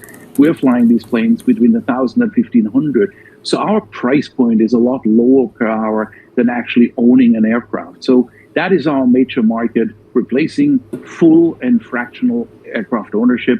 And that's where we take the market share. That's where the growth came from. And that got us to the 350 airplanes spanning across the globe today, covering every continent. Well, private jet travel certainly very convenient for business travelers, very glamorous as well, but also terribly environmentally irresponsible. What are you doing to mitigate your carbon emissions? Sure. I mean, business aviation represents 2% of the total aviation pollution. Vista is committed in 2021 to be carbon neutral by 2025. Extremely aggressive goal, 25 years ahead of the industry. Sustainable fuel, new aircraft. This Global 7500 is the first green aircraft. We have a whole series of actions that we have put in place as a company. For instance, the uptake in our members. 89% of our members now make a financial contribution through our education process that they actually increase the hourly rate that they're paying to contribute to being carbon neutral by 2025. All right, Thomas Flohr, VistaJet's founder and chairman, thanks so much for joining us. Let's get a quick check now of the latest business flash headlines. French power distributor Strasbourg Energy oversold large quantities of electricity due to trading errors earlier last week. That's a mistake that could cost the company more than $60 million. The company says it made quantity errors on transactions on Tuesday and Wednesday, with the cost coming from rebalancing and volume adjustment operations. Tesla is rolling out a new beta version of its autopilot system, which it calls full self-driving, or FSD. CEO Elon Musk tweeted that the version is overly cautious, especially around pedestrians. Last month, Musk announced that Tesla will start charging $15,000 for the driver assistance system. That's the second price rise this year. Battery giant CATL says its largest plant in China is now operating a factory bubble. The factory is in Yibin, which asked its population of 4.6 million to stay home on Friday, amid what officials described as a severe COVID situation. CATL is Tesla's main lithium iron phosphate battery supplier in China. Adani Group reportedly plans to shake up the boards of directors at 2 Indian cement makers following the firm's $10.5 billion takeover of those companies. Mint reports that Gautam Adani, along with his son and nephew, will join the boards of ACC and Ambuja. Long-standing board members will step down after the acquisitions are completed. Sherry. And coming up next, Chinese authorities are apologizing for food and medicine shortages in Xinjiang as areas of the region have been under COVID lockdown for the past month. This is Bloomberg.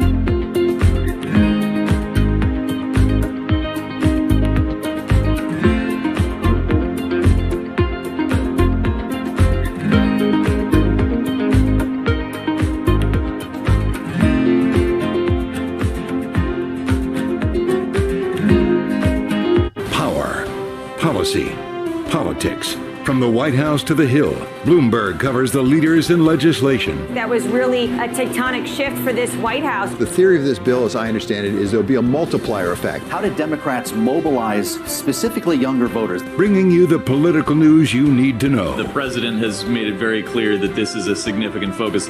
For the intersection of Wall Street and Washington, nobody covers politics like Bloomberg.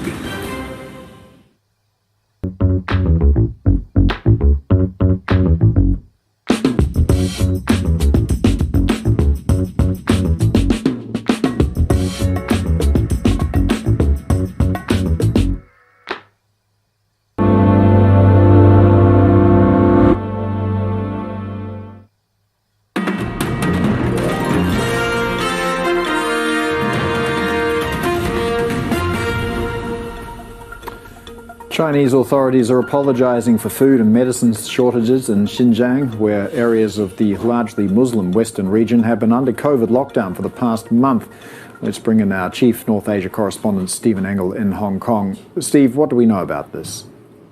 Well, it's a tricky time right now. It's a month until the Party Congress in Beijing begins on October 16th, and local authorities all across China are under incredible pressure to make sure that these outbreaks that have been popping up in various parts, all four corners of China, do not get out of hand. But they also do not want to cause some social instability at this politically sensitive time. So that's why there's this balancing act in the far west. This is in Xinjiang, which is, of course, a highly controversial area as well because of the crackdown on the Uyghur minorities there, and also, of course, because of the work camps that are there. But we're seeing an outbreak in Yili in northern Xinjiang on the border with Kazakhstan. Yining City is about a city of 500,000 people. It's been on lockdown. You know, Shanghai and Chengdu get all the headlines, but Yining City in Yili area of Xinjiang has been in lockdown for a month now, since August 11th, and there have been a lot of accusations and claims of food and medicine shortages, and that's been swirling across Chinese social media. And in a rare move, the local authorities did apologize for some shortcomings and are vowing to fix those shortcomings and to make sure that people's lives are not inconvenienced too bad by this month-long lockdown. We're also seeing a flare-up in Beijing, which is very sensitive ahead of the Party Congress, as I said, in about 5 weeks' time. This in the Communications University of China in eastern Beijing. They've had at least 14 reported cases. That campus has been put into lockdown. So it's a whack-a-mole approach, but they're going to keep on doing COVID zero until they have things under control. Of course, the impact on firms has been closely followed. CATL could be affected. What are we seeing in terms of supply chain pain? Yeah, that's right. I mean, CATL, of course, the big EV battery maker, its biggest factory is actually in southern Sichuan province. A lot of auto parts manufacturers are in Sichuan, and of course, Sichuan and Chengdu in particular have been in lockdown, and the supply chains have been affected not only by COVID-0, but by the severe drought that has caused power outages. So this factory, which does supply Tesla and other big automakers, has been put into a closed loop system as the areas around there have been put into lockdown. Yibin is another city near Chengdu where this factory is in. It's been in lockdown. Yibin residents, there are about 1.4 million of them. They've been ordered to stay at home. So Foxconn, VW, Robert Bosch, which is a big auto parts supplier, all have imposed closed loop systems in and around that city of 21 million, Chengdu, as it deals with COVID-0. All right, Chief North Asia correspondent Stephen Engel there. Well, let's see how we're trading around the region at the moment. Japan, Australia and New Zealand underway at the moment. It is a public holiday in South Korea. Here in Australia, we've got stocks better by about 0.8%, and materials performing particularly well today. That sector up by 1.8%. Stocks in Japan also pushing higher. The Nikkei better by 1.25% right now. We did see a very positive close to the week for US equities also. And New Zealand, after a rather flat start, now better by 0.33%. MSCI Asia Pacific in positive territory as well, Sherry. Yeah, and of course, we are watching U.S. futures trading at the moment as well. We continue to see some extension of those gains that we saw in the Friday session. Remember, that was when all 11 major industry groups were in the green on the S&P 500, in fact, seeing its best week since late July. Perhaps some bargain hunting in U.S. markets as well, given that the S&P 500 is now trading around below 17 times forward earnings. That would be below the 10-year average, which is at around 17.2 times. We also had the VIX falling towards around 20. Treasuries, though, mixed. We are seeing a little bit of a mixed picture in Asian trading as well. The 10-year yield holding at that 3.3%. But what we're watching is a 2-year yield, of course, at the highest level since 2007, given that there are expectations of an outsized hike later in the month by the Federal Reserve. We have markets closed across Asia, mainland China, Hong Kong, and Korea away on holidays. Coming up, Selena Ling of OCBC Bank telling us why central bank tightening will lead to a synchronized downturn in the major economies. And we'll discuss navigating further volatility in the European natural gas market. Bloomberg Markets China Open is next. This is Bloomberg.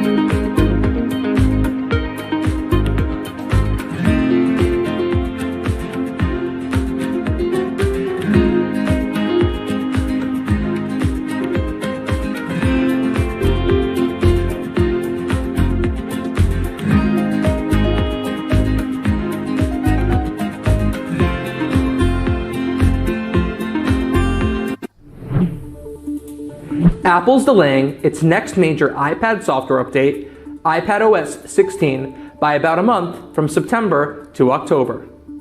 Apple made the decision for a number of reasons, including a still buggy Stage Manager multitasking interface and in order to link the launch closer to the more similar macOS Ventura.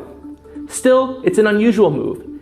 Since shifting the launches to the fall in 2011, Apple has released its new iPhone and iPad software updates simultaneously each year around September.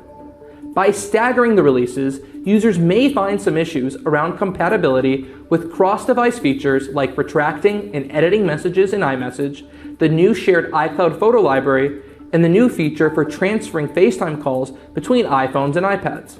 It will also make it a bit harder for developers to launch apps that run on both the iPad and iPhone that require new APIs and features found across iPadOS 16 and iOS 16. Regardless, it was still, of course, the right move. Stage Manager on iPadOS 16 is still quite buggy, I don't find it particularly intuitive, and it's not compatible with most iPads and many third-party apps on the App Store. The feature clearly needs some more polish. And complaints from consumers about Stage Manager will now no longer probably overshadow the earlier launch of the iPhone 14.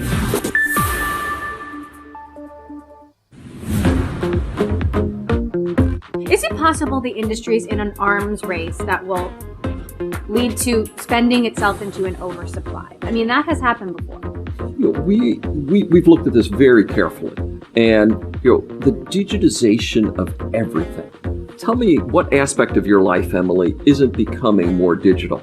Well, I'm trying to prevent that, but yes, I think it's happening. And COVID has accelerated that. The industry crossed $500 billion last year, the semiconductor industry overall, and estimates are $1 trillion, a doubling by the end of the decade at that point. I believe those estimates. And it's not that there's not going to be some blips and turns on the way, and the majority of that is driven by leadership process technology, of which only 3 companies can satisfy that need.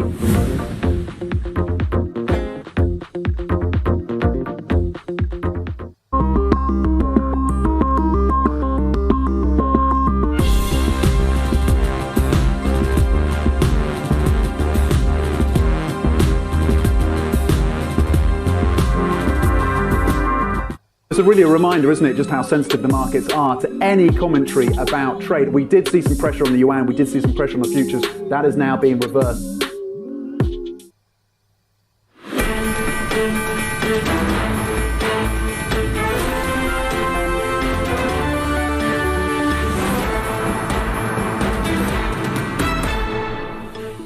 Good Monday morning from Hong Kong. It's 9 a.m. here in the city, up in Beijing and also in Shanghai. Welcome to Bloomberg Markets China Open. I'm David Ingles.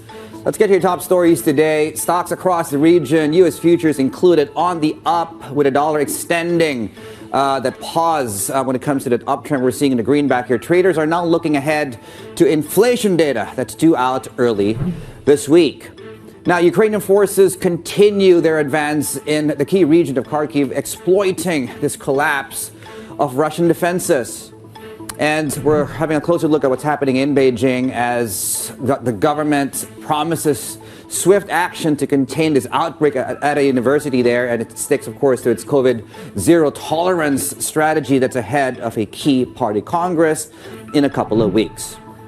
A pleasure to have you all join us this Monday morning. Thanks for joining us. Hope you had a restful weekend. A couple of markets are shut. We'll get to that in just a moment. Just, I guess, some context there when it comes to volume, perhaps being on the lighter side of things, might be exacerbating some of the price moves we're seeing here. Nikkei 225, 1.3%. Broadly, though, the tide is on the way up. Really good close on Wall Street on the weekend and into where we are right now, into the Asia Pacific. Have a look at where we are here in currency markets. We talked about Ukraine, and certainly the European currency complex is seeing, as you can see here, some upside, given perhaps what's happening there and the developments we've seen over the weekend, which we'll get to in just a couple of minutes here. Broader FX space, it's very heavy in data. We talked about U.S. inflation. We have some key inflation numbers also coming due out of the UK this week. There should be, it's now been pushed back. There should have been a Bank of England rate decision. We'll be getting that towards the end of this month. And very quickly, have a look at where we are on 2s and 10s ahead of the inflation report. And also when it comes to oil and the big move up that we had into Friday, a little bit of declines, about $1 each here in the most active contract in both. And as we were pointing out to the couple of closed markets today, mainland China, South Korea, and Hong Kong are shut this Monday. So those things reopen, of course, tomorrow. We'll get to that in just a moment. Now, to our top story today, Ukraine forces here have reportedly continued their rapid advance in the Kharkiv region, exploiting this extraordinary collapse in Russian defenses and raising really the question of how far they can actually go. Sue Keenan is with us right now to talk us through the latest. Yeah, Sue, can you wrap up what happened over the weekend and where exactly are we at this point in time? Well, this appears to be the biggest victory for the Ukrainians since pushing the Russians away from the capital of Kyiv back in March. Remember, that was a key stronghold they wanted to keep, and they succeeded in doing so. The past few days are now being called the most consequential of this now 200-day-old invasion. What we've got is Russia's defense ministry on Sunday publishing a map showing much of the country's forces now out of the Kharkiv region without any comment whatsoever. Now, that's not unusual for Russia, but Ukraine's forces, according to Ukraine's top commander, have continued their rapid advance into the Kharkiv region. And in a telegraph, quote, "We are starting to advance not only to the south and to the east in the Kharkiv areas, but also to the north." Now, observers say Ukraine's troops have clearly demonstrated their ability to conduct a major counteroffensive and change the course of the conflict. A lot of reports of equipment being left behind, tanks being abandoned. And again, that's only proof of the rapid element of the retreat. Importantly, observers say this success for Ukraine, or apparent success, a lot of it is unconfirmed reports at this time, is ahead of a difficult winter for European allies that have been funneling cash and weapons to the Ukrainians in their effort to push back the Russians. Okay, now, where do we go from here, Sue, in terms of how significant this gets over the next few days or so? Just talk to us about the significance of what's happened. Well, those who talk about the significance say, first of all, it's important to note how rapid this turn of events has been. Again, according to one report, the Russian troops fled so quickly that they left behind half of their equipment. So it looks like the Russians were not expecting this level of force from the Ukrainians. Observers also say it appears that the speed of the retreat is also a surprise to the Ukrainians themselves, because their goal had been to sever critical supply lines and perhaps leave any attempt to sweep the Russian forces out of the country until 2023. So the advances now present the Ukrainian commanders and leaders with some tough decisions as they decide when to halt their advance, because there are some risks involved in that. One expert on war strategy says that when you're pursuing an enemy that is broken, there's always significant risk that you become outstretched and expose your flanks. So this success, if you will, is going to cause Ukrainian forces to regroup and re-strategize on what their next steps are. So the following days and weeks will be very critical as this war plays out. Back to you. All right, Sue Keenan, live for us out of New York. They're on the latest out of Ukraine, and we'll be revisiting, of course, that story throughout the course of this morning, our top story. Then certainly they're seeing that already play out in the FX complex as well. Right, the other big story we're tracking, and this is ahead of some key data out of the U.S. tomorrow. You have Fed officials, there's this inflation report, there's a jumbo rate hike that's due on Tuesday. Have a look at how busy this week's really going to be, and we haven't even gotten to the data dump on Friday. So, I mean, when you look at pricing ahead of the inflation report, it looks like we will be getting 75 unless that there's a low enough number on that inflation report that changes that dynamic. So there is that. And there's also, when you look at things like month on month, for example, do we have the chart, guys? Let's fire the chart, please, if we can. The second straight monthly drop in month-on-month headline inflation. Core is expected to remain high. 73 basis points is what we're expecting in terms of the September hike. Let's bring in Enda Curran right now, our Chief Asia Economics Correspondent, to help us understand the big picture and the nuance in all of the data coming through here. Enda. So the headline from tomorrow's US inflation data will probably show prices are starting to come off the boil again, mostly due to lower gas prices. So you might say, oh, look, 2 months in a row, US inflation is slowing down.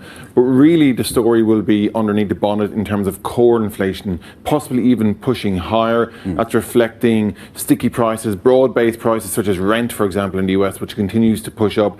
And of course, even despite the headline reading, the Fed are going to stick with their aggressive path for now. Officials last week said as much, are going to more or less push ahead with 75 basis points. They want to try and get that front loaded and get the work done. So it will be important. It could be a big headline tomorrow night. If headline CPI does slow more than expected, perhaps it might suggest a turning point. But as I say, core inflation expected to keep pushing higher because pressures are so broad-based. Right, and even the ECB, I mean, speaking about flagging future rate hikes, they've obviously flagged that they probably will need to do a lot more as far as combating inflation is concerned. And that's taking place against the backdrop, really, of end of us being on the fence when it comes to what extent and at what point does growth then matter? Because when you look at China's data coming out this Friday, that's not going to be a good picture. No, the growth backdrop is very ugly, but central banks feel like they've no option at the moment, David. They have to keep raising interest rates. There's a feeling, by the way, that they're trying to get their work done this year, so get most of the hawkishness out of the way, jack up those jumbo rate hikes. Maybe next year they can start easing off,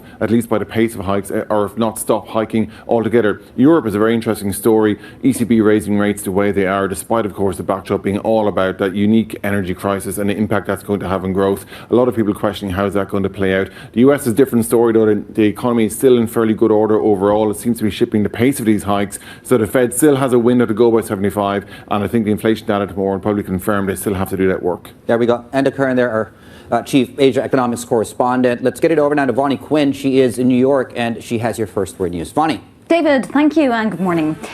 The Biden administration reportedly plans to broaden curbs on U.S. shipments to China of semiconductors used for artificial intelligence and chip making. Reuters cites unidentified sources saying the Commerce Department plans to publish new regulations next month. The rules would codify restrictions already communicated to companies including NVIDIA, AMD, and KLA. Officials in Beijing say a COVID outbreak at a top media school should be stamped out as soon as possible. The Communication University of China was put under lockdown on Friday, and 6 cases have been confirmed there. In the Xinjiang region, authorities have apologized for shortages of food and medicine in areas subject to COVID lockdowns. Officials are strictly enforcing the COVID zero policy ahead of next month's Party Congress. Sweden's right-wing opposition has narrowly overtaken Prime Minister Magdalena Andersson's camp in an early vote count. The bloc, that includes the Sweden Democrats, is likely to gain 175 mandates in the 349-seat parliament versus 174 for the alliance led by the ruling Social Democrats. The result cements the ascent of a party previously shunned as extremist by the political establishment. Sources say Brazil's presidential frontrunner Luiz Inácio Lula da Silva is likely to appoint his centrist running mate to a key cabinet position if elected.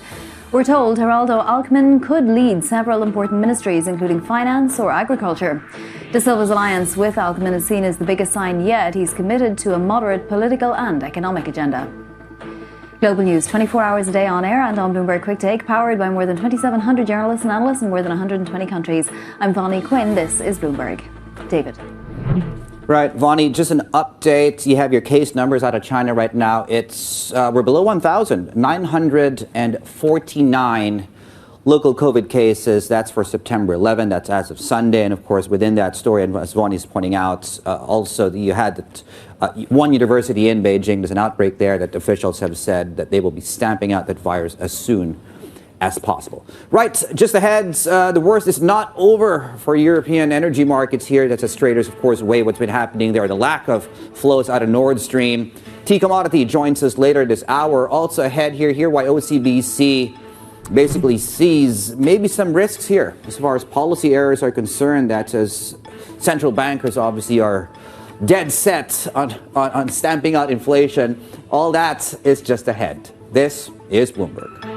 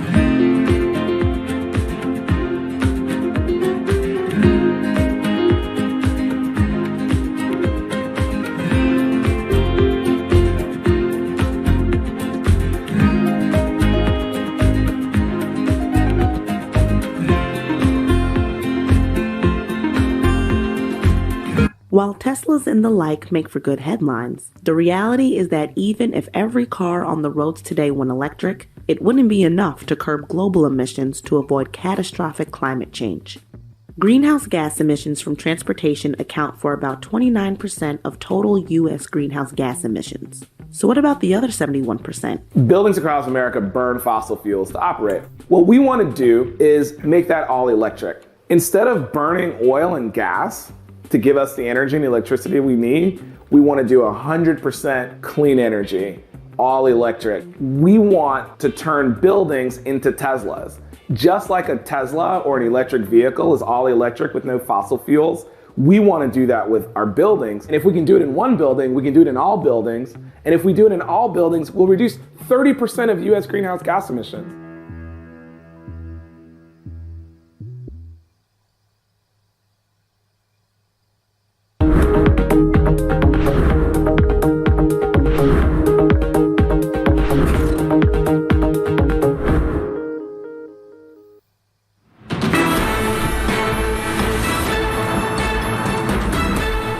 The Fed actually wants the dollar to be relatively firm because a stronger dollar restrains economic activity and it reduces inflation because it reduces the cost of imports into the United States. So the Fed is not unhappy with the dollar strength. This is just part and parcel, one aspect of how you tighten financial conditions. That the constraints revealed by the pandemic are likely to be with us for some time, perpetuating imbalances, contributing to inflation, and likely requiring a sustained policy response. I'll also argue that constraints continue to bind policy. I support continued increases in the FOMC's policy rate, and based on what I know as of today, I support a significant increase at our next meeting on September 20th and 21st to get the policy rate to a setting that is clearly restricting demand. Some recent comments there on the Fed's exercise and war really to tame rising price pressures, and we'll really get a sense of where that inflation story is on Tuesday, where obviously inflation numbers coming out, headline is expected to drop, corridor is expected to move up further. Let's get more on this and what this means really for Fed policy and the dollar ahead. Selena Ling, OCBC Bank Head of Treasury Research and Strategy, joining us right now out of Singapore. Selena, good morning, and thanks for joining the show. I mean, is there a low enough number, you think, on this U.S. inflation report that might swing markets towards a 50 basis point hike, or is 75 baked in? I think it's going to be very difficult unless you get a headline inflation that is closer to the 7% handle. And I think more importantly, the core inflation has to come off quite significantly. What all the Fed rhetoric suggests is that until they see a very clear and convincing trend that is returning to their target, and that's not going to happen anytime soon, even if you get a month-on-month drop, that's unlikely to deter them from hiking 75 basis points. So I really don't see what could, sway their hand such that they will actually do a very dovish pivot, at next FOMC meeting. Right. If you could contextualize that for us, I mean, reducing the moves from 75 to 50 is a big enough hurdle in that I would imagine that sends a stronger signal more than what, the move actually does. How high do you think that bar is for the Fed to start reducing their steps? I think the bar actually is set very high because if you look at the recent San Francisco Fed study, they suggest that inflation is not going to return to the 2% target until early 2025. So I think the question here is not really whether they hike 75 or 50, but at what stage, do they taper it back down from 50 to 25 and to pause? And so far, what Fed Chair Powell seems to suggest, and a few other Fed members as well, including Bullard, they are actually planning to continue hiking in early 2023 itself. So I think market has, trying to bet against the Fed, and this may not play out very well, I think, in the coming days. So my suggestion really is that if tomorrow's inflation number actually comes in on the softer side, and market starts to, price in the possibility that Fed is going to be a little bit less aggressive going forward, it would actually be a good time to put in some short 2-year Treasury bond yields. Because my sense is that the Fed is really committed unconditionally to bringing, the Fed funds rate to terminal rate of 4% or so, and probably beyond that for a while longer.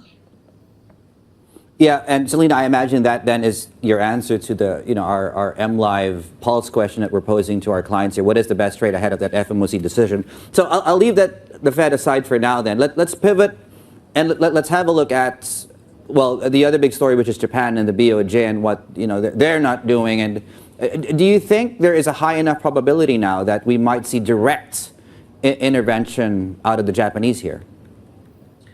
Well, so far it's been mainly verbal jawboning. I mean, Kuroda said that rapid and undesirable moves in the yen, is clearly being monitored quite closely.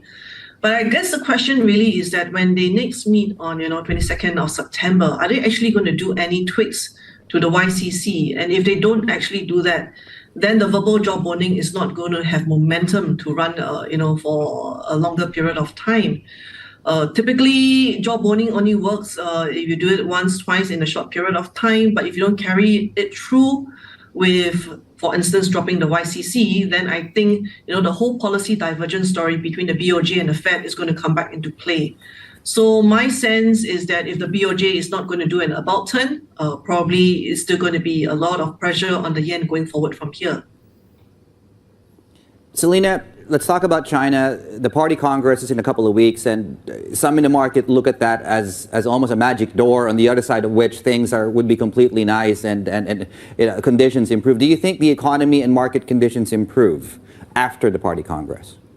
Well, market is very hopeful about what will happen after the 16th of October, but I'm a little bit more cautious. I mean, I do expect that there'll be some gradual easing of the COVID restrictions, but I don't expect that there's going to be a sudden relaxation overnight. And I think on top of that, actually, if you look at what's happening on the ground, basically the consumer sentiments is very weak. We saw property sales in the first 10 days of September basically drop nearly 30% compared to a year ago. And medium to long-term loans to the household sector also remains very weak. So in general, when household deposits are going up, they're saving more than they're spending. And now that there is this travel advisory not to travel during the peak periods, airline fares and travel fares are coming off. In fact, there's actually downside pressure on the inflation rate in China. So we are looking at China's CPI probably to come in, closer to the 2.1% handle. And this actually gives room for China to do more policy easing.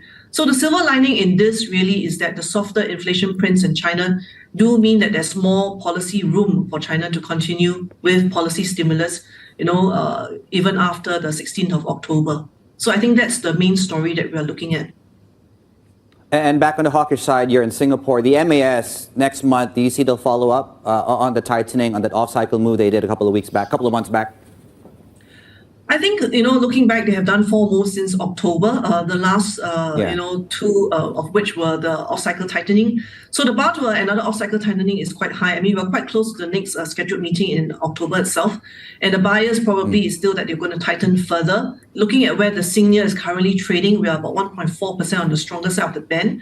There's still a little bit more room to go, but I do expect that until we see a clear, peak and stabilization in the core MAS inflation rate, which is not expected until, probably October or later this year, it is very likely that MAS will continue its tightening bias. And then if you look out into 2023 itself, actually core inflation is going to stay elevated because we have the GST hike coming up. We have the public transport fare formula adjustments coming up. We also have the tight labor market, which is contributing to a lot of the salary revisions under the progressive wage model as well. So all those are structural factors that will continue to underpin, core inflation in Singapore. Selena, have a great week ahead. Selena Ling out of OCBC there live for us out of the Lion City. There's plenty more ahead here in the shows. Keep it here. You're watching Bloomberg. Good morning.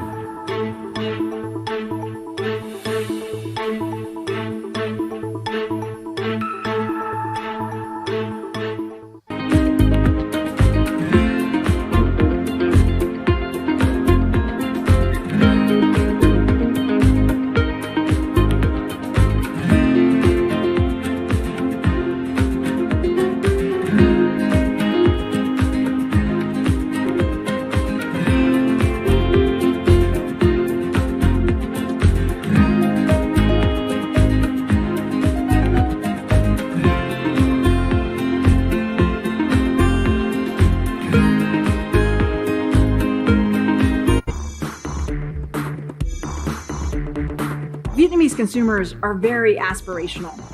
You've got millions of people riding motorbikes, and they want to be riding inside cars. Vingroup, Vietnam's biggest conglomerate, has really tapped into that. The founder and chairman aspires to be the Elon Musk of Vietnam. Vuong is Vietnam's richest man with outsized ambitions. He wants to sell cars not only to the Vietnamese, but also Americans and other consumers around the world. If VinFast is successful, that goes very well with the ambition of the Communist Party of Vietnam. But if they fail, it will be very, very hard blow to Vingroup and also to the national economy.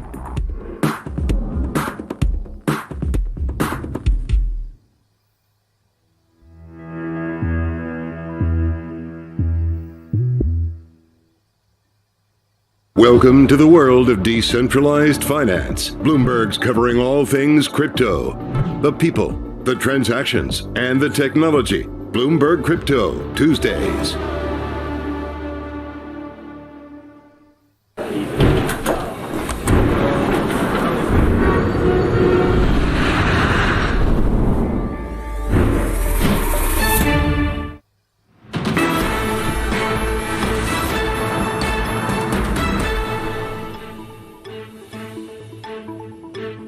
Okay, markets rallying as we wake up. New trading week, also on the up. Credit growth in China improving actually in August here. It's after, of course, it hit a record low in July, but certainly contextualizing that, I mean, weak household borrowing. Also, when you look at corporates, for example, and their sort of demand for loans underscores the challenges in this economy. Let's bring in our chief North Asia correspondent, Stephen Engel, to put together the credit situation for us. And this is the monthly data set, of course. Yeah, that's right. I mean, it's better than July. July was a record low that we saw in new bank lending. That pop-up that we got in June was seen as maybe some pent-up demand, but July really fell off. I mean, COVID zero is dampening people's and households' consumer spending appetite. Corporates, they don't know how to necessarily plan. They're not borrowing as much, and you can see the relationship between new lending and aggregate financing, and as well an increase in shadow banking, as opposed to the growth in that. Yes, was much better in August, and we can see this in these bar charts here. But again, M2, there's more liquidity still in the system. It's the new lending and the aggregate finance numbers are not keeping pace with what we see in liquidity. And that just tells us, of course, that the real demand, lending is not going into the real economy, and there's not real demand. But aggregate financing, interestingly, did triple in August from those real record lows in July. But again, there are factors at play here that you might raise your eyebrow and go, is it really? There's been reports and sources have told Bloomberg that there's been some unusual practices, if you will. The government's really been, they've cut rates and they've tried to boost bonds. They've tried to get lending into the real economy. But there's been some unusual practices, including reports of banks lending to other banks. And then it's at short term.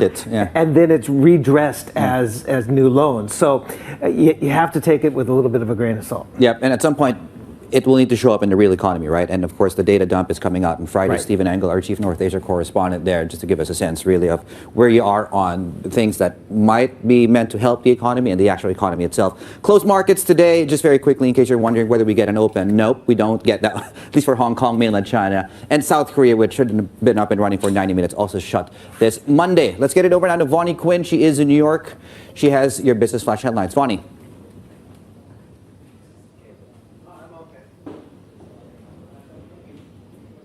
Okay, all right. No, we don't have Vonnie.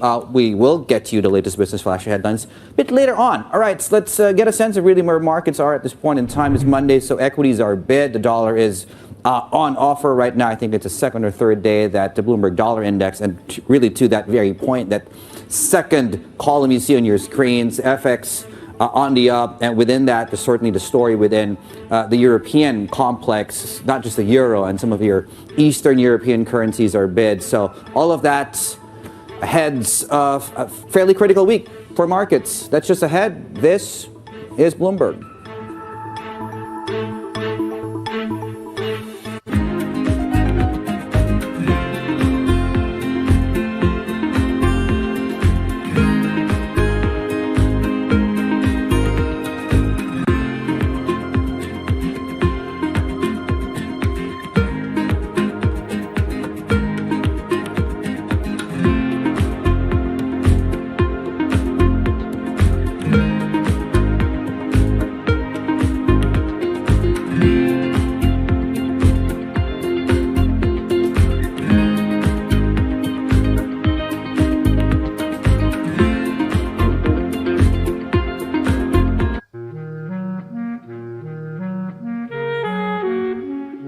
I've always been a person who's just been attracted to hair. I like to sit and think and theorize how I can manifest these visions that I have for braiding and how I can take something that may seem like it's a line drawing in my mind and apply that to someone's scalp. We are the only culture that has hair that grows out of our head the way that it does. Anyone from the African diaspora is born with this amazingly curly hair that can be shaped into a variety of different ways of expression. I want Black people to love themselves for how they naturally appear, and also to appreciate the cultural practices such as braiding that our ancestors have practiced for centuries.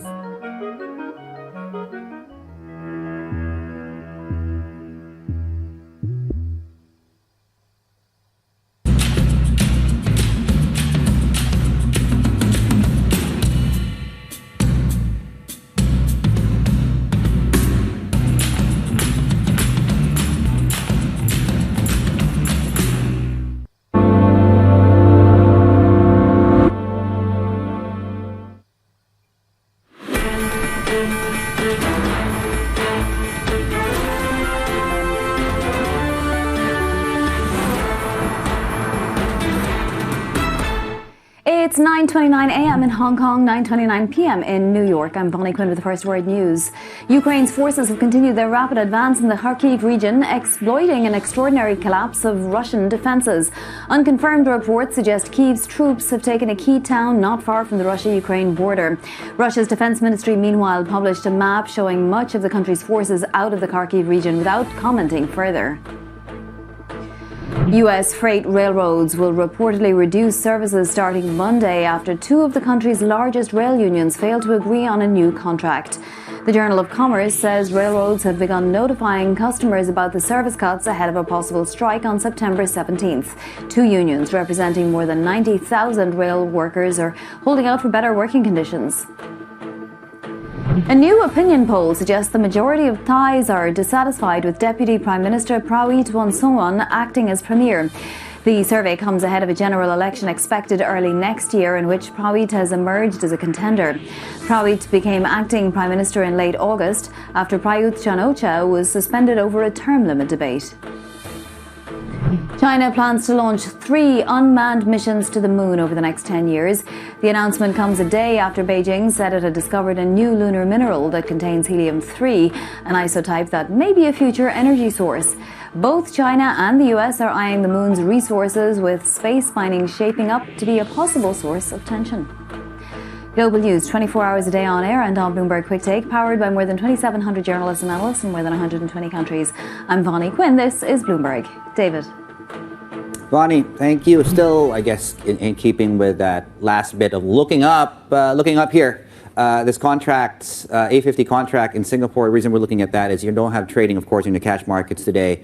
Here in Hong Kong, we are on holiday, yes. So if you're joining us half asleep in bed and on your couch, thank you for joining us today and hope you had a good weekend, which I imagine it was, given where you are right now. 1% up on the Nikkei 225, as you can see on your screens there. So the rally does continue, broadly speaking here. US futures, 4,100 on that. Currency markets, lots of stories to unpack here. A lot of data coming through in the UK this week. You're not getting a BOE decision, though that's getting pushed back. And of course, some of the Eastern European currencies here getting a bit of a lift here on the back of some developments over in Ukraine, which we will revisit later on in the show. And as it pertains to the key question, how high, how big is that Fed hike going to be? It's closer to 75 basis points.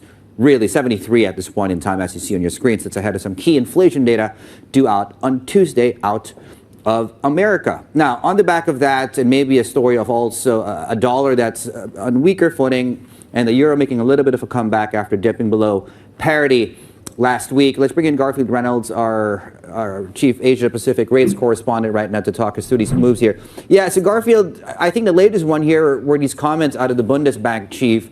Tell us what he said. Well, he said that if consumer price trends continue the way they've been going, that he can see the case for further interest rate hikes. I mean, in a lot of ways, that's almost a tautology. Of course, that would be the case. But for him to be saying that following on from a meeting where the ECB moved 75 basis points, which matched the top end of expectations, and signaled a willingness to follow that up with another 75 basis point hike potentially, that is very much what the euro needed to stay above parity now that it's got back above it, at least in the short to medium term. It underscored the willingness of traders to bet that the rather wide rate gap between the Fed and the ECB will narrow over the coming months. This month, of course, it will now narrow from where it is because the ECB moved first and then the Fed moves, but then the ECB meets next month in October, whereas the Fed doesn't. So we can see the likelihood that because European policymakers have woken up to the need to raise rates aggressively, to worry about inflation first and not so much growth, that is giving a much more solid footing for the euro. I don't know if it can go too much further to the upside, beyond maybe 101 or so, because we do have this ongoing concern. What will the winter bring? What will the likelihood of extreme energy shortages do, both the likelihood of it and then the actuality of it, do to the European economy? And that's going to make it tough for the euro to get a lot higher from here. But comments like the ones from the Bundesbank president are going to at least stop it from going back to the sort of levels we saw just 2 or 3 weeks ago. Yeah, a statement of intent. Garfield, now I'm having a look at sort of the key things coming out this week. Obviously, including U.S. inflation, which comes out Tuesday, and then we get into the thick of things where you have data out of the UK, some numbers out of Australia, and then the data dump out of China on Friday. Apart from U.S. inflation, Garfield, what do you think is most important too? Well, I think that Chinese data is very key, and then also, of course, we get European CPI right at the end of the week. So those are two very important markets. The European side of it, so we get US CPI, how strong or weak relative to expectations does that print? In particular, what goes on with core, that's expected to accelerate, and how do the Fed speakers regard that? What's the Fed guidance about what they think that means? And then how likely is the European Central Bank to meet or exceed what the Fed is going to do going forward? But there is this backdrop, the concern globally about stagflation, or certainly about slower growth, and China's extreme difficulties in turning around its economy have been a major part of that. They initially also, a weak China, to some extent helps to exacerbate supply shocks that help to drive up prices and drive down growth globally. But by now, that's morphed more into just a general concern about whether China can turn its economy around. So these, the data that we've got coming, industrial production, retail sales, fixed assets, those were weak last time round. They're expected to be about the same or a little bit better this time round. So you're looking for at least that, maybe hopefully an upside surprise, so investors can start to think that there's a bottom for the Chinese economy. Yeah, and hopefully that was in July, along with the credit numbers that we just talked about with Stephen Engel, of course, which came out over the weekend. Garfield Reynolds, live for us out of Sydney. Now, as Garfield was alluding to there, I mean, certainly what happens quite literally going into the winter season in Europe will really, I guess, in a lot of ways affect how you, I guess, decide cross-asset, and really how bad that inflation story gets over in Europe. So on Friday, essentially what you had is EU ministers coming together and talking about the need for more urgent measures. In fact, let's bring in our energy and commodities editor, Andrew Janes, right now to summarize what happened in that meeting. And Andrew, it doesn't, I might have missed it, but it doesn't seem they came to an agreement, at least on anything that, or an action plan, at least for now. Hi, David. No, basically they agreed to ask the European Commission to come up with some concrete proposals.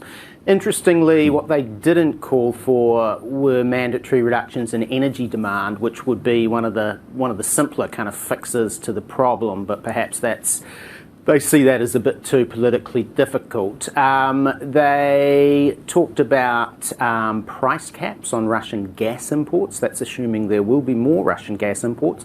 And they also talked about wider price caps on all gas imports, but they agreed that more discussion on that was needed. And another thing they looked at was the potential for taxing fossil fuel companies on excess profits.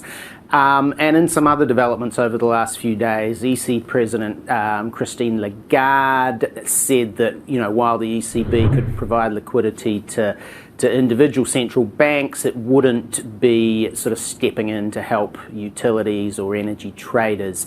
And then we also had the German Chancellor Olaf Scholz come out and say Germany and Europe were ready for a complete cut-off of Russian gas imports, but that claim was actually challenged both by a leading German think tank as well as the Association of Towns and Municipalities in Germany, which warned of the risk of blackouts. So, I mean, what happens now? It sounds almost anticlimactic here with that big meeting and then nothing really coming out of it. So what is there to look forward to here, Andrew? Well, the real action happens this week. The European Commission under Ursula von der Leyen will come up with some concrete proposals now, and you'd imagine there will be some pretty robust discussions among the 27 EU countries on these proposals. So that's what we're waiting for now. I mean, we've seen gas prices come down a bit, but they're still 8 times as high as they usually are for this time of year. So obviously there's still a lot of urgency there. We also have Germany talking about direct intervention. A senior member of the SDP came out and talked about that. But yeah, the real action starts now. Here we go, Andrew, and we'll be on top of it. Thank you so much. Andrew Janes there, our energy and commodities editor, live for us out of Singapore. In fact, just on that very note, coming up here in the show, we'll talk more about this very story itself and the energy outlook with T Commodity founder joining us out of Europe, in fact, on a very early Monday morning or even late Sunday evening there. And they basically think the worst is still ahead. This is Bloomberg.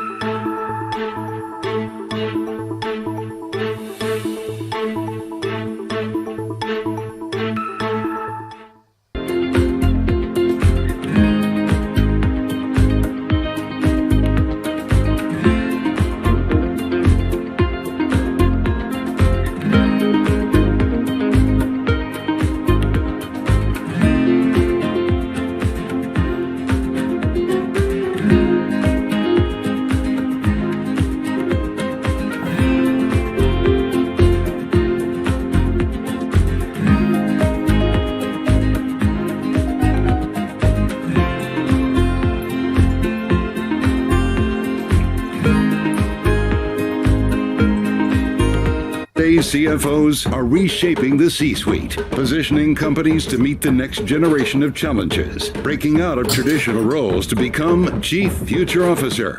Katie Fogarty crossed over from a Wall Street analyst role to steer Shake Shack through a critical transformation. Before, it was a lot of kind of sitting in an armchair type basis. Here, it is driving a plan of how we can best maximize shareholder returns. Chief Future Officer, Wednesday on Bloomberg. Brought to you by Workday.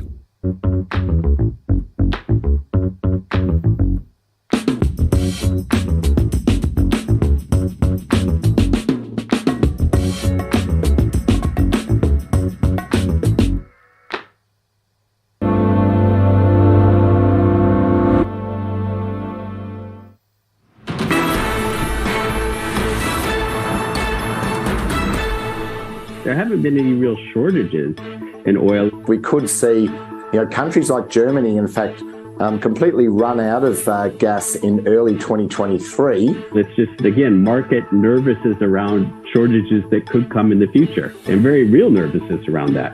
for me, where's the scarcity? It's going to come from a scarcity of liabilities or reserves, and I think that's going to blow out funding costs. I think that's probably one of the biggest risks. Certainly energy security has elevated its position, and certainly we're going through a transition. We have to do it more sustainably. The best case for consumers at the moment is really sad to say, is pulling back on consumption, conserving. They're doing it because high prices tend to do that.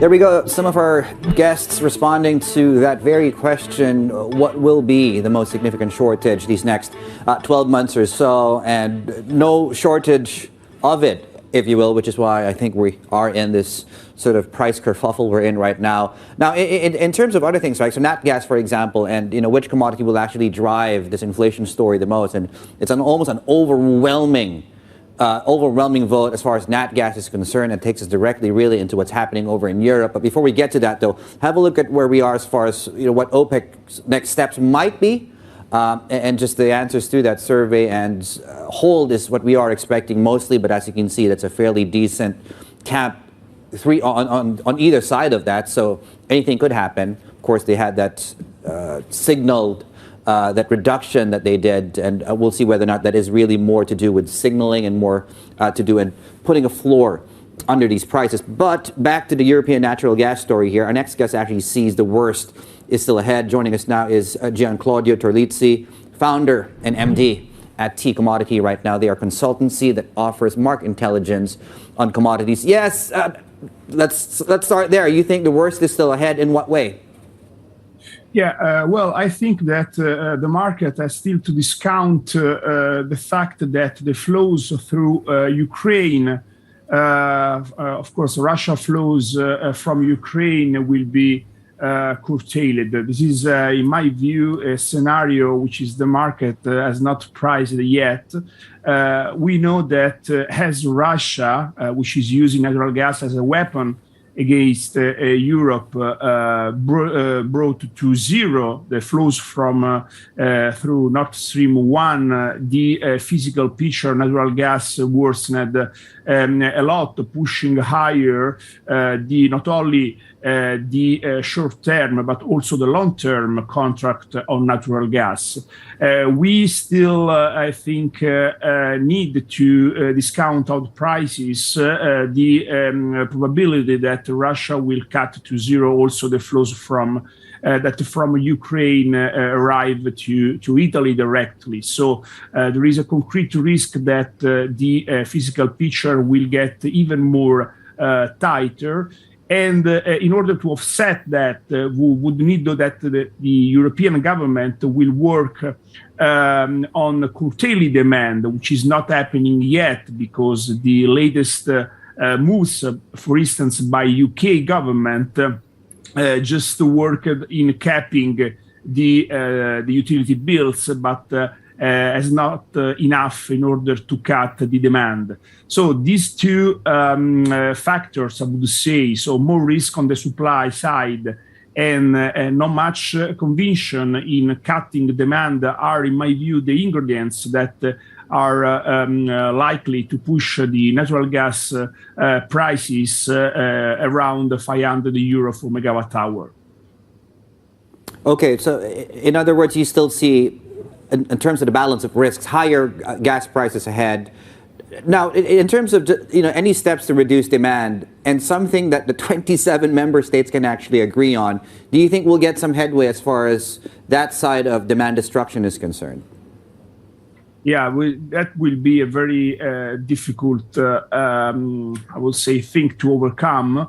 I think that the risks are not only in the short term, because we know that the stocking process has been doing pretty well in Europe. But in case the flows from Russia will remain to zero, the risk will be focused not only on the 2002-2003 winter times, but on the 2003-2004 winter, because we risk to start the next stocking period with a very critical low level of natural gas. So in my view, we need to do much more to curtail, to contain the demand. This is a very important aspect, in my view, to focus on.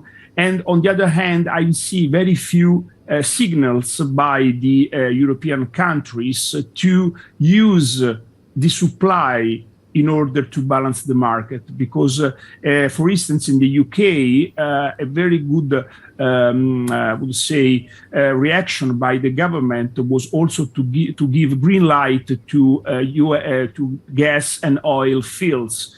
Because the only driver which can push natural gas down are more supply. This is a very important aspect that Brussels has still not, in my view, understood, even if probably in order to pursue this solution, you have to revise the Green Deal.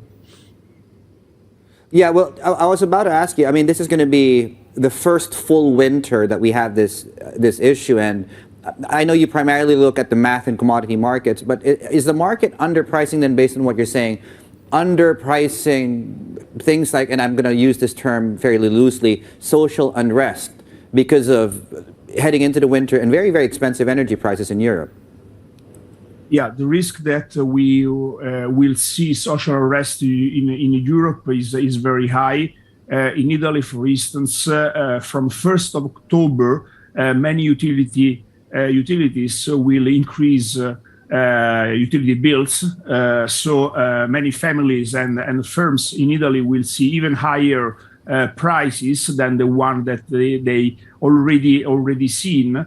So yeah, the risk is there, and for this reason, it is important that governments will cap the bills. I'm very skeptical on the possibility of capping directly gas coming from Russia, because of course we are in a phase of the market in which the power is in the hands of the provider, not only of natural gas, but on steel, on copper, and so on. So it is a wishful thinking to think that we can force our providers in bringing price down. But in the foreseeable future, it is important to cap the bills in order to avoid the social unrest. And after that, we need to work to all the measures like increasing supply in order to push prices down in the midterm.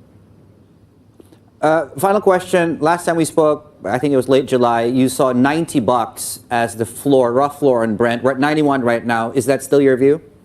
Yeah, sure. I think that the latest dip of Brent price represented a very nice opportunity to go long on the commodity. The supply picture remain tight, and market, in my view, is still to discount the fact that the Chinese economy is slowly bottoming out. This is a very important aspect that, by the way, will influence also the natural gas market. So yes, I think that the oil market is still a buy on the dip asset.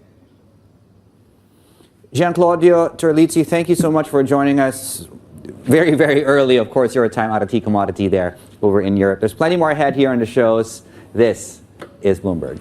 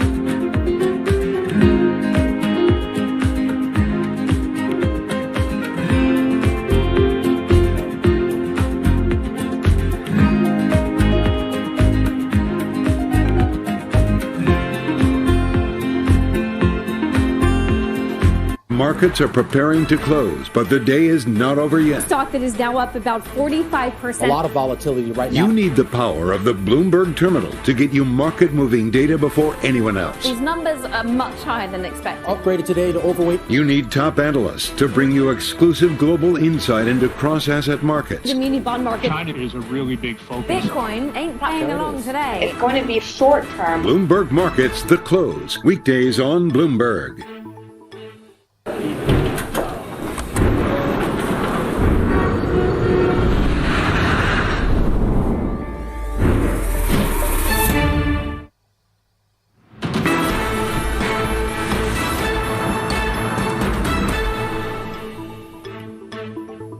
Good morning. That is indeed the state of play across equity markets right now, with Asian equities essentially extending that rally we had on Wall Street. Currency markets are doing this with really still a weak dollar for now, and the last 2 or 3 days have really seen that. And certainly when you look at the bearish bets that have piled up on the Japanese yen, that's now at a record. Very quickly, 2s and 10s, and also we talked about oil, $91, and as our previous guest pointing out, that is a buying opportunity right now at oil at 90. Let's get it over now to Vonnie Quinn. She is in New York. She has your latest business flash headlines. Vonnie. David, thank you. Battery giant CATL says its largest plant in China is now operating in a factory bubble. The factory is in the city of Yibin in Sichuan, which asked its population of 4.6 million to stay at home on Friday amid what officials described as a, quote, severe COVID situation. CATL is Tesla's main lithium iron phosphate battery supplier in China. Activist investor Dan Loeb has backed away from calling for Walt Disney to spin off ESPN. In a series of tweets Sunday, Loeb said he looks forward to seeing ESPN generate considerable synergies as part of Disney. Separately, Disney CEO Bob Chapek says ESPN is critical to his overall vision of the company, which includes sports betting. Tesla is rolling out a new beta version of its autopilot system, which it calls full self-driving, or FSD. CEO Elon Musk tweeted that the version is overly cautious, especially around pedestrians.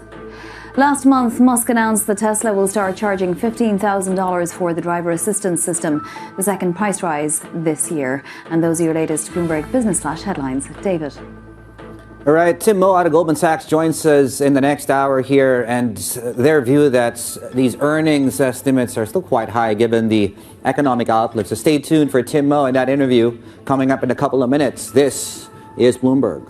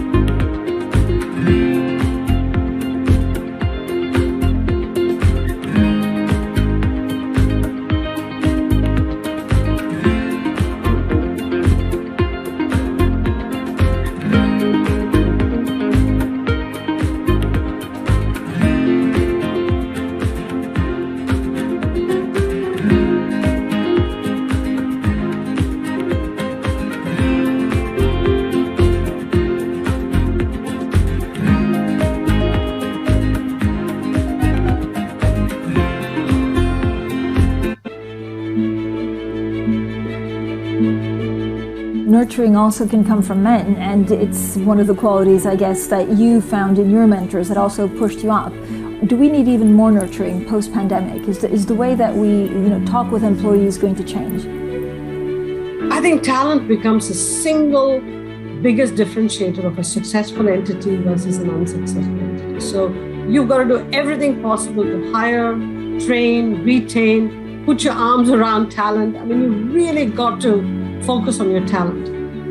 In the past, it's always been give them money, show them that they have an upward mobility and can make even more money, and that's the only reason people come to work. I think post-pandemic, we are seeing more and more people say, I have to worry about me as a person, I have to worry about my family, I want to worry about my well-being, my mental health. So we've got to start encompassing people as holistic humans as opposed to a tool of the trade. which means that we have to engage with their head, heart, and hands, not just head and hands. The heart has to be engaged.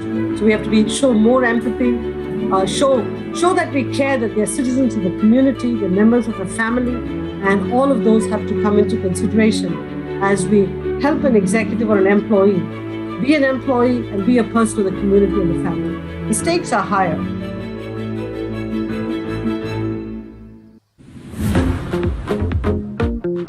Is it possible the industry is in an arms race that will lead to spending itself into an oversupply? I mean, that has happened before. We've looked at this very carefully, and the digitization of everything. Tell me what aspect of your life, Emily, isn't becoming more digital? Well, I'm trying to prevent that, but yes, I think it's happening. And COVID has accelerated that. The industry crossed $500 billion last year, the semiconductor industry overall, and estimates are $1 trillion, a doubling by the end of the decade at that point. I believe those estimates. It's not that there's not going to be some blips and turns on the way, and the majority of that is driven by leadership process technology, of which only 3 companies can satisfy that need.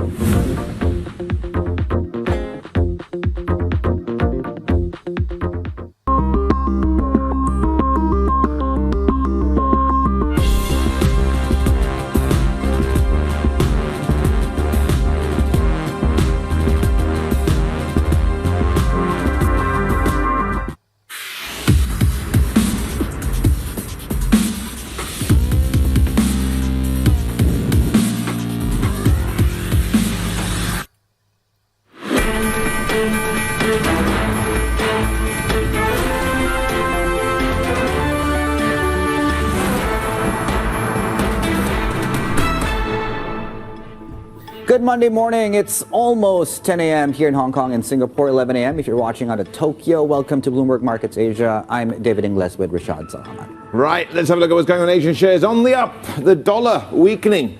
All ahead of that U.S. inflation reading that may not deter the Federal Reserve from further outsized interest rate hikes. Investors, they're also at the moment weighing the potential impact of the Ukraine counteroffensive as Ukrainian forces advance in the Kharkiv region. Plus, we are discussing cloud and edge computing trends in an exclusive interview with Microsoft's Asia president. Well, we've got a dollar pullback taking place right now. We've got that situation in Ukraine, which is showing some progress for the forces of Kiev here at the moment. How long does that last? China's got another COVID lockdown at a university this time, with 6 cases found at the Communication University of China. And on top of that, oil prices.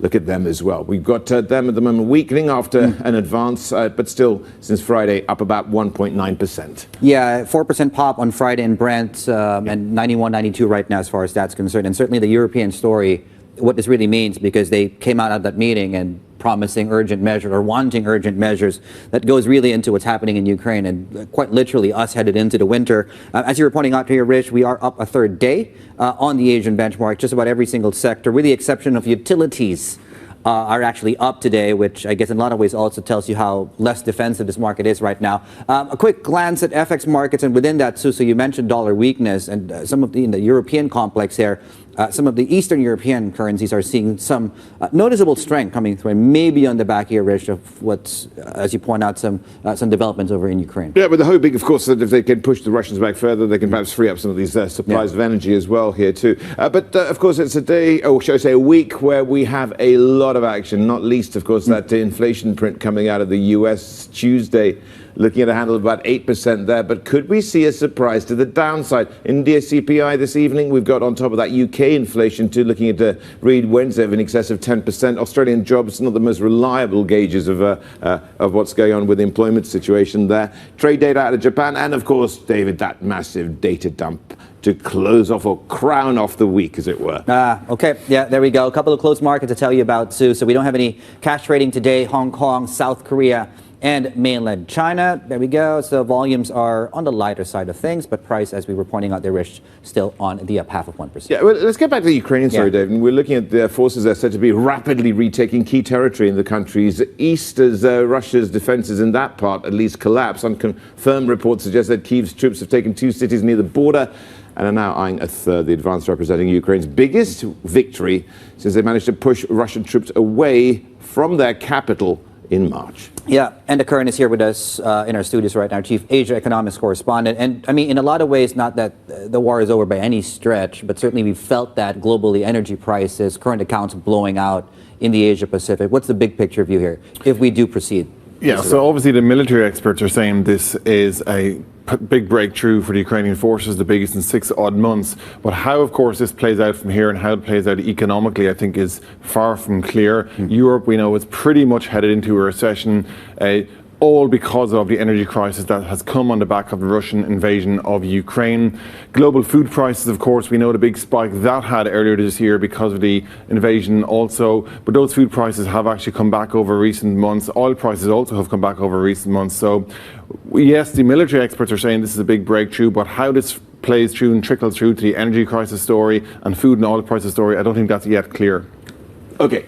The thing is, you mentioned some of these commodities prices which are weakening. Gas prices in the US really falling like a stone since their peak in June. And could that lead to US inflation actually ultimately being weaker than is being actually penciled in right now? Not that on its own, but what else you've said too. Sure. Well, it's probably going to give us a big headline. US inflation data on Tuesday is expected to slow down because of a big fall in gas prices. And people will go, oh, look, peak US inflation, second month of slowing prices, are things getting better? But actually, under the bonnet, core inflation is proving to be quite sticky. It's broad-based. Prices for rent, for example, continue to increase. So US inflation is going to stay elevated. And that is why, of course, the central bank is making these massive rate hikes. Another 75 basis points expected to come next week. So, you know, as I say, with US inflation tomorrow, it's going to be a big headline. It might suggest that US prices are coming off, but unless it's showing broad-based declines, I think a lot of it will just be pinned on gas. Well, takes us into the end of the week. Couple of things, right? You have some numbers coming through out of the UK. There's no central bank decision, of course, that's being pushed back. There's also the China data that's coming through. Yeah, China data isn't expected to show any kind of a turnaround just yet. It's not even expected to show a bottom. That's because you've got the real estate slump going on, you've got the spillover from COVID-0 going on, and now more recently we're starting to see evidence of slowing exports, and that's going to start hurting the manufacturing sector, which of course we all know has been one of the great pillars of China's recovery over the past few years. So I don't think China's data on Friday is going to be too upbeat. Okay, Enda, thank you very much indeed. Well, let's get to our next guest because he's seeing deeper earnings cuts for Asia in the coming months. Joining us is Goldman Sachs Chief Asia Pacific Equity Strategist, Tim Moe. Tim, thank you for joining us on this holiday. Beavering away as ever. Let's quickly have a look at what... I want to start with just the US inflation print because it's absolutely key for every single asset class. Could we see a big surprise to the downside? And that actually also brings us to the question of the day, which is how will assets perform after US inflation? Now, the thing is, Tim, what are you looking at? Could you see a surprise to the downside? And if so, what will happen? So a well-asked question, and obviously there's a potential for a downside. And our view is that U.S. inflation probably has peaked and will start to come off for many of the reasons that were just discussed.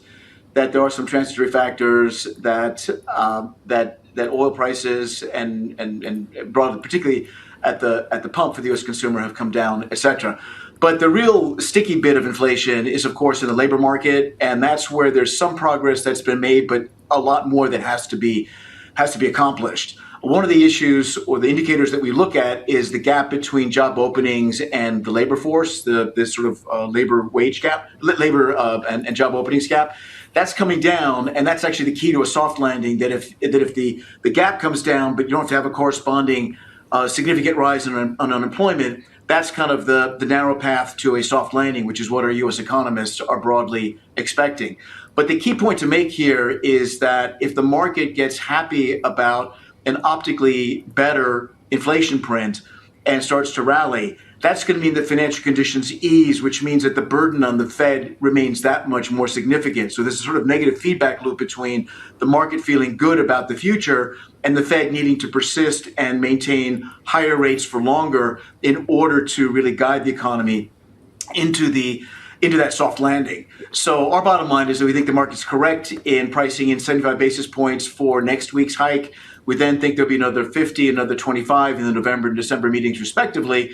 But the key difference between our views and the market is really next year, that we think that we'll get to about a 4% Fed funds level, but we're going to stay there next year, whereas the market is still pricing in some easing next year, albeit less than before. And that we think is still on the optimistic side, and is why we think that equity markets will still need to have a bit of work to do before we really square the circle between high and persistent inflation and the work the Fed needs to do in order to get it down. So, Tim, let's get to what's been happening in this part of the world. And I think that this is your latest paper that you've been writing about and talking about Asia-Pacific equities having a decade of underperformance. Give us a sense of why that is the case and whether there's a turnaround in prospect anytime soon. So the bottom line is we think there are reasons to be moderately more constructive. And what we've done in this paper, which is quite detailed, and obviously we don't have time to go into all the details of it here, is to note that there was very clearly a decade of underperformance of Asia versus developed markets, most significantly against the U.S.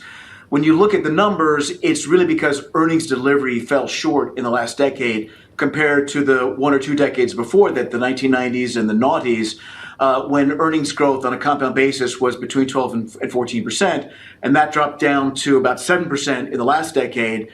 And is even worse than that because most years were actually 4% EPS growth or below, with just two exceptional years in the course of an entire decade. The reasons for that, super quick, are that the positive boost from trade that really was very prevalent, especially for China in the early 2000s when China joined the WTO, that basically we kind of got through that, and the contribution from trade diminished. Interest rates fell, which really hurt the financial sector, which is about 30% of earnings.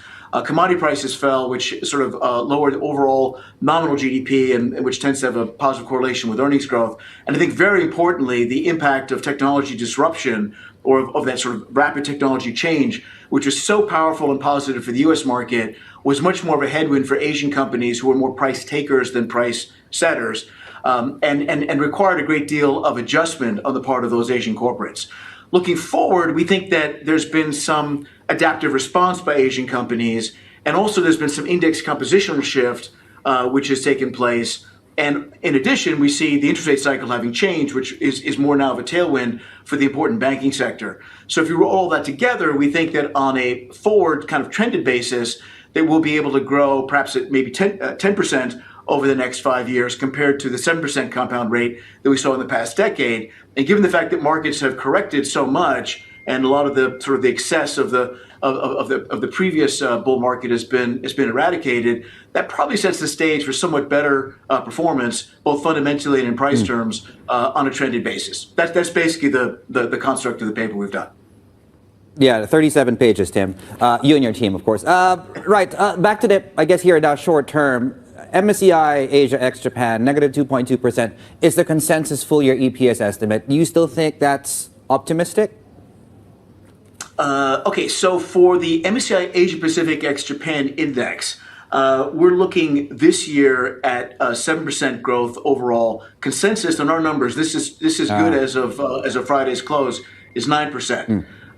So I'm not quite sure where the number that you just quoted is emanating from, but looking at the bottom-up numbers, which we look at in pretty robust and considerable detail, those are the numbers. The delta is that in the past 2 months, since the beginning of the third quarter, there's been about a 2% decline in the consensus 2022 estimate, significantly focused on the negative side in Hong Kong and Australia, and actually on the positive side, we've seen some upgrades in ASEAN. China in particular is where we've got the biggest variance in our numbers versus consensus. We're at 0 for this year for China. Consensus just most recently was at about 7 or 8%. That's not come down to about 5 or 6%. But we still think there's further downside for reasons that Enda and was just mentioning before this particular conversation, which is that you've got the drag from COVID, you've got some less of a forceful contribution from trade. And of course you've got these zero COVID lockdowns. So and the property market having come under pressure. So you've got a number of sort of near-term issues which you don't think consensus is fully reflected in their numbers. Yeah. Tim, maybe just to clarify too, I think that's a top-down number which we mentioned earlier. I mean, we can bump our heads on the data. I mean, at some point. Last question for you. Indonesia outperformance this year, does that continue or do you start fading that outperformance? What are your expectations there on that market? It's a great question. We've actually been asking that ourselves. We went overweight Indonesia last year when we upgraded ASEAN for the first time in a decade, late last year, and we're overweight Indonesia and Singapore. Very happy that Indonesia is the top performing market this year. And you always kind of wonder, at what point do you kind of, edge the sidelines and book your gains? We still think that the investment case for Indonesia is still pretty good. Earnings growth is still going to be in the mid-teens. The market is not trading at inflated valuations. We still very much like the banks, which are a significant and prominent part of the index. There are a couple of nearer-term issues. Obviously, this repricing of domestic fuel prices, which will have some flow through to inflation, and obviously that's causing Bank Negara Indonesia to raise rates, but those are all well within our expectations. So I think we're content to stick with the constructive view for a while longer until the prospects for some other parts of Asia, which have been under pressure, notably Korea, Taiwan, look a little bit better. But we don't think we're quite there yet. So for the time being, we'll stick with our constructive view on Indonesia. Thanks, Tim. Always a pleasure. Tim Moser, Goldman Sachs Chief Asia Pacific Equity Strategist. I pulled up the latest for launch. From digitaltrends.com, NASA rocket repairs going to plan ahead of third launch effort. From Yahoo News, Russians launched 12 missiles on eastern Ukraine, 9 of them shot down by air defense units. From Mac Rumors, iPhone 14 battery capacities for all 4 models revealed ahead of launch. To companies including NVIDIA, AMD, and KLA. Officials in Beijing say a COVID outbreak at a top media school should be stamped out as soon as possible. The Communication University of China was put under lockdown on Friday, and 6 cases have been confirmed there. In the Xinjiang region, authorities have apologized for shortages of food and medicine in areas subject to COVID lockdowns. Officials are strictly enforcing the COVID zero policy ahead of next month's party congress. Sources say Brazil's presidential frontrunner Luiz Inácio Lula da Silva is likely to appoint his centrist running mate to a key cabinet position if elected.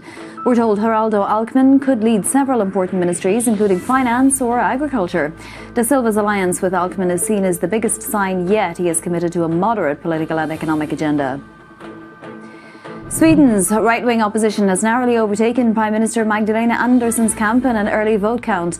The bloc that includes the Sweden Democrats is likely to gain 175 mandates of the 349-seat parliament versus 174 for the alliance led by the ruling Social Democrats.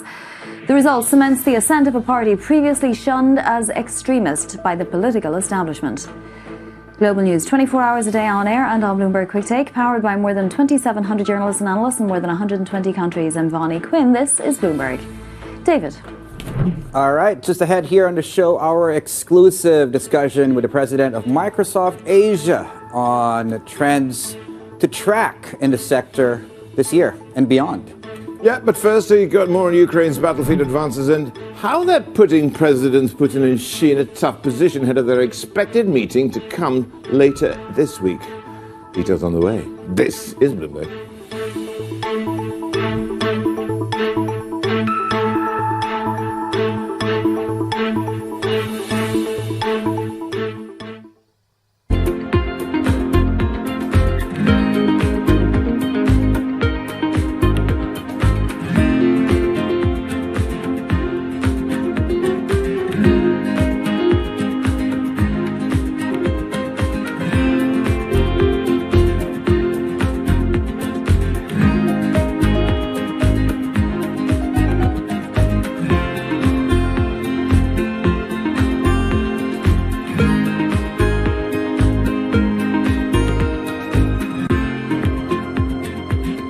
While Teslas and the like make for good headlines, the reality is that even if every car on the roads today went electric, it wouldn't be enough to curb global emissions to avoid catastrophic climate change. Greenhouse gas emissions from transportation account for about 29% of total U.S. greenhouse gas emissions. So what about the other 71%? Buildings across America burn fossil fuels to operate. What we want to do is make that all electric. Instead of burning oil and gas to give us the energy and electricity we need, we want to do 100% clean energy, all electric. We want to turn buildings into Teslas. Just like a Tesla or an electric vehicle is all electric with no fossil fuels, we want to do that with our buildings. And if we can do it in one building, we can do it in all buildings. And if we do it in all buildings, we'll reduce 30% of US greenhouse gas emissions.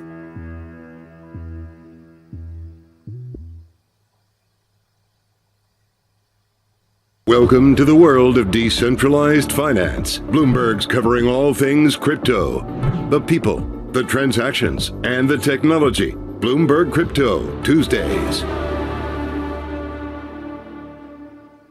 However you get your This news. is Bloomberg Daybreak with Lee. On Bloomberg Radio. Welcome to Daybreak Australia. This is Bloomberg Technology. This is Bloomberg Green. On TV, radio, and the web. This is Bloomberg.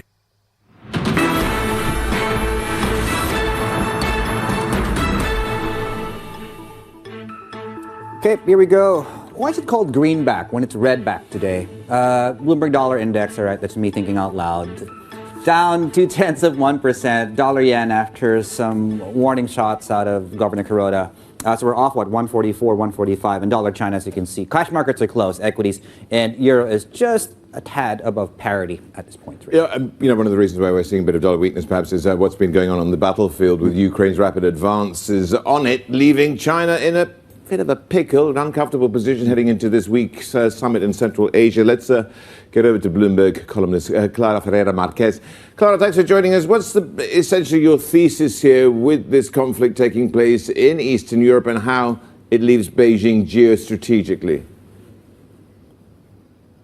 So we've seen since the beginning of the war and since the two met, if you remember, on February 4th, just before the Olympics, a really uncomfortable balancing act for Beijing. And that has only increased over the last few months. Beijing really very reluctant to take significant costs in order to help Moscow. And now we're seeing it's all coming to a head this week when they meet for the second time since the invasion. For the second time since the invasion, and of course, at the time, we're having Russia seeing these spectacular Ukrainian gains on the ground, probably a turning point in the war. We do not expect significant concessions from China, but certainly a lot of rhetoric and a lot of pressure from Moscow. Right, and ahead of these talks, and maybe during these talks, with President Xi set to step foot certainly into Central Asia this week. Clara, what are the conversations you think will need to focus on, and what do you think they'll talk about? The two men will talk about economic and military support. So Russia is suffering quite a lot of attrition, indeed corrosion. It's been forced to go to North Korea, to Iran. And it would much prefer, of course, to buy a lot of these military support, a lot of this technology from China. There will also be pressure for economic support. So China is already buying a lot of cut-price oil, cut-price gas, but Russia will want to see a lot more investment. There we go. Clara, of course, her column is out on the terminal for her clients. China is winning the post-Ukraine game. Bloomberg columnist Clara Ferreira Marquez live for us there out of Singapore. There's plenty more ahead. This is Bloomberg.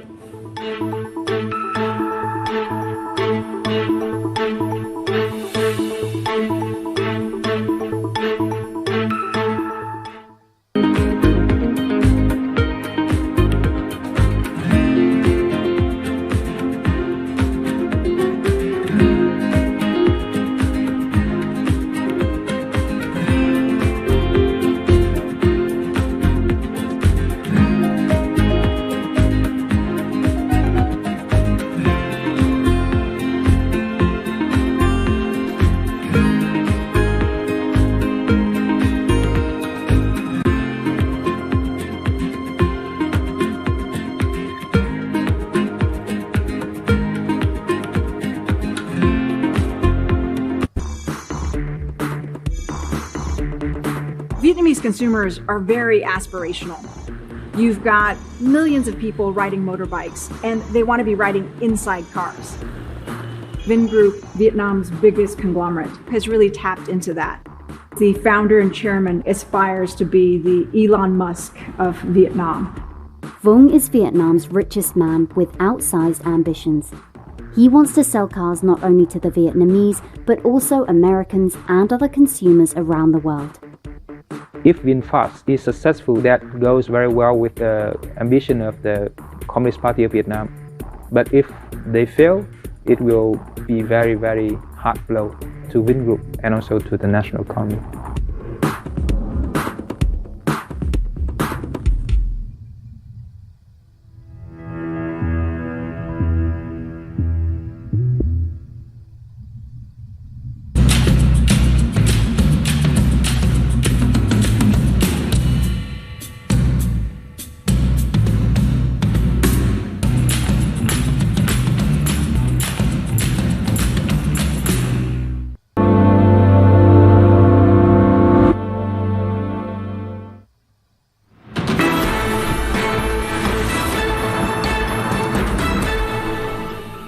There haven't been any real shortages in oil. We could see, countries like Germany, in fact, completely run out of gas in early 2023. It's just, again, market nervousness around shortages that could come in the future, and very real nervousness around that. For me, where's the scarcity? It's going to come from a scarcity of liabilities or reserves, and I think that's going to blow out funding costs. I think that's probably one of the biggest risks. Certainly energy security has elevated its position, and certainly we're going through a transition. We have to do it more sustainably. The best case for consumers at the moment is really sad to say, is pulling back on consumption, conserving. They're doing it because high prices tend to do that.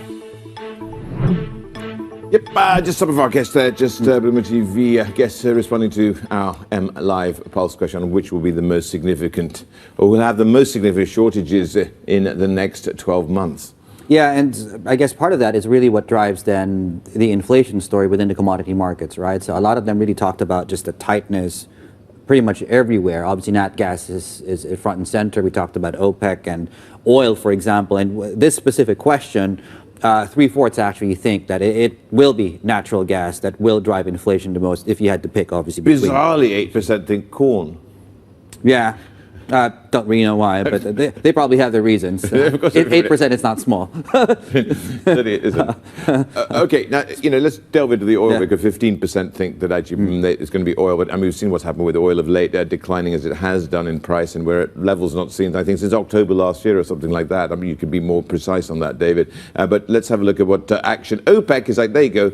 Increasing output, well, that would make it lower, so the price, probably only 14%, but a decrease would help to fulfill their coffers, and keeping it stable is the majority verdict. Yeah, which I think goes into, that's about 70% or 75%, which might mean prices get supported moving forward. So really on the back of a slowing economy. Okay, well, let's have a look at what's going on in terms of some of our business flash headlines now. Just checking in with battery giant CATL, saying that its largest plant in China is now operating a factory bubble of factories in the city of Yibin. It's in Sichuan, which has asked its population of 4.6 million people to stay at home on Friday amid what officials there describe as, quote, a severe COVID situation. CATL is Tesla's main lithium iron phosphate battery supplier in China.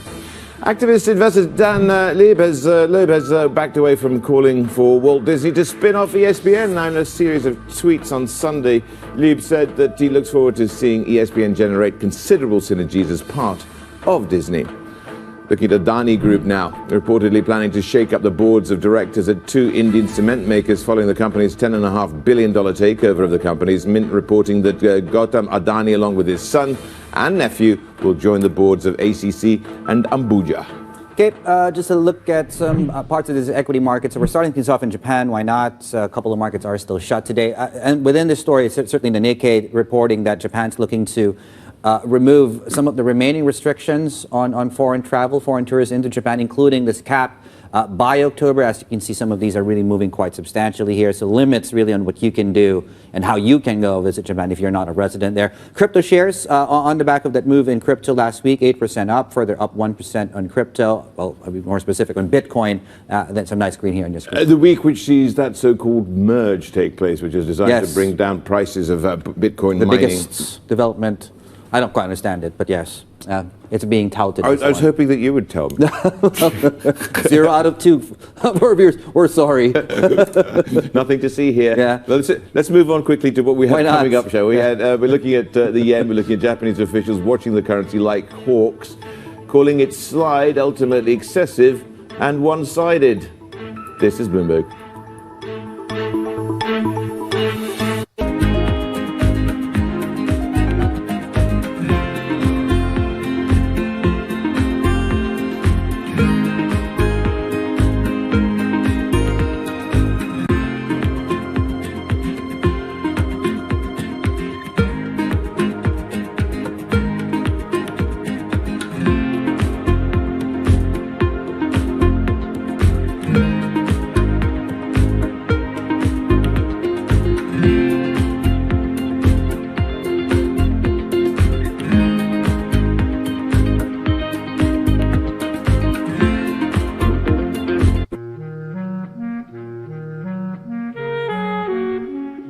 I've always been a person who's just been attracted to hair. I like to sit and think and theorize how I can manifest these visions that I have for braiding and how I can take something that may seem like it's a line drawing in my mind and apply that to someone's scalp. We are the only culture that has hair that grows out of our head the way that it does. Anyone from the African diaspora is born with this amazingly curly hair that can be shaped into a variety of different ways of expression.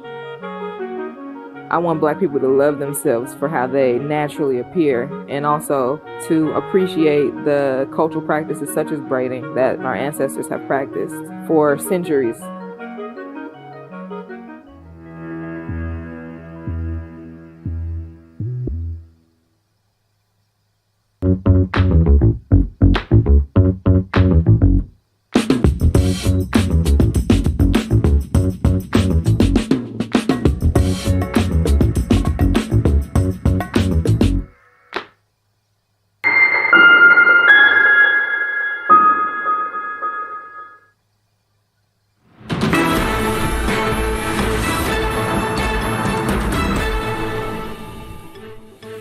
There we go. That's the Imperial Palace, swathed in sunshine, or bathing in sunshine anyway. We've got Japanese stocks on the way up. In fact, we are set for a third day of gains there with regards to equities there. Topics up, and also, of course, we've got a Nikkei 225 following that similar rally for US peers taking place.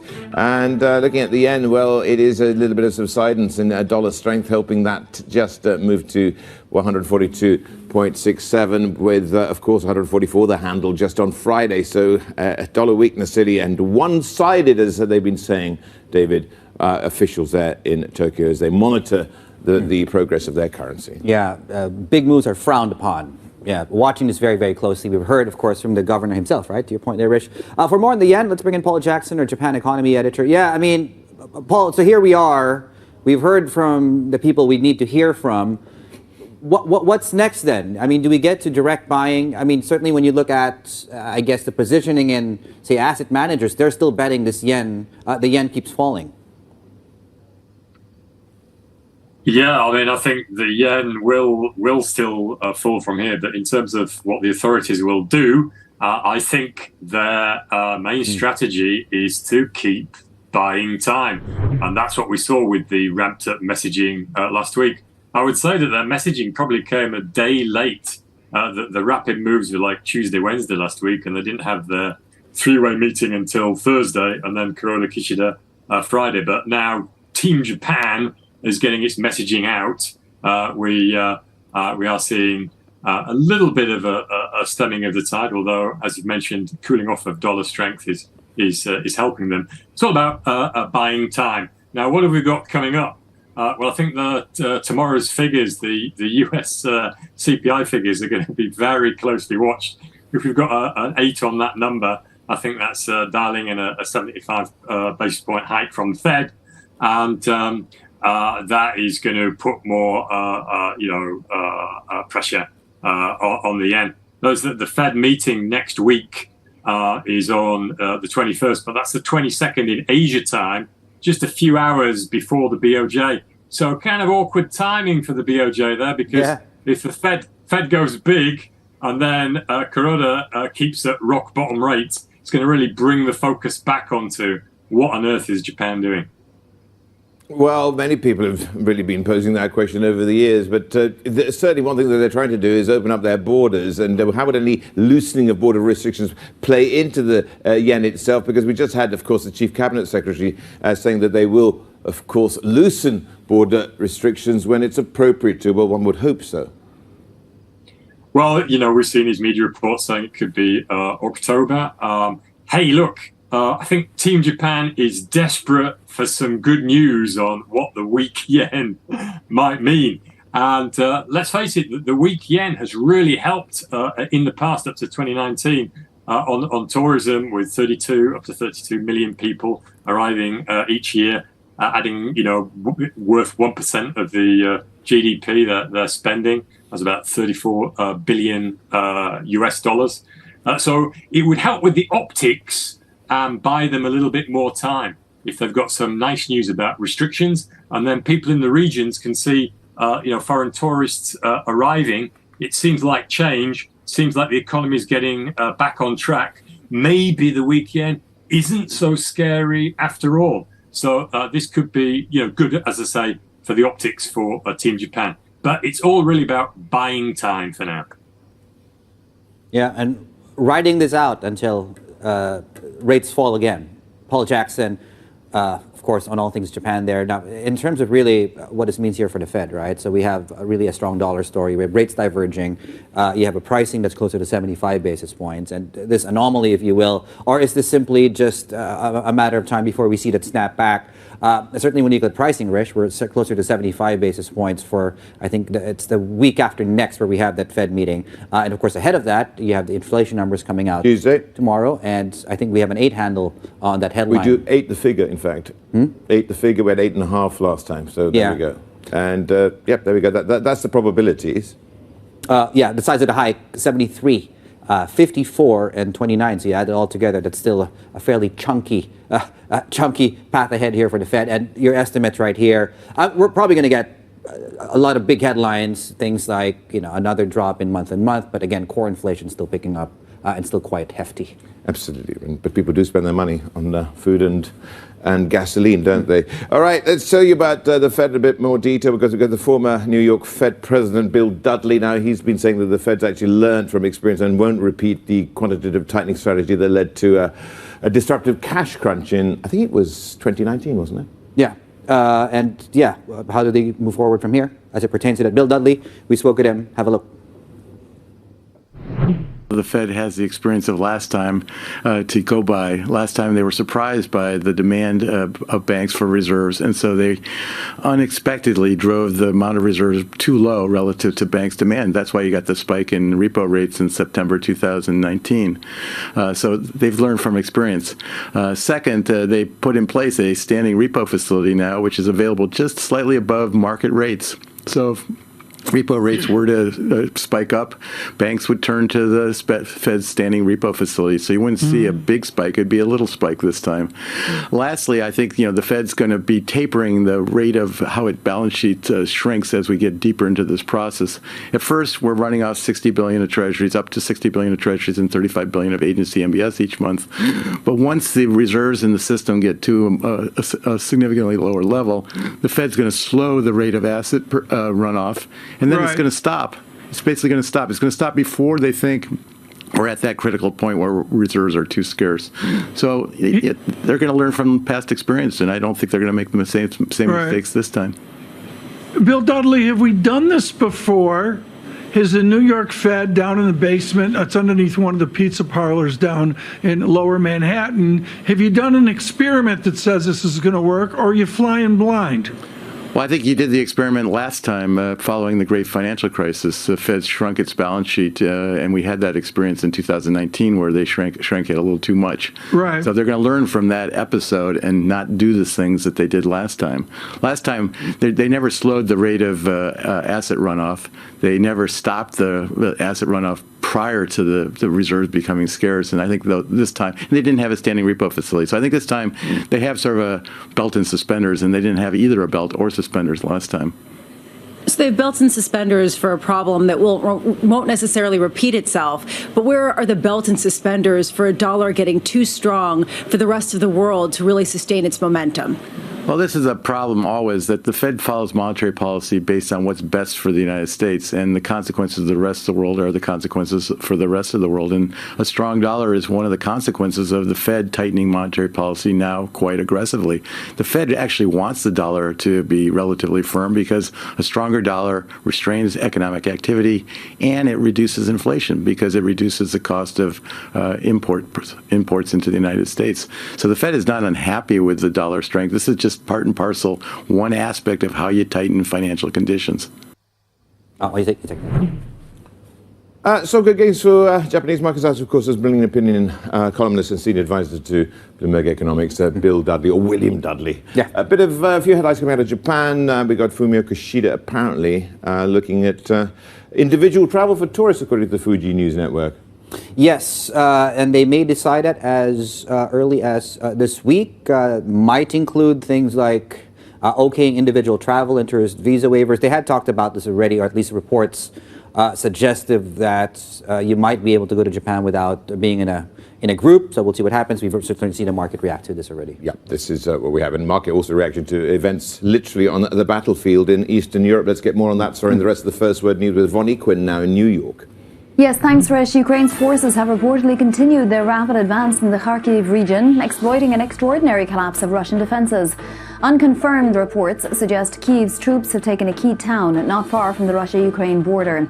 Russia's defence ministry, meanwhile, published a map showing much of the country's forces out of the Kharkiv region without commenting further. A new opinion poll suggests the majority of Thais are dissatisfied with Deputy Prime Minister Prawit Wongsuwan acting as Premier. The survey comes ahead of a general election expected early next year in which Prawit has emerged as a contender.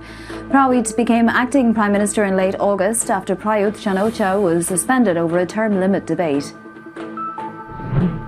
U.S. freight railroads will reportedly reduce services starting Monday after two of the country's largest rail unions failed to agree on a new contract. The Journal of Commerce says railroads have been notifying customers about the service cuts ahead of a possible strike on September 17th. Two unions representing more than 90,000 rail workers are holding out for better working conditions. China plans to launch 3 unmanned missions to the moon over the next 10 years. The announcement came a day after Beijing said it had discovered a new lunar mineral that contains helium-3, an isotope that may be a future energy source. Both China and the US are eyeing the moon's resources, with space mining shaping up to potentially be a source of tension. Global news, 24 hours a day on air and on Bloomberg Quick Take, powered by more than 2,700 journalists and analysts in more than 120 countries. I'm Bonnie Quinn. This is Bloomberg. Rish. That's Bonnie. Right, a rapid cool down in real estate threatening to worsen a global economic downturn and emerging as a key variable for central bankers who want to really tap down inflation. Yep, let's bring in our personal finance editor here, Ainsley Thompson, to talk us through today's big take here. Yeah, I mean, there's some markets in the world that are more vulnerable to higher rates. You know, you look at floating rates, for example, as a percentage of total mortgages out there. You know, what's the type of squeeze we're seeing, and where are we seeing the worst of it? Well, the squeeze we're seeing is both on buyers who are being put off buying because of the higher interest rate, so that's cooling the house prices. And then, as you say, on owners, house owners who may be on variable rates or have a fixed term, but which is a short fixed term, so it has to be renewed in the next couple of years. In the US, we typically don't see many people on these variable rates. Most people have mortgages which last for 30 years, as much as 30 years. In other countries like Australia, the UK, Canada, New Zealand, where I am, a lot of people are on variable rates or these fixed term rates which only last for a couple of years and then you have to renew. In New Zealand, I think it's 55% of people are either on variable rates or they have to renew in the next year. So there will be a lot of pain as people come onto these higher interest rates and some bout tightening as well. So, Angel, I mean, what is the effect of this squeeze? I mean, are we expecting this thing to get worse? What's the deal? The effect of the squeeze, I think, will be on consumer sentiment, will be cooling as people, have to, as I said, tighten their belts. One thing we don't expect to see is a whole lot of defaults on mortgages. At the moment, households' balance sheets are still really quite strong and they have a lot of savings.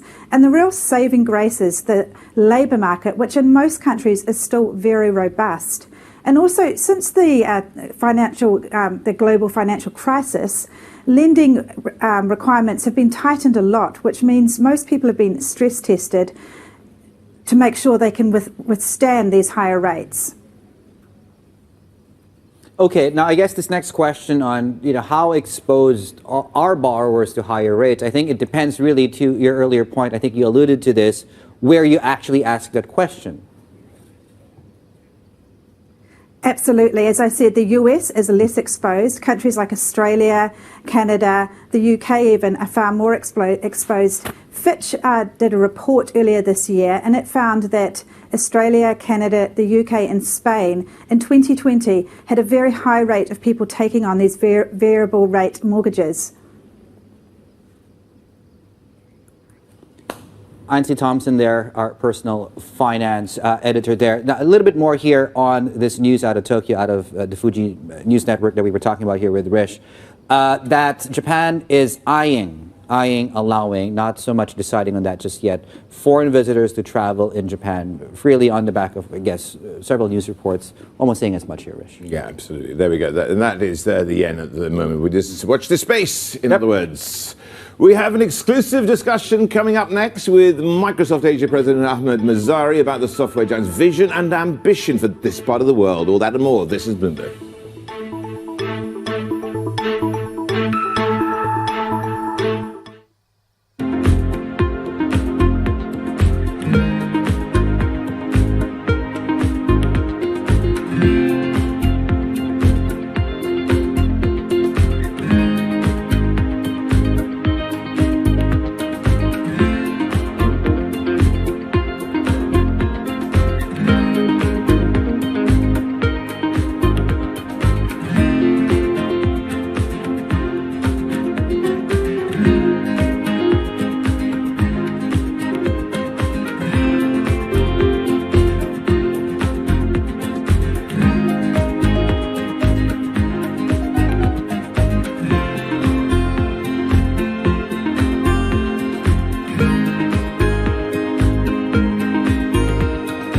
When U.S. inflation numbers are released, a major drop in the headline number, Bloomberg brings you crucial data at terminal speed. Yields dramatically lower, futures dramatically higher. A strong rally. Bam. People are going full risk on. And instant expert analysis. At what point does the Fed signal we're done? The market's not believing that the Fed has yet done enough. One report is not all it's going to take. When do we get back to boring inflation? Nobody covers the economy like Bloomberg, your global business authority.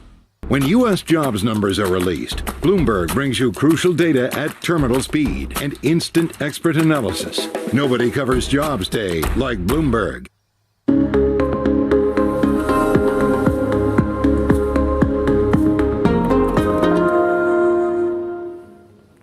We are just checking the Southeast Asian markets, all on the upside. You can see the Bursa Malaysia, they're barely at the moment in positive terrain, but certainly Manila.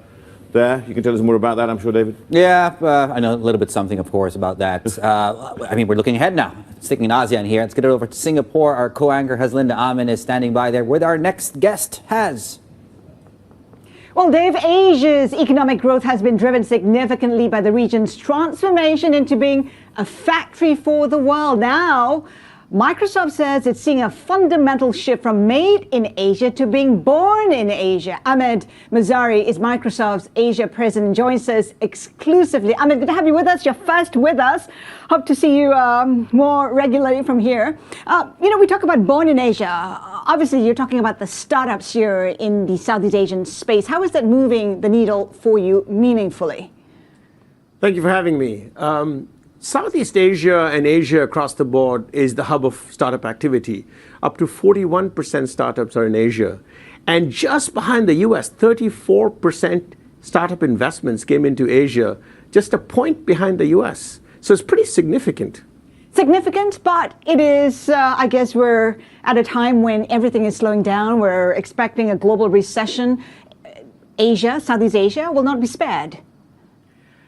We have a very unique opportunity as Microsoft in this world today, where we're actually building digital perseverance to ensure that companies become resilient.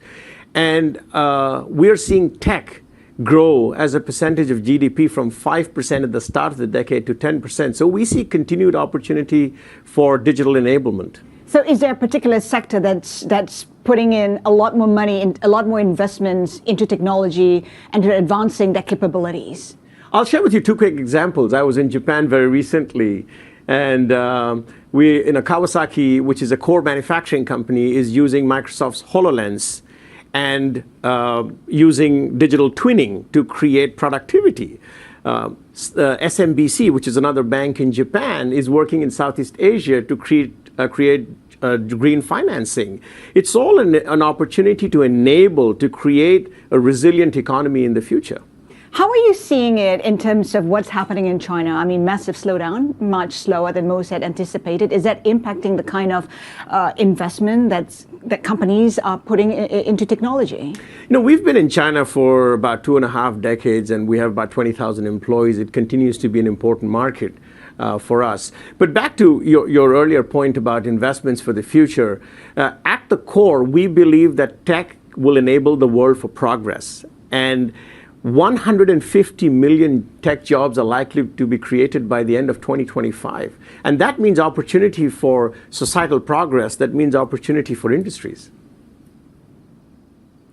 Look, let's just have a look at one thing which has been a buzzword, and it's trying to bring resilience to corporates.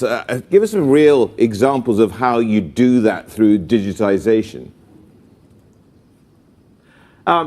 We're investing up to $20 billion in cybersecurity, and we monitor 43 trillion signals a day.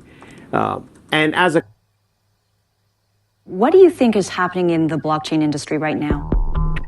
I think in the long run, DeFi wins. DeFi wins because it's a better system. It's composable, it's transparent, it's cheaper because you're just code. You don't have all these people in this legacy infrastructure. Towards is, can we find the people, skill them, motivate them, and keep them engaged in a hybrid environment? This is a perfect example of a hybrid environment, and I think we're all learning. Ahmed, thank you so much for your time today. Ahmed Mazari, Microsoft's Asia president. Plenty more ahead. Keep it here with us. This is Bloomberg.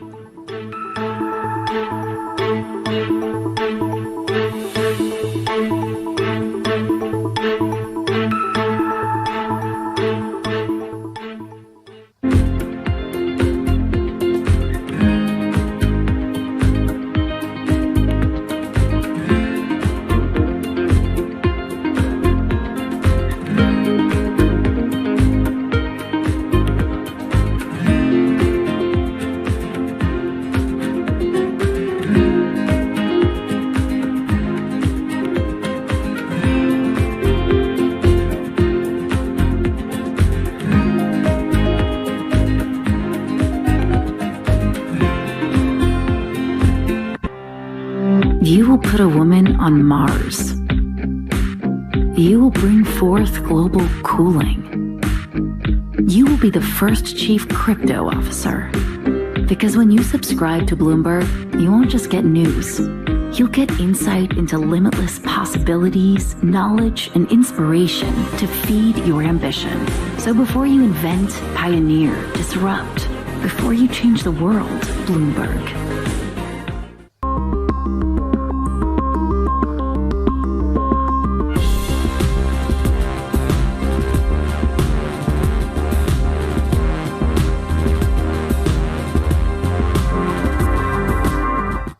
I think that it's hard to put your head around any narrative. Let's just be honest. We've had sort of a shift in, are we in some sort of stagflation fears moment? People were talking about that all day yesterday.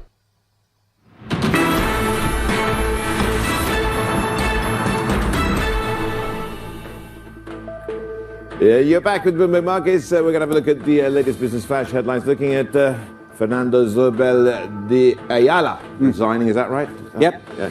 Perfect. Resigning as president and CEO of the Philippine conglomerate Ayala Corporation. This is effective immediately. Zobel has been on medical leave since August. He has also resigned from roles in the company's various units, including Ayala Land and BPI. Cesar Consing was named acting president and CEO last month. The French power distributor Strasbourg Electricity oversold large quantities of electricity due to trading errors earlier last week. It's a mistake that could cost the company over $60 million. The company is saying that it made quantity errors on transactions Tuesday and Wednesday, and the costs coming from rebalancing and volume adjustment operations. Tesla, it's rolling out its new beta version of its autopilot system, which it calls Full Self-Driving, or FSD. CEO Elon Musk tweeted that the version is overly cautious, especially around pedestrians. Last month, Musk announced that Tesla will start charging $15,000 for the driver assistance system. That's the second price rise this year. Okay, let's recap some of the breaking news out of Tokyo. This is out of the Fuji News Network, of course, talking about the possibility that Japan will be allowing foreign tourists to go and travel to Japan individually. You don't need to go through a travel agency, and that decision might come as early as this week, and we could be looking at possibly October. That news, and as you can see in the morning session, we had some airlines moving through. And also, just very briefly, on the European FX front, of course, on the back of Ukraine here. On the back of Ukraine, then, hawkish comments coming from the Bundesbank president as well there, Mr. Nagel. There we go. We see them against the crosses in Eastern Europe. There you go. This is Bloomberg.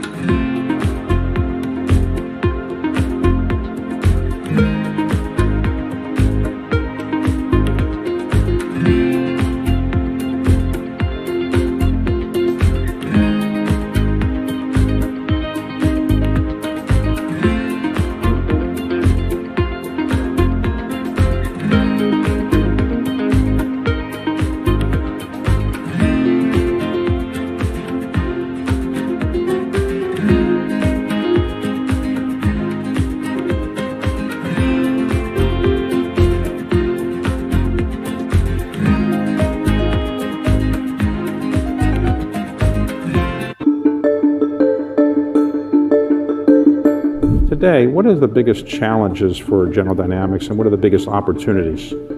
So I think in any business, the challenges are solving complex problems that come to you. You know, the problems that come to me and my senior leadership team for resolving tend to be highly complex and nettlesome. So your ability to solve those complex problems are an important element, I think, of the value that we add to the company. And then I think opportunities, you always want to make sure that you've got a creative enough mind, an open enough mind to be able to see around square corners. What am I missing? You know, the why questions are really powerful. Why are we not doing this, or why are we doing this? I ask those questions a lot, and in the answers, you can sometimes tease out some real opportunities, some hidden things. But thinking creatively about opportunities and problems is really important. And what about the industry generally? Do you think they have big challenges now as the defense budget probably comes down a bit? So I think that we are all responsible and we have an obligation to find the latest and best technologies that we can for our customers and deliver them in the most cost-effective manner we can. And I think that that's a challenge and an opportunity for all of the big defense companies.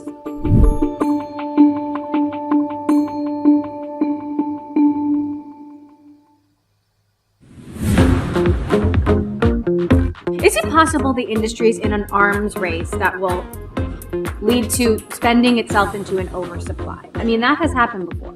You know, we've looked at this very carefully, and The digitization of everything. Tell me what aspect of your life, Emily, isn't becoming more digital? Well, I'm trying to prevent that, but yes, I think it's happening. And COVID has accelerated that. The industry crossed $500 billion last year, the semiconductor industry overall, and estimates are $1 trillion, a doubling by the end of the decade at that point. I believe those estimates. It's not that there's not going to be some blips and turns on the way, and the majority of that is driven by leadership process technology, of which only 3 companies can satisfy that need.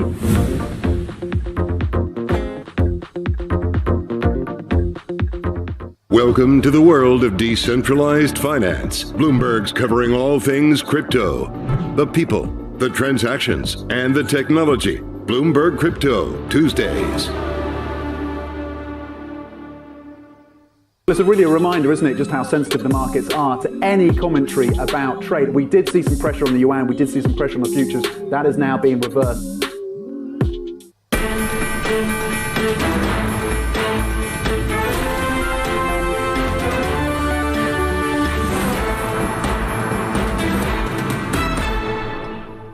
It is almost 11 a.m. in Singapore and Shanghai. Welcome to Bloomberg Markets Asia. I'm Haslinda Amin.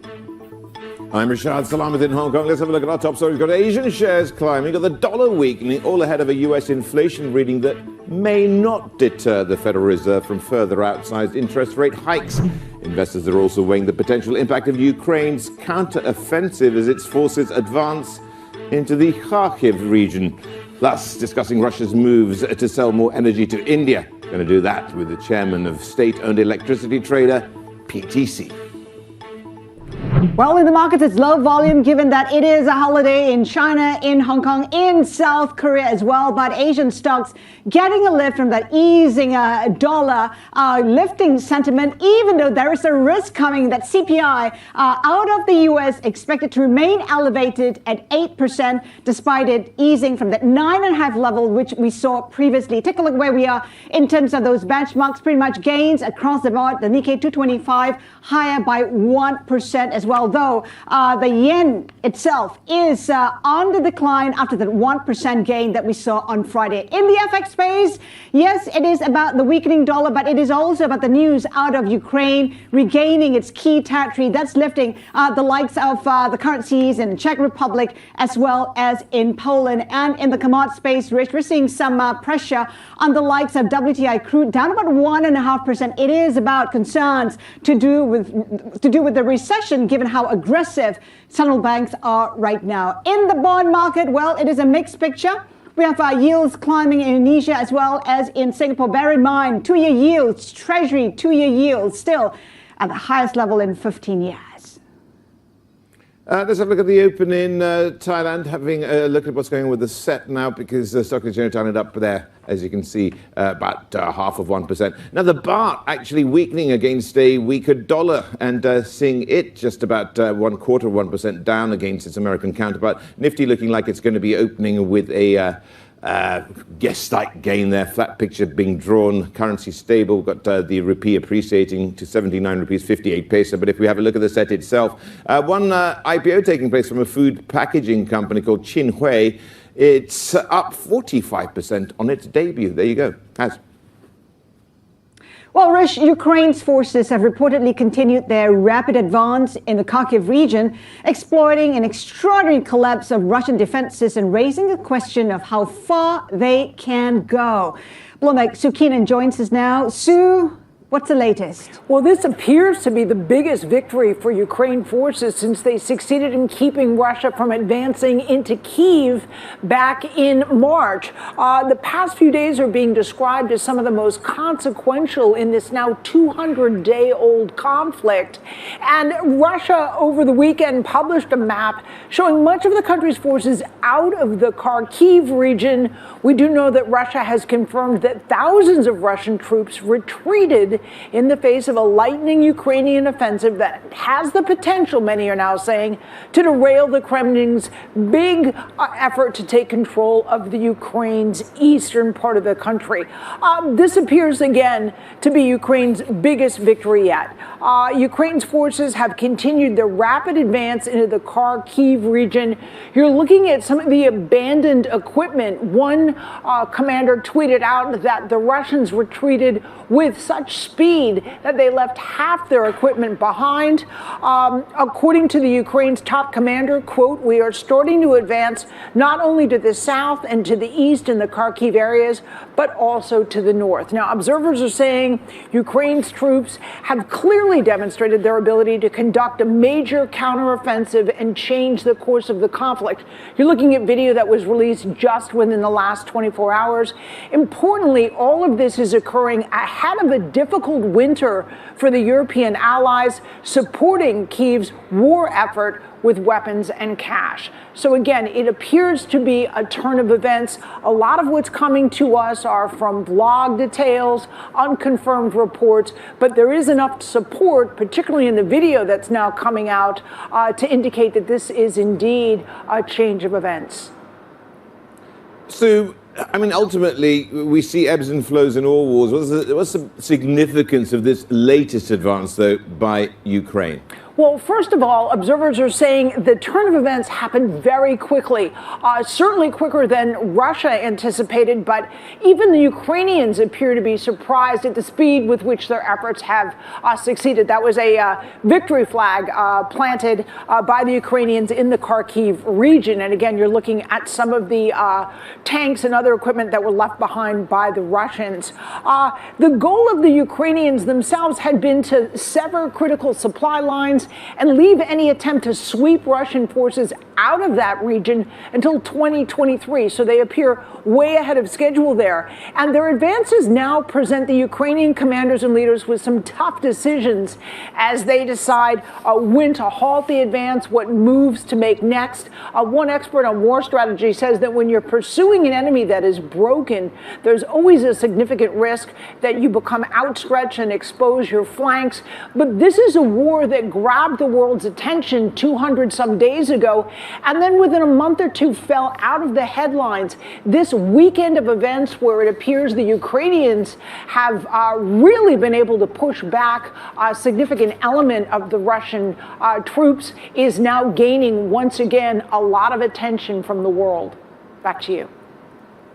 So, good stuff. Thanks to Sue Keenan there from New York, getting us up to date with the latest situation in the Ukraine. Let's also just see how that's actually emboldened some of these traders for the euro. And there's a bit of euro optimism taking place. It has somewhat, at the moment, gone away, but certainly it is against this backdrop of a US dollar, which has been weaker and continues to be so for the time being. Chief Rates Correspondent for Asia's Garfield Reynolds. And Garfield, I think you wrote in your latest piece, or missive, should I say, that this was, and you used the word transitory before we resume dollar strength.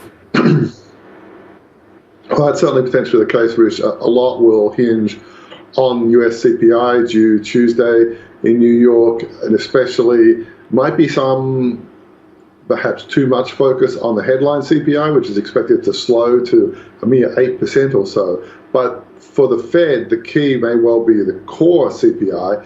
That's expected to accelerate. And we know that the Fed is almost certainly going to go by 75 basis points again. So the question becomes whether or not that 75 basis point represents the high watermark for Fed aggression, or if they're going to keep going hard and they're going to keep talking about taking the rate ever higher. A lot then depends on how the Fed responds to whatever the CPI brings. There's also that wild card for a number of currencies, but especially the euro, which is the most traded currency against the dollar, of what is going on in the Russia-Ukraine war. Does Ukraine's apparent battleground success mean you're optimistic because we might get towards a conclusion of the war, or does it mean you're pessimistic because Russia might then be more willing to cut energy supplies off from Europe to a greater extent than it already has? So there's a lot to be keeping an eye on there. For the moment, the dollar has had a pause. It's paused after the last three big run-ups, and then each time it came back up, not completely coincidentally because the Fed made it clear they're not done with being aggressive on monetary policy to quash inflation. So if the Fed maintains that stance, there's a pretty good chance that, yes, this dollar pause will be a short one. So dollar weakness may be transitory, but yen weakness unlikely to be, yes? I mean, given that the BOJ keeps on insisting that it wants to keep policy easy. Yeah, well, I mean, the view from Kuroda, the BOJ governor, has been that the inflation they've been seeing in Japan so far has been transitory, not sustainable due to supply shocks, and that therefore he's not willing to countenance as yet you're slowing down that uber easy policy, and therefore you're bringing Japanese policy closer or less far away from the Fed. So with that backdrop, the yen is open to fresh declines, especially because so far all that's come out of Japan that might reverse the trend is just rhetoric, which is a contrast with Europe, where they have hiked rates and talked about hiking rates very strongly again. So the euro is looking a lot more solid than the yen is from here, even though both Europe and Japan face economic challenges. The challenge for the yen is that it also faces the world's most uber-dovish central bank. The yen, 142.79. Bloomberg's chief rates correspondent for Asia, Garfield Reynolds, thank you. Now let's get the first word news with Vonnie Quinn in New York. Hey, Vonnie. Hey, Haslinda, thanks and good morning. The Biden administration reportedly plans to broaden curbs on U.S. shipments to China of semiconductors used for artificial intelligence and chip making. Reuters cites unidentified sources saying the Commerce Department plans to publish new regulations next month. The rules would codify restrictions already communicated to companies including NVIDIA, AMD and KLA. Officials in Beijing say a top school has seen a COVID outbreak, and that outbreak should be stamped out as soon as possible. The Communication University of China was put under lockdown on Friday, and 6 cases have been confirmed there. In the Xinjiang region, authorities have apologized for shortages of food and medicine in areas subject to COVID lockdowns.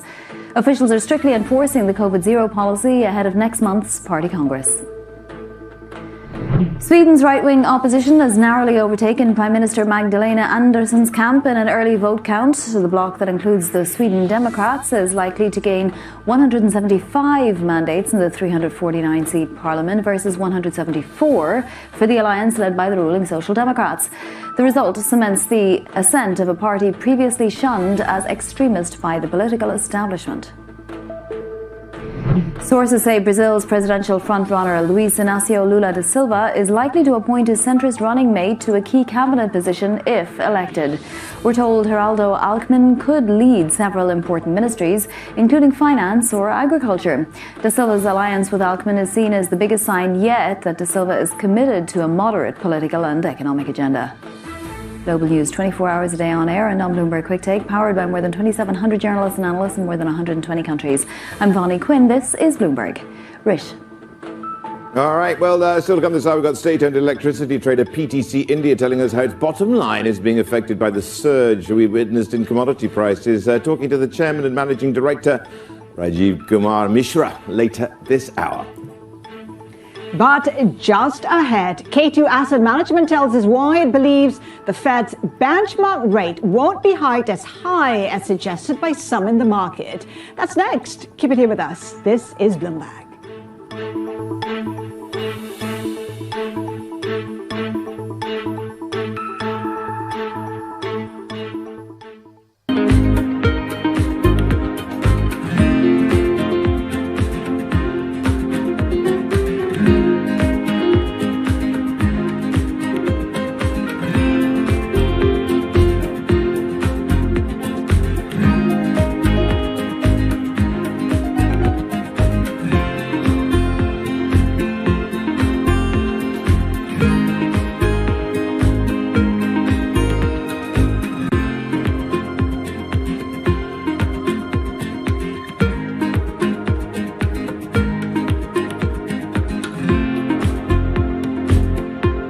While Teslas and the like make for good headlines, the reality is that even if every car on the roads today went electric, it wouldn't be enough to curb global emissions to avoid catastrophic climate change.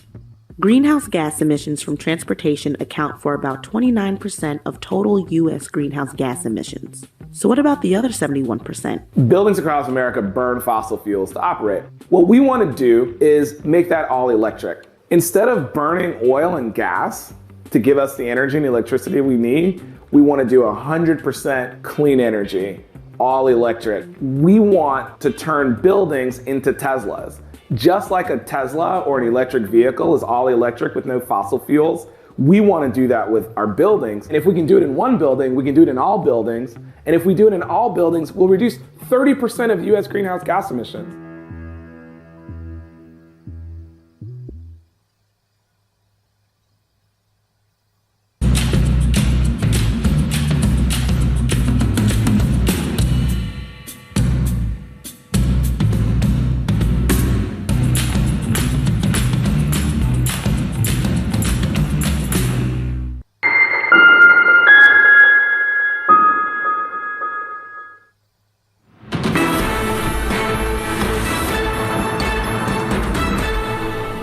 The Fed actually wants the dollar to be relatively firm because a stronger dollar restrains economic activity and it reduces inflation because it reduces the cost of imports into the United States. So the Fed is not unhappy with the dollar strength. This is just part and parcel, one aspect of how you tighten financial conditions.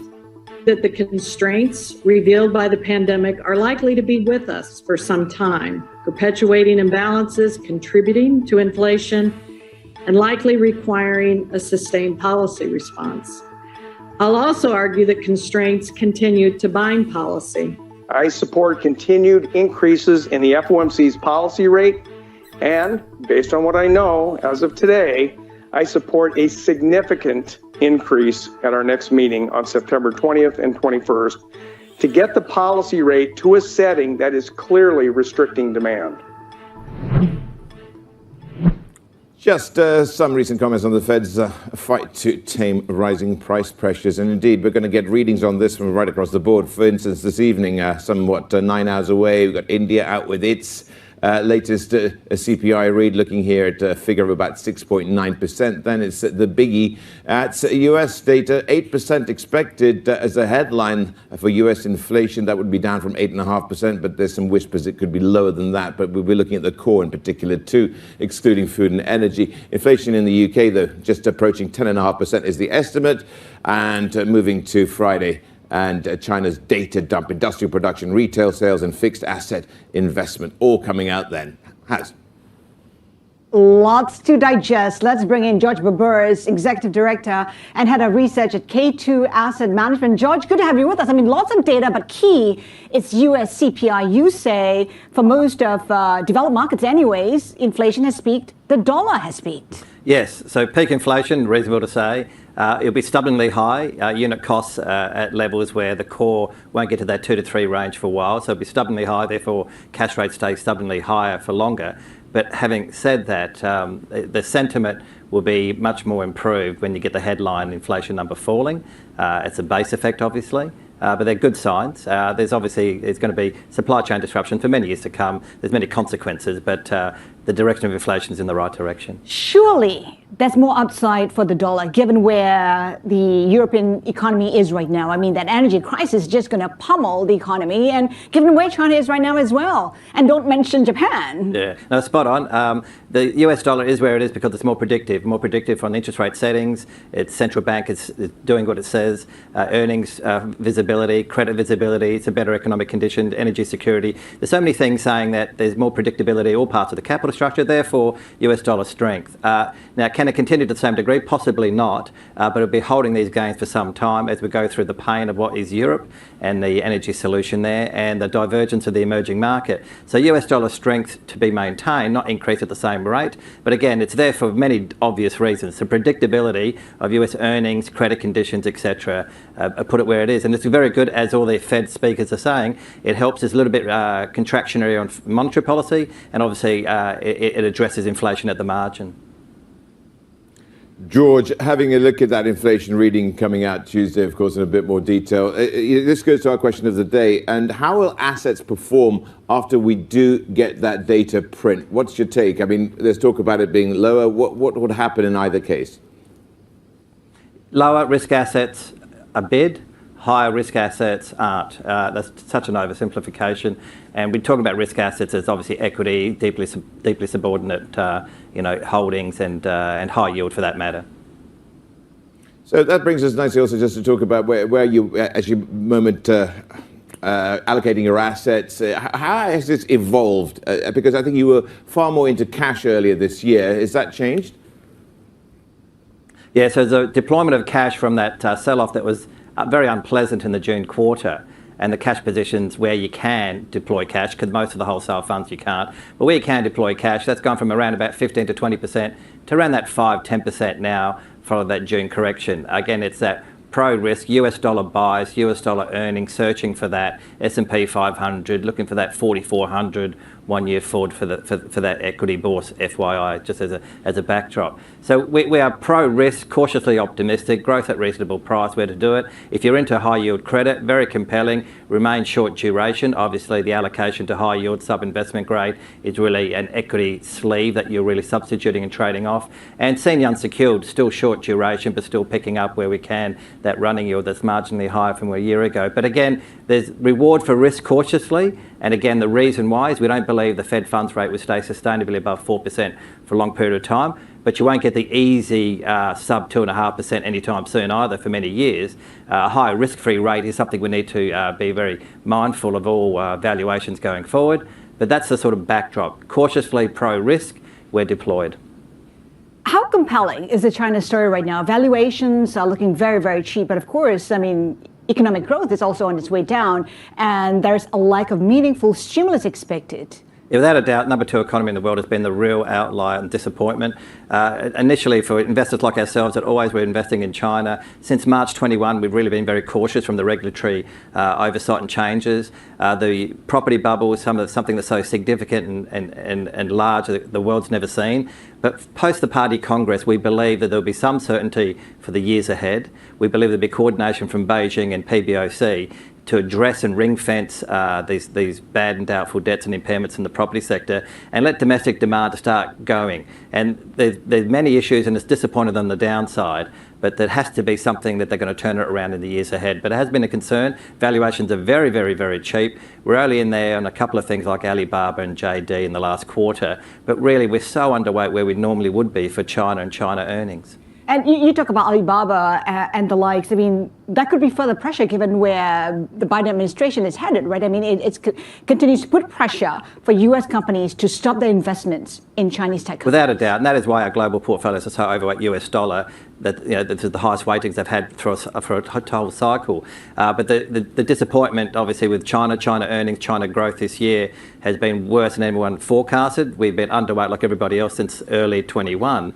But the valuations are cheap for a reason. There are concerns. But again, you'd have to think the number two economy on the planet would, at the end of this Party Congress, have some certainty of who will be there in power for the next 5 years, work with the PBOC, work with Beijing, ring fence property, bad and doubtful debts, and start getting domestic demand. And very quickly, our template for domestic demand activity is when Japan's opening up. Very different economies, but their opening up would be obviously consumer discretionary, etc., travel. And you would think that domestic demand in China in the years ahead has to improve from these very weak levels. Zero COVID is key, George. Yeah.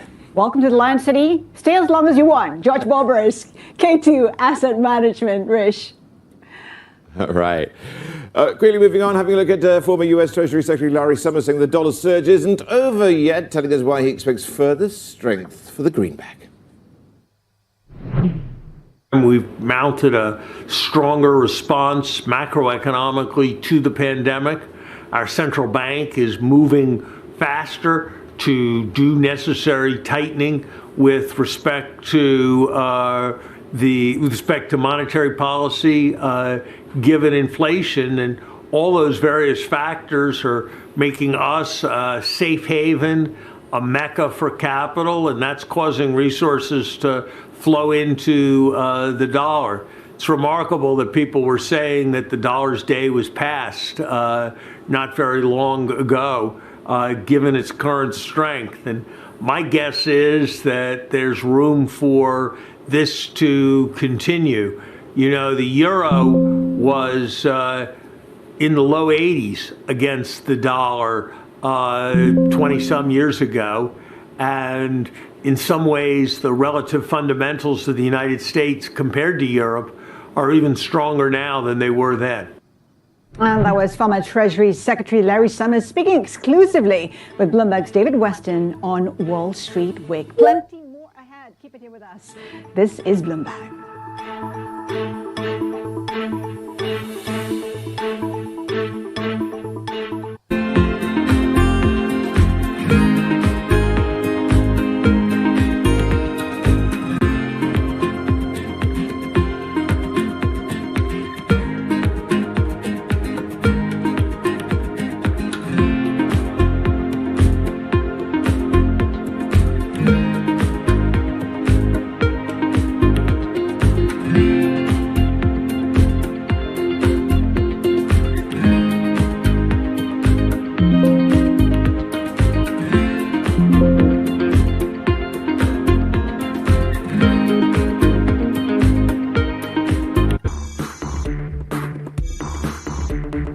Vietnamese consumers are very aspirational. You've got millions of people riding motorbikes, and they want to be riding inside cars. Vingroup, Vietnam's biggest conglomerate, has really tapped into that. The founder and chairman aspires to be the Elon Musk of Vietnam. Vuong is Vietnam's richest man with outsized ambitions. He wants to sell cars not only to the Vietnamese, but also Americans and other consumers around the world. If VinFast is successful, that goes very well with the ambition of the Communist Party of Vietnam. But if they fail, it will be very, very hard blow to Vingroup and also to the national economy.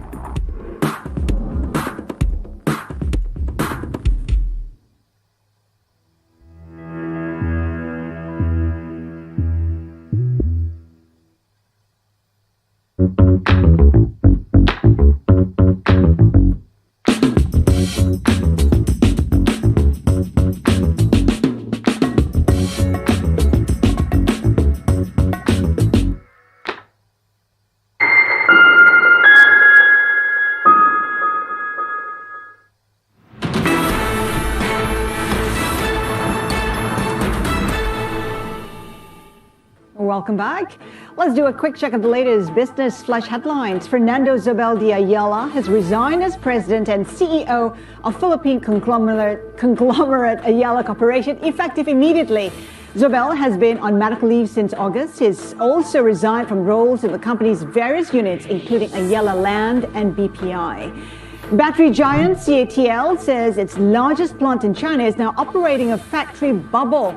The factory is in the city of Yibin in Sichuan, which asked its population of 4.6 million to stay at home on Friday amid what officials described as a severe COVID situation. And activist investor Dan Loeb has backed away from calling for Walt Disney to spin off ESPN. In a series of tweets Sunday, Loeb said he looks forward to seeing ESPN generate considerable synergies as part of Disney. Separately, Disney CEO Bob Chapek says ESPN is critical to his overall vision of the company, which includes sports betting.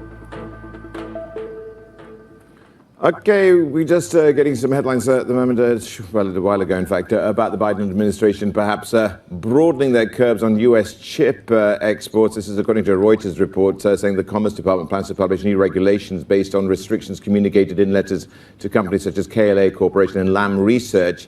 The letters forbidding them from exporting chip-making equipment to Chinese factories that produce advanced semiconductors. There we go. Let's look at what's going on with semis in this part of the world. Let's have a look at what we have coming up on the show with the worst not over for energy markets as traders weigh the halt in Nord Stream gas flows and China's weakening demand. More on that next.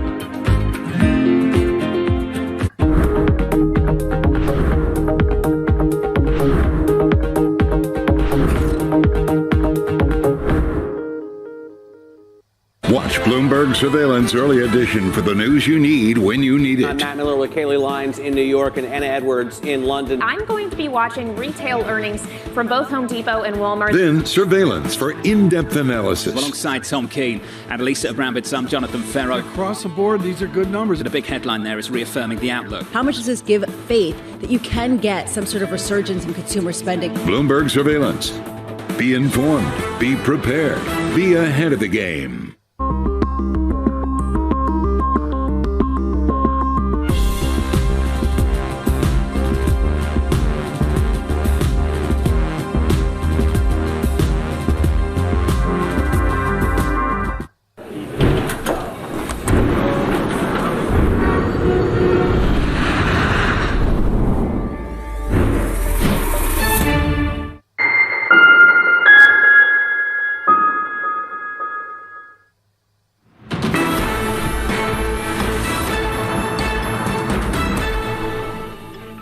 Welcome back. And it is a quiet trading day in Asia, given that China, Hong Kong, and South Korea are on holiday, though markets getting a lift from that easing king dollar, at least for now, that is lifting benchmarks pretty much across the board here in Asia. Is a mixed picture for currencies, though the likes of the currencies in the Czech Republic as well as in Poland getting a lift from that news out of Ukraine, regaining that key territory. Flip the page, take a look in terms of those Japan reopening stocks on the back of news that perhaps Japan will allow more foreign visitors to travel freely. That's lifting pretty much travel-related stocks, the likes of Japan Airlines currently up by almost 2%, ANA up 2.5%. Rish.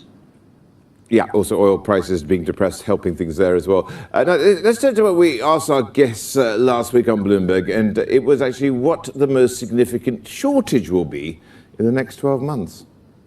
There haven't been any real shortages in oil. We could see, countries like Germany, in fact, completely run out of gas in early 2023. It's just, again, market nervousness around shortages that could come in the future, and very real nervousness around that. For me, where's the scarcity? It's going to come from a scarcity of liabilities or reserves, and I think that's going to blow out funding costs. I think that's probably one of the biggest risks. Certainly energy security has elevated its position, and certainly we're going through a transition. We have to do it more sustainably. The best case for consumers at the moment is really sad to say, is pulling back on consumption, conserving. They're doing it because high prices tend to do that.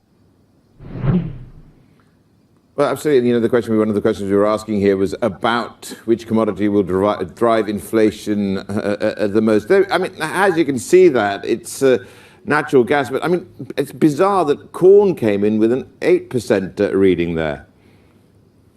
But not surprising that natural gas is the one that everybody was concerned about, especially on the back of what's happening in Europe, which also we heard from the Belgian minister saying, you know what, it's not going to be just one difficult winter. It could be 10 difficult winters. So that's definitely one to watch. Now, speaking of oil prices under pressure and concerns about weakening global demand, and as investors assess details of a U.S.-led plan to cap the price of Russian crude, energy and commodities editor Andrew James joins us for now.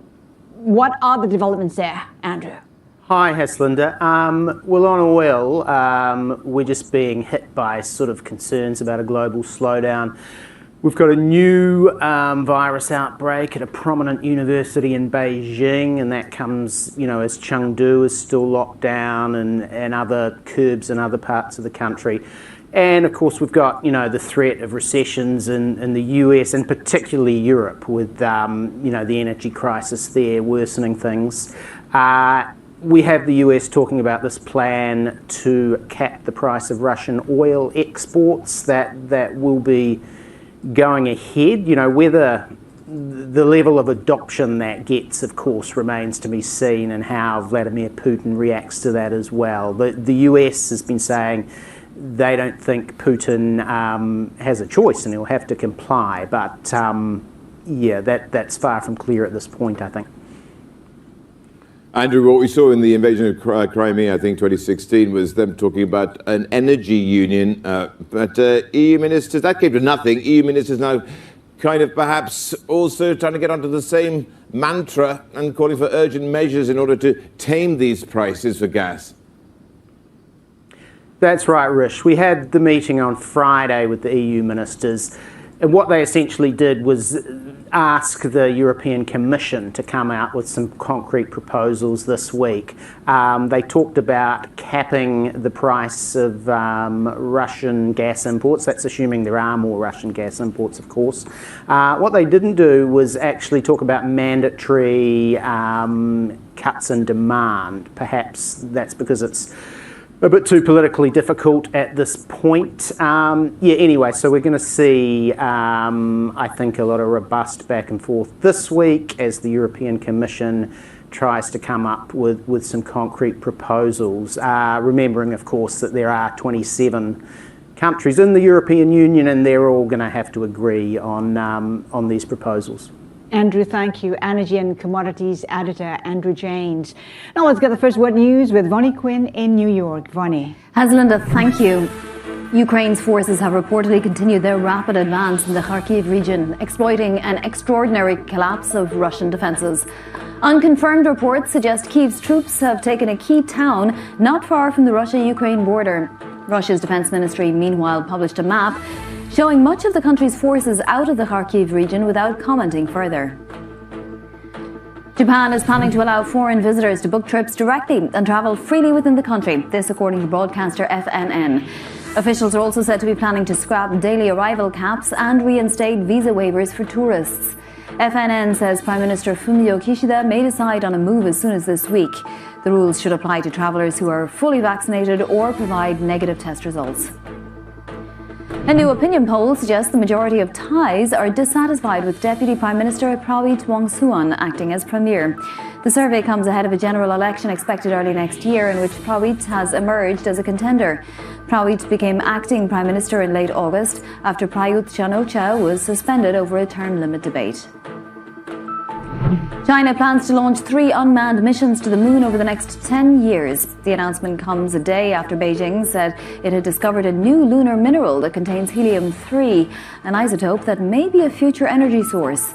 Both China and the United States are eyeing the moon's resources, with space mining shaping up to be a possible source of tension. Global news, 24 hours a day on air and on Bloomberg Quick Take, powered by more than 2,700 journalists and analysts in more than 120 countries. I'm Vonnie Quinn and this is Bloomberg. Rish.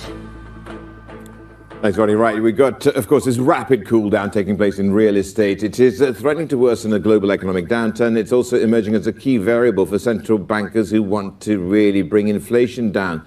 Chief Asia Economics Correspondent Enda Curran. And some of these, I mean, you look at, for instance, applications for mortgages in the US, you can see them are really falling back. You can see that in other parts of the world. Australia at the moment, seeing some really quite sharp downturns for housing too. Yeah, it's a synchronized global downturn, Rish. And the backstory was house prices soared during the pandemic around the world because interest rates were so low and money was so cheap. Well, now the opposite's happening. Interest rates are going up, and we're seeing a hit in places like New Zealand and Australia. Canada's getting pronounced hit. UK prices coming off the boil. Even in the US, which is insulated because most mortgages there are on a so-called fixed rate. Goldman Sachs are looking at a 0 price growth for US houses next year. So collectively, we are seeing a slowdown. It's not, of course, on the scale that we saw during the global financial crisis. There are reasons why it won't be that bad. People have more savings. Banks are in better condition. But at the same time, house prices are a central part of economic activity and they're coming off the ball. Well, this is similar to 2008, of course, isn't it? Which saw a big fall in property prices because, let's face it, you can't predicate an entire economy on ever rising house prices, and this can be one of the biggest, I guess, things could lead to recession. Yeah, and central banks do want house prices to cool in the same way they want growth to cool, in the same way they want consumer spending to cool. It's all part of the plan. The thing is, though, it's the pace and extent of that decline which is what's critical for policymakers. And even though they, of course, do talk up confidence, they're watching very carefully what's happening because houses and house prices are such an important part of net worth. They're such an important part of the economic multiplier effect in economies, from construction through to finalisation and everything else. So, yes, they're talking up a good story at the moment that the economies can handle these rising rates, but they don't want to have a house price crash on their hands either. How exposed are borrowers to higher rates? And put that in perspective for us, because the likes of those in the US, for instance, lock in their rates for as long as 30 years. Yep, so the most vulnerable are those who are on variable rate mortgages, Hacienda, those who took out loans when rates were so low, and of course they're now going to face a fairly painful reset, or those on shorter term fixed rate mortgages, which now of course also need to reset as they mature. They're going to face higher costs. Now, like you mentioned, the US is fairly well insulated given its predominance of fixed rate loans there. The story really does vary by economy right around the world. There's no uniform picture on this when it comes to variable rate loans. But Australia, New Zealand, UK, Spain, they're among those who have some vulnerability to this. And this is a sector of the economy I think policymakers are watching very closely to see how they do cope with rising interest rates. As I mentioned, Harish, there are reasons why households are in better shape, banks are in better shape, but everybody's keeping a close eye on this because the house price decline hasn't yet played out, and several economists are saying it's got a way to go into next year and maybe the year after that. You talk about vulnerabilities, that wave of defaults. Is that coming? Is that not coming? What's the sense we're getting out there?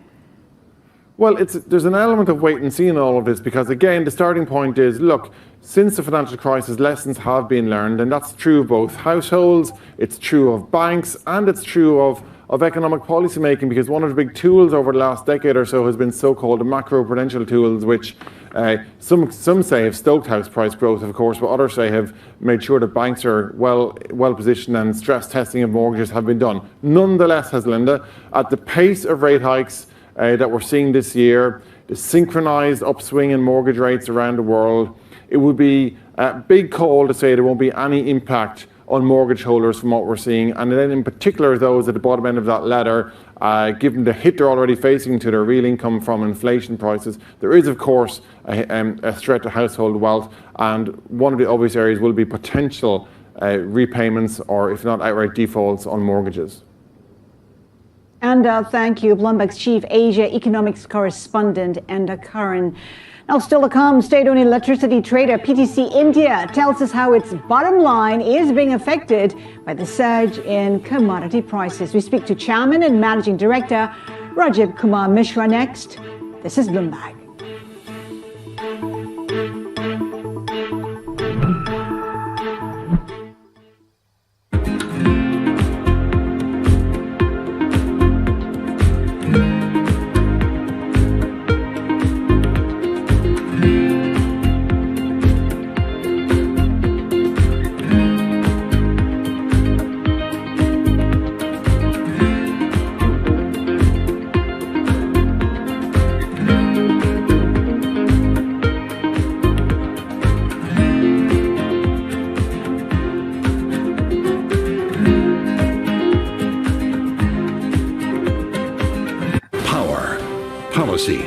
Politics. From the White House to the Hill, Bloomberg covers the leaders in legislation. That was really a tectonic shift for this White House. The theory of this bill, as I understand it, is there'll be a multiplier effect. How did Democrats mobilize specifically younger voters? Bringing you the political news you need to know. The president has made it very clear that this is a significant focus. For the intersection of Wall Street and Washington, nobody covers politics like Bloomberg. Welcome to the world of decentralized finance. Bloomberg's covering all things crypto, the people, the transactions, and the technology. Bloomberg Crypto, Tuesdays.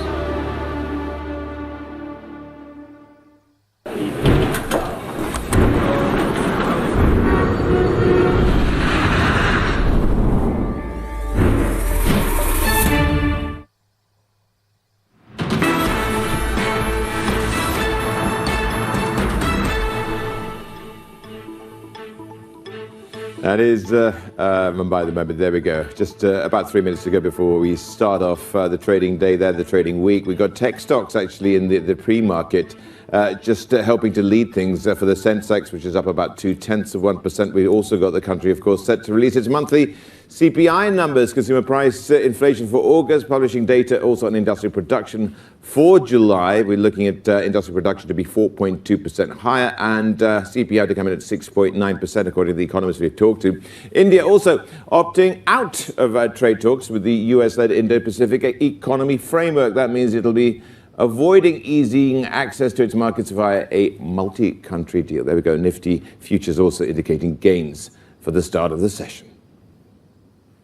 As you said, Rish, India's inflation likely moved higher in August, marking an 8th straight month above the RBI's target range. Let's bring in Bloomberg South Asia economy editor Ruchi Bhatia. Ruchi, retail inflation due today could continue to remain sticky. What's the reason for that? Well, absolutely right. Retail prices and retail inflation that is expected today is likely to come in at 6.9%, and this is going to, move away from the downtrend that we've seen for the last 3 months. This is mostly going to be on account of sticky food prices. We have seen erratic rains as well as weather conditions in India that is leading to high food prices, and that is going to reflect in the numbers this time around as well. And even though we are seeing wholesale prices easing, in fact, data that is expected on Wednesday is likely to show that food prices will ease, in fact, in line with the kind of trends that we have seen in the last 3 months. This is unlikely to really result into lower retail inflation because most companies are going to use the downtrend in wholesale prices to recoup their margins, and this is certainly going to come in as a big worry for India's central bank as well.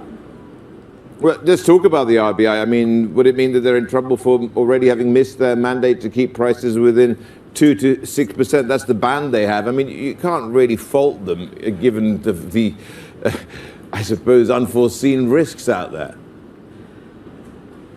Oh, absolutely. In fact, India's central bank has already said, Rashad, that they will not be meeting their price mandate target for 3 quarters. That means that by the end of next month, they would have officially, for the first time ever, failed in meeting their 2 to 6% mandate. Having said that, the Reserve Bank of India does expect that prices will come within their target range by the first quarter of next year. But having said that, the central bank has maintained that inflation is their priority, and even though we did see weaker than expected growth and that was stoking some talks by various economists that the RBI perhaps may go slow in terms of future rate hikes, one really has to see how the central bank will do the balancing act when they meet next on the 30th of September. Bloomberg South Asia economy editor Ruchi Bhatia. Now, as Western Europe turns away from Russian energy, India and China have emerged as new markets for Moscow to exploit. Well, our next guest runs state-owned electricity trader PTC India. Let's get his insights on the global energy crisis and its impact on India itself. Rajiv Kumar Mishra is PTC India chairman and MD. Rajiv, thank you very much indeed for joining us. Well, give us a sense of how sanctions on Russia by the West and India continuing to purchase Russian oil, I should say, has affected your business and indeed India itself. Sure, let me tell you what has happened is India, if I talk about energy, we have imported oil and other source of energy, that's imported coal from different part of the world. But that is very small number. If I talk about electricity, that ranges from around 4% to 6%. So bulk of it was a domestic coal which we have generated, and most of the energy source for electricity generation is based on the domestic coal. So for that, the impact is bare minimum. Of course, with the global energy prices going up and some of the Russian oil coming to India. Of course, that is part of things which has happened. But if you ask me, the least affected economy in the world, maybe this part of the world, India, and I can speak about the country and my company, we have the least impact of the energy crisis which is going on in Europe. So Rajiv, does this then produce an opportunity for you? We have to see the prices in the Indian market in the real perspective, because I can say with confidence is Indian market for most of the time is tied up. If I talk about electricity first and then I'll move on to the other sources of energy, is tied up on a long-term PPA to the extent of around 90%. And around 10% to 11% is the short-term market, which depends upon imported coal or other source of energy. And this fluctuation, that is the imported coal price fluctuation, or for that matter, e-auction coal prices in India, impacts that part of the market. So to a great extent, if you ask me, the Indian energy market is ring-fenced to a great extent, and the consumers are getting the least impact because of that. Of course, I'm not saying that we are not connected. We are connected with the international prices, but the impact on the end consumers are barely. Rajiv, we know that the U.S. is pushing India to agree to the price caps on Russian oil. India pushing for a consensus. It says that's what's needed. I mean, how do you see this playing out? What impact will this have? Of course, this is something which is a geopolitical thing. A lot of issues being taken up at the government level to see that, ensure that the interest of the country is paramount. And whenever there is a dialogue at the, say, at the apex level of the government, they will take care of the domestic interest, of course. Being a global citizen, we have to take care of the interest of the entire world. This issue brings to light the issue of energy security for all countries. I mean, where's India on this? And what role do you see PTC India playing? Let me tell you, from all the cross-border electricity, PTC India is the central, and almost 70% of the cross-border trade. PTC India is the agency which we are or the intermediary which is taking care of this. And we are taking a lot of interest in recent times so that the energy trade between the neighboring countries increases. And we also have to, as an aggregator of power in the country, in many of the cases, we ensure that the customers should be least impacted. There has to be minimum aberrations in the market, and that we do take care with all the predictions, the forecasting, and understanding the market in advance.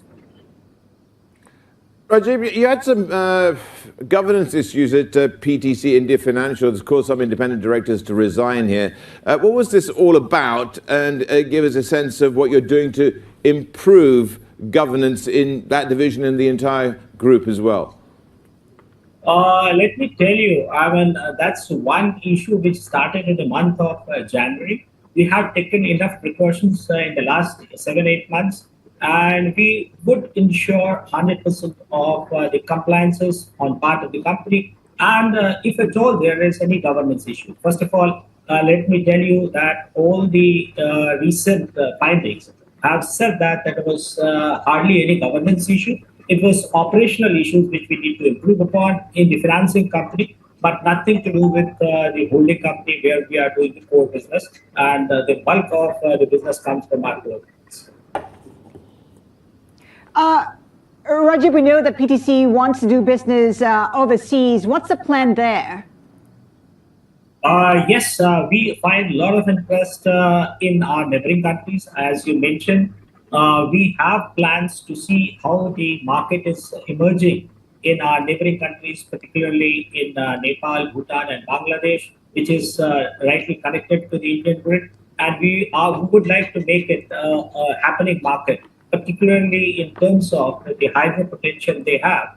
Because with the more of renewable coming in the grid, we would like to add more hydro in the system so that the balancing can be done. And we see this as something very interesting, that the hydro potentials are being harnessed in the countries like Bhutan and Nepal.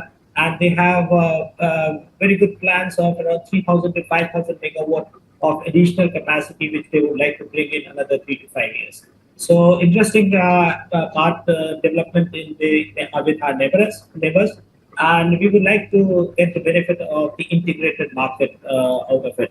Of course, Sri Lanka is right now not connected, but we would like to see that also becomes a part of the grid, so that the trade can start in terms of electricity with Sri Lanka. Thank you so much, Rajiv. PTC India's Rajiv Kumar Mishra there. Quick check on Indian markets. Started off their trading day just about 7 minutes ago. Here we go. We are moving higher. We've got Tech Mahindra, the biggest percentage gainer on the Nifty thus far. A lot more ahead. This is Bloomberg.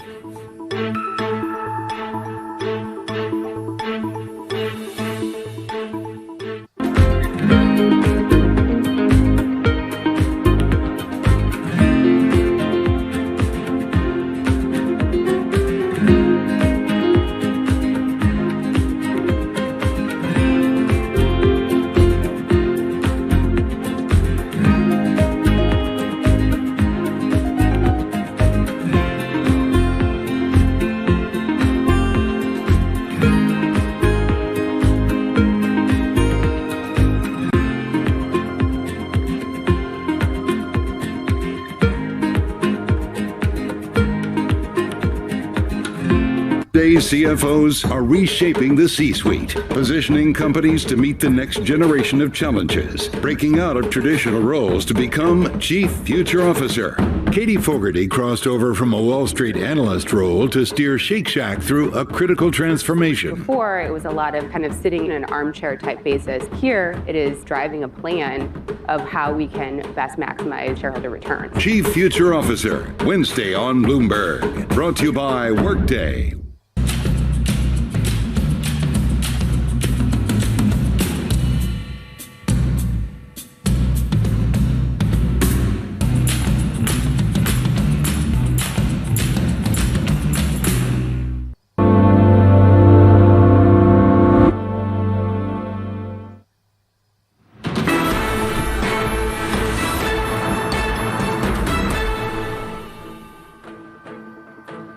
You're back with Bloomberg Markets as we just quickly check in on some of the latest business flash headlines. Adani Group reportedly planning to shake up the boards of directors at two Indian cement makers. This does follow the company's $10.5 billion takeover of those entities. Mint reporting that Gautam Adani, along with his son and nephew, will join the boards of ACC and Ambuja. Long-standing board members will step down after those acquisitions are indeed completed. Having a look at the French power distributor Strasbourg Electricity, it oversold large quantities of electricity due to trading errors earlier last week, a mistake that could cost the company over $60 million. The firm saying that it made quantity errors on transactions on Tuesday and Wednesday. Looking at Tesla briefly, rolling out its new beta version of its autopilot system, which it calls Full Self-Driving, or FSD. CEO Elon Musk tweeting that the version is overly cautious, especially around pedestrians. Last month, Musk did announce that Tesla will indeed start charging some $15,000 for the driver assistance system.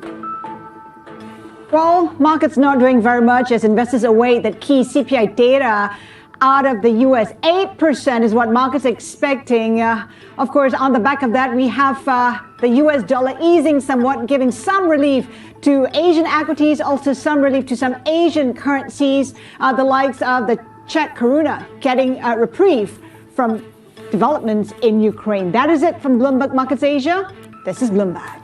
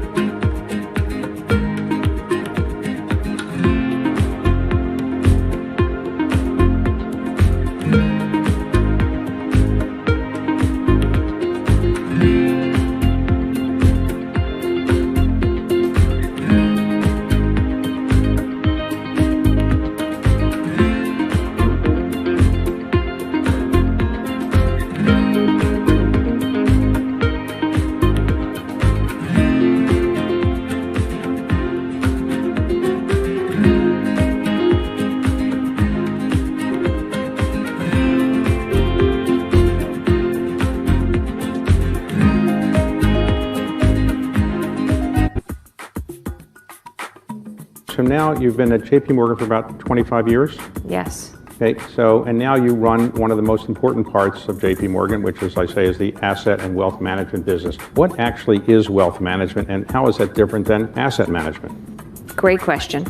The two are often used interchangeably, but they have distinctions. The asset management business is where we manage money on behalf of individuals, institutions, sovereign wealth funds, pension funds. We manage them in mutual funds, we manage them in ETFs, we manage them in single stocks, single bonds, hedge funds, private equity, and the like. And that is the heart of the fiduciary business that we run here at JP Morgan. Wealth management is that plus understanding someone's entire balance sheet. So for the individuals where we manage money, we also help them with their mortgage. We help them with a loan that they might need. We help them with their basic credit card. And so wealth management is trying to help someone with their entire life, both their assets and their liabilities, their planning, their gifting, the legacy that they want to leave for their families, the 529 plans they need to prepare to get their kids to go through college. And it's a great insight into people's, entire journey.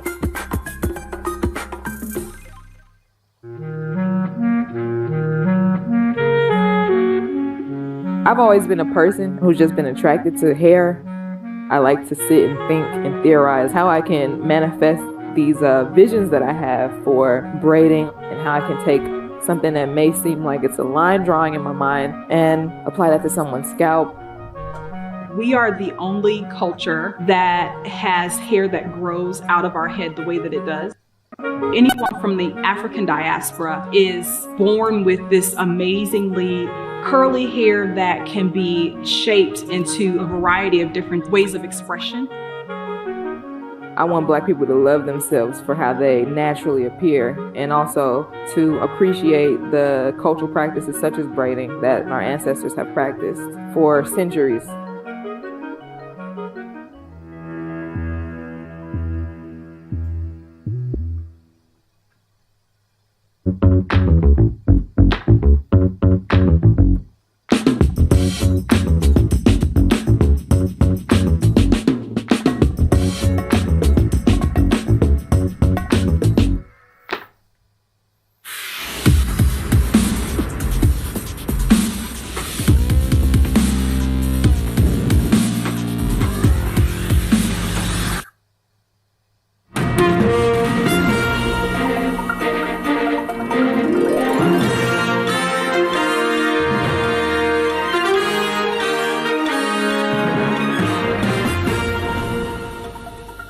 This is Bloomberg Daybreak Middle East. Our top stories this morning. Ukrainian forces continue their rapid advance in Kharkiv region, exploiting extraordinary collapse of the Russian defenses and raising the question of how far they can go.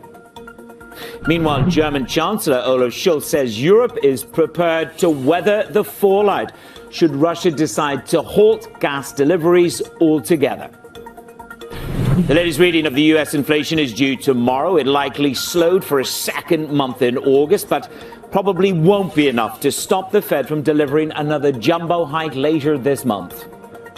And Israel's cabinet approves a plan to attract foreign workers for technology companies and to boost the number of Arabs and ultra-Orthodox Jews working in the sector. We have the details. It's just gone 8 a.m. across the Emirates. Warm welcome to the show.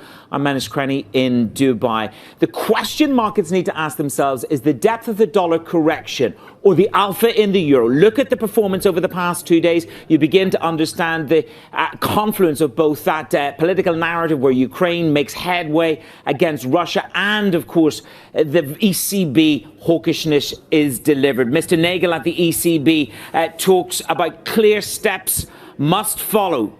That's what's needed if inflation lingers. This is the Bundesbank president, Mr. Nagel. He is talking a hawkish narrative. Of course, if inflation becomes de-anchored, they're already expecting 6% inflation in Europe in 2023. This is a repricing of the dollar as much as it is a hawkishness from the ECB. NAB call an imminent war end to the war seems like a long shot, but good news for now on the advances of Ukrainian troops against Europe. Of course, the depth of this correction, this is the dollar board for you. You've got Waller, Mester, Powell, Bullard, all with this clarion call of the need for more significant moves. That's Waller's narrative. So the door is open to another 75 basis point hike. But the dollar for the moment just steps back.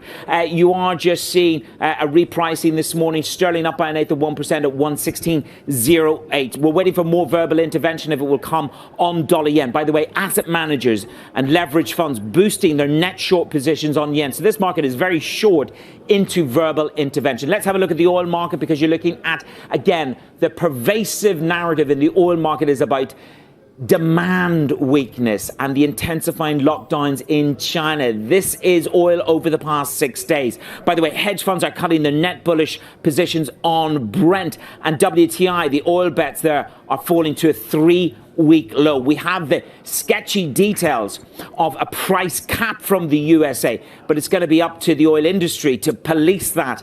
So what will that price cap be, and how effective will that be from G7? Let's check in on the rest of the markets around the world. Juliet Sally has that from our Sydney studio. Almost caught me on the hop there, Jules. You hopped across the pond.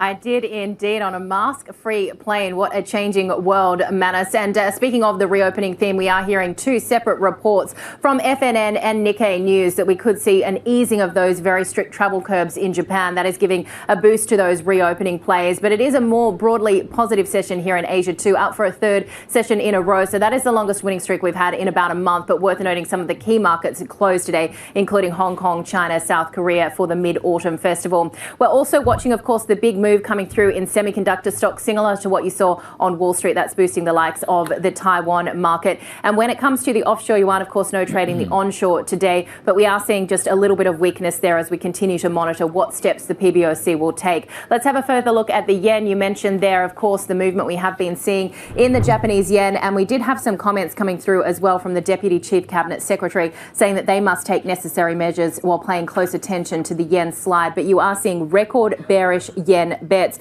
But of course, any policy tweak from the BOJ coupled with an easing of the border situation could see the yen ratchet higher. Manus.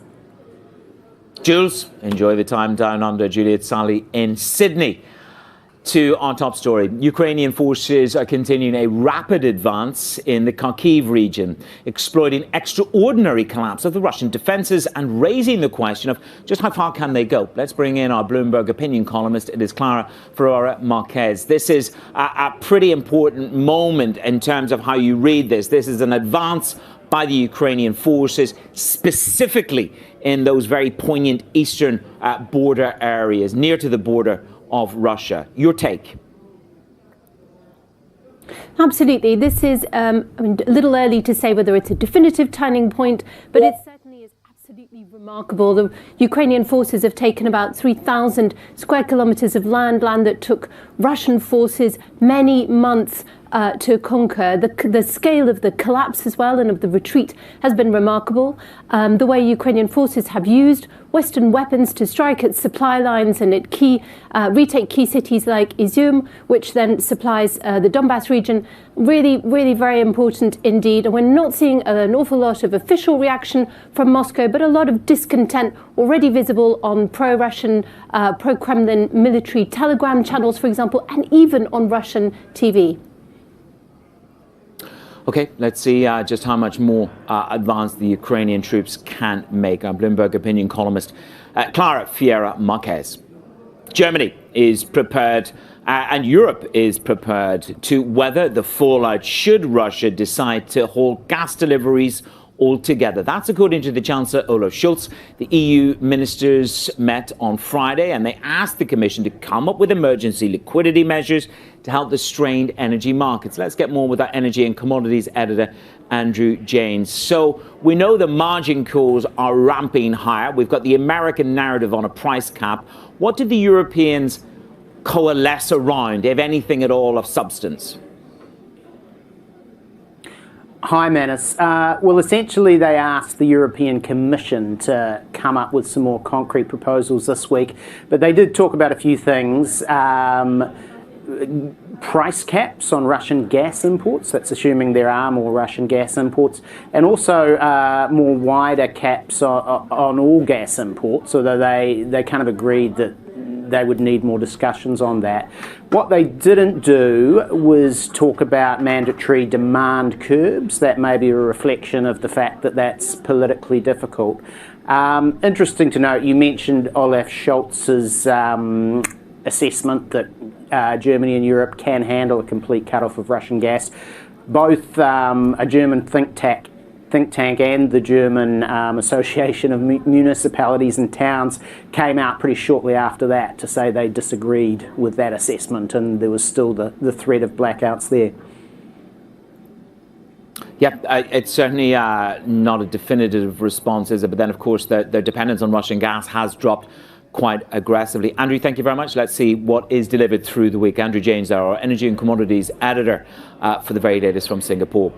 But the European Central Bank has required to continue to raise interest rates if the current trend of consumer prices continues. That's according to the Bundesbank president, Joachim Nagel. Let's get more with our chief correspondent for economics in Asia. It is Enda Curran. Enda, good to have you with me. So this is the president of the Bundesbank. We would expect a hawkish narrative, but it really was quite definitive. Your take? Yeah, you would expect a hawkish message, Manus, but of course he certainly doubled down on that. He made the point that last week was necessary, and if inflation continues to go the way that it is, then the ECB will have to keep going with these jumbo-sized hikes. This was in a radio interview, by the way, in Germany. He also made the point that it's more important for economic prosperity to get inflation under control now, to anchor those inflation expectations, rather than to let it, of course, soar off uncontrolled. Now, his comments do gel with the signalling coming from the ECB itself. Our colleagues reported on Friday out of Frankfurt that the ECB are well prepared to go by 75 if they need to. Madame Lagarde, of course, herself has made points that the ECB will continue to keep going, given where inflation is where it's at. But the big debate, of course, Manus, is why is the ECB going at the pace that it is, and what can they do to control inflation, given the nature of inflation in Europe, which is, of course, this unique energy crisis. So obviously a hawkish message from the Bundesbank president, but lots of debate about where the ECB should be going from here. So we've got two very important data points this week. CPI, which is expected to drop on the back of the drop in the gas prices, but that's probably not enough to really shift the Fed narrative on the 75 basis points. And then, of course, it's Michigan sentiment, which is the softer aspect of the data that we're going to be looking at. Yeah, we could get a big headline out of the US tomorrow, Manus, which is if we do get a slowdown in headline inflation, it will reinforce views that US inflation has peaked and is maybe starting to slide back a bit. But this is where you have to go under the bonnet a bit, because core inflation is expected to be quite sticky. Inflation pressures are broad-based in the US, very different to what we just spoke about in Europe, for example. In particular, people are looking at rental costs or shelter costs in the US. So we might get a sort of a strong headline that inflation is coming off the boil, but core prices will remind everybody why the Fed is on the path that it is, and that seems to be heading towards another jumbo-sized 75 basis points hike next week. So I think regardless of what number comes out of tomorrow, it's still a lot of focus on a hawkish Fed and most likely a jumbo hike when they meet. Absolutely, mind you, we just have this mini reprieve. One's got to question the depth of this dollar dip this morning. Enda, thank you very much. Enda Curran there in Hong Kong. Let's check back in on the first word headlines from around the world. Juliet Sally's with me in Sydney. Manus, Japan planning to allow foreign visitors to book trips directly and travel freely within the country, this according to the broadcaster FNN. Officials also said to be planning to scrap daily arrival caps and reinstate visa waivers for tourists. FNN says Prime Minister Fumio Kishida may decide on a move as soon as this week. The rules should apply to travellers who are fully vaccinated or provide negative COVID test results. Meanwhile, officials in Beijing say a COVID outbreak at a top media school should be stamped out as soon as possible. The Communication University of China was put under lockdown on Friday and 6 cases have been confirmed there. In the Xinjiang region, authorities have apologised for shortages of food and medicine in areas subject to COVID lockdowns. Officials are strictly enforcing the COVID zero policy ahead of next month's Party Congress. Sources say Brazil's presidential frontrunner Luiz Inácio Lula da Silva is likely to appoint his centrist running mate to a key cabinet position if elected. We're told Geraldo Alckmin could lead several important ministries, including finance or agriculture. Da Silva's alliance with Alckmin is seen as the biggest sign yet he's committed to a moderate political and economic agenda. Well, Sweden's right-wing opposition has narrowly overtaken Prime Minister Magdalena Andersson's camp in an early vote count.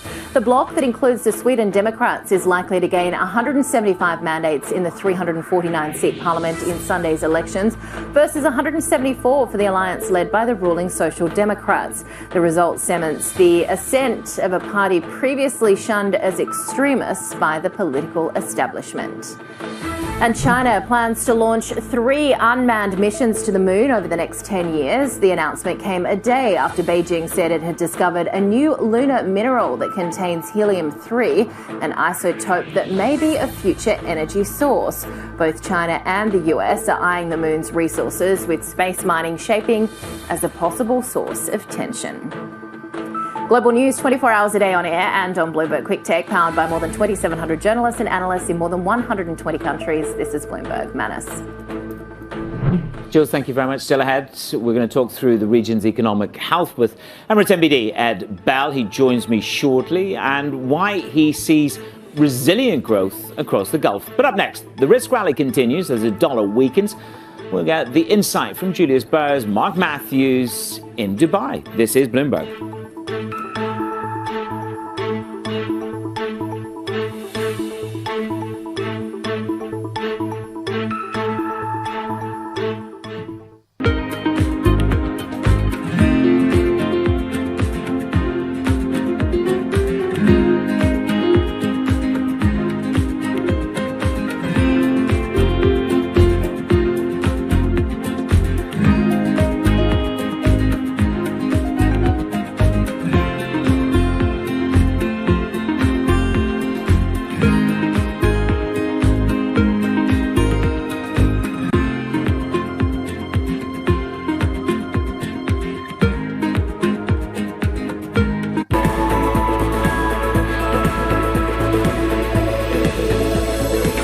How much of a push have you seen from the Kishida government in terms of green funding? The Kishida administration has committed to doubling the amount of investments in so-called green technologies. I think we need more than just pronouncements. We need real money backing very innovative startups and innovative companies in this space. What do you make of Kishida's new capitalism? Well, I think his framework is reflective of the challenges that Japan society is facing, namely that growth has been present, but growth has not been, of course, evenly distributed. But frankly speaking, it's hard to redistribute income if you don't have much income to begin with. If the government and private sector can work together and collaborate to drive more innovative growth startups, that can really drive the income growth that the Kishida government needs to redistribute.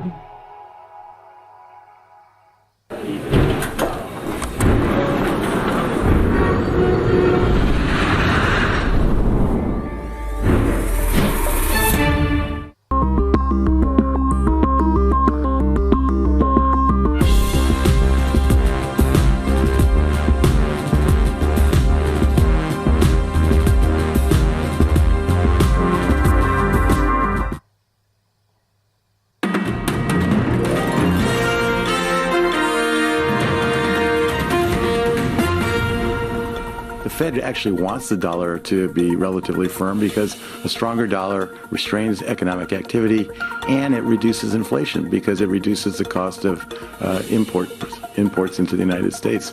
So the Fed is not unhappy with the dollar strength. This is just part and parcel, one aspect of how you tighten financial conditions. That the constraints revealed by the pandemic are likely to be with us for some time, perpetuating imbalances, contributing to inflation, and likely requiring a sustained policy response. I'll also argue that constraints continue to bind policy. I support continued increases in the FOMC's policy rate, and based on what I know as of today, I support a significant increase at our next meeting on September 20th and 21st to get the policy rate to a setting that is clearly restricting demand. Fed officials there, past and present, on the fight to tame rising price pressures. US CPI due tomorrow, and the expectations are for a second straight drop month on month in the headline number. Meanwhile, a rebound in the euro and in the yen is sending the dollar weaker, stoking a rush towards risk assets. Markets also watching the potential impact for the Ukraine's military and the counter-offensive there. There is the Bloomberg Dollar Index. Rolling over ever so slightly, the depth of that reprieve. Let's take the depth of the drop to Mark Matthews, Managing Director, Head of Asia Research at Julius Baer. We're making a great deal out of what's driving risk, whether it's the rollover in the dollar or whether it's the risk that's the risk-on sentiment that's driving the dollar. I think let's start with Waller's comments. He favours another significant hike. So the market's ready for 75 basis points. Is that why you're seeing a small roll-off in the dollar this morning? Have we travelled and perhaps arrived on the dollar top? We might have, Manus. I mean, unless you go back to the 1980s where there was a really big dollar rally under Ronald Reagan. Since then, you typically haven't seen the dollar rise this much, this quickly, without petering out. And we are finally getting a response out of some of the other major central banks. The ECB is the one that gets the most attention, of course, because it raised rates so much. But the Bank of Japan and the Ministry of Finance in Japan starting to express some discomfort over the collapse in the yen. The People's Bank of China fixing the dollar renminbi weaker over the last few days, certainly weaker than it should be. And then, smaller central banks like the Bank of Canada, the Reserve Bank of Australia, raising interest rates. So we may have reached some kind of inflection point with the dollar. And if we have, I think it's extremely significant because the dollar has been the major headwind facing markets this year. I mean, the question is this. We are so primed now to arrive at 4%. Is the building consensus perhaps of where the top of rates are? If the dollar is reflecting that, stocks have weathered the repricing in rates really quite well, I would say, around the world and certainly in Europe. Do you think the stock market is already primed and ready for, let's say, a hike and hold at 4%? Do you think the equity market has already discounted a 4% terminal rate in the United States of America? I do think so, yes. And I think that it also feels that we can live with that. And what interests me most, actually, in markets is how some of the emerging markets have outperformed the S&P so far this year, despite the fact we've been in a rising rate and strong dollar environment, which is typically the worst thing for emerging markets. But Brazil up 15% in dollar terms so far this year. India, I think, is down probably about 5% in dollars. Singapore is up a little bit. Indonesia, not bad, certainly better than the S&P. So I actually think there's an interesting thing going on within the markets. There's been some change in the markets where the leadership is slowly transiting over to the smaller markets that people aren't paying much attention to. But I feel they've got some good wind in their sails, all things considered.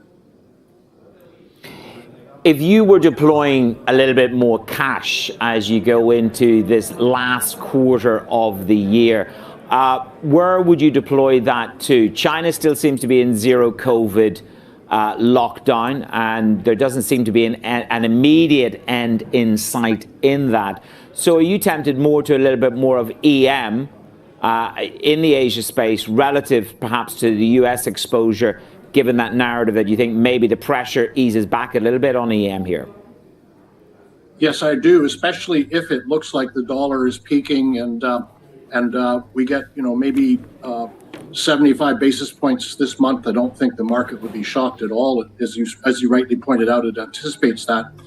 China, I feel very forlorn about China, Manus. It's a sad thing, but I think it's not a cyclical story. It's a structural story, a story of structural impairment. So that's very sad for the Chinese market, but ironically, it's good for the other markets in the emerging market space because it's such a very large market and it's commanded attention for so long. And I think that China being in this structural downturn actually makes those other ones more appealing, and they're very small relative to China. India's less than a third size of the Chinese stock market. So India, Vietnam. Do you think we've already seen some of the major flows out of China? Various people have come on the show and said they could live without China in their basket. It's not going to materially change their return. With that in mind, do you think the flow, a lot of people talked about the flow of equity capital in here to the Gulf out of Russia. Do you think within emerging markets, the flow of capital has already happened from China, equity, bond and FX, into Pan-Asia, or is that momentum yet to develop? I think it's yet to develop. In fact, if you look at the fund flows into India, for example, they were negative all last year and throughout this year. It's the locals who've been buying that market.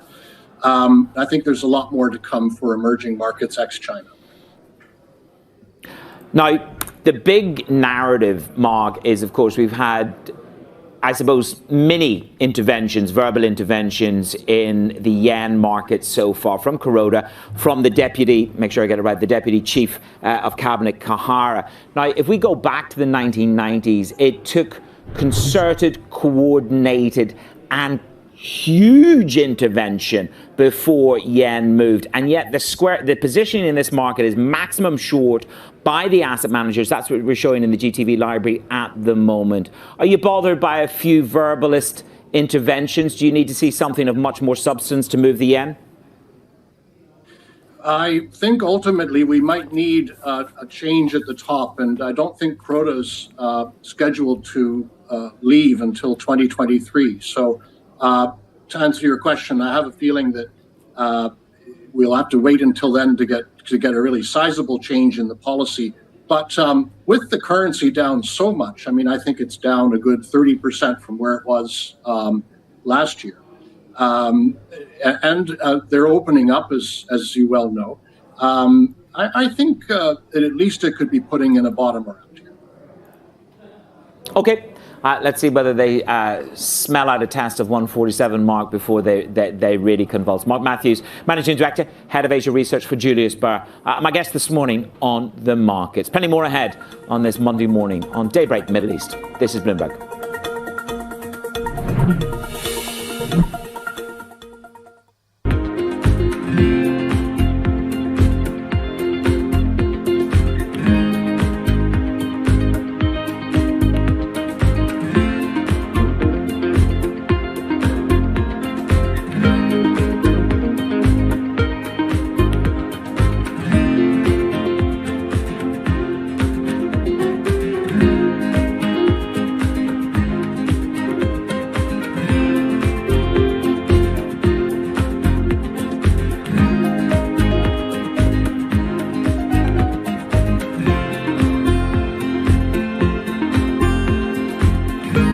Cryptocurrencies have been very popular. If a client came to you and said, look, I'd like some cryptocurrencies in my portfolio, what would you say? Oh, we've actually been really deep into crypto, deep into learning about blockchain, and all of the new businesses. You know, I would characterize this as crypto learners. You know, we have made a series of toehold investments on behalf of our clients, both in some of the currency baskets as well as with some venture firms that are investing primarily in the crypto area. I think it has the potential to be completely game-changing, but it is still such the Wild West, and it's so uncertain. But it has the potential to completely upend everything. Markets countdown in Europe from the financial centers of the world. Bloomberg Markets European Close with Guy Johnson in London and Alex Steele in New York. Real-time numbers, real-time analysis. Weekdays.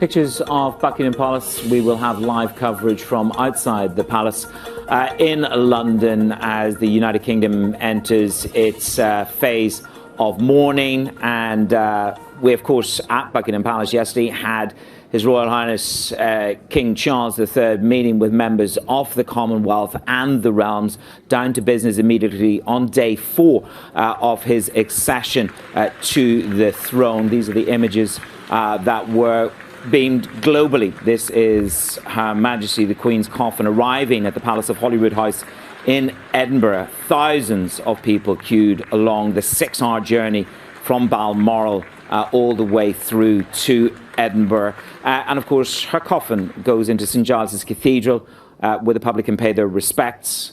Here is King Charles III. For the first time, actually, the Accession Council met. It was beamed globally, where Prince Charles acceded from Prince Charles to King Charles III, and his son became the Prince of Wales, and the Queen Consort beside him. It's the first time it was ever publicised, made up of members of the Privy Council, a group of senior MPs.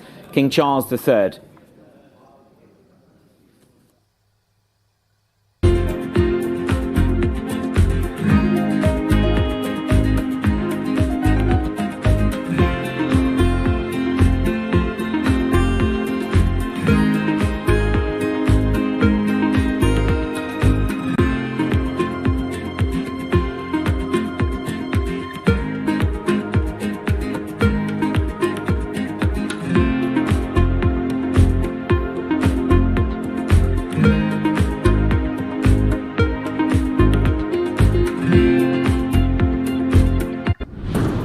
No one covers the world like Bloomberg. We have to get interest rates higher and bring inflation back to our target. 33 million people have been affected by this flooding in the monsoon. Disruption is the whole point of a strike. With unmatched reach and resources from more than 120 countries, the moment news breaks, 24 hours a day. Bloomberg, your global business authority.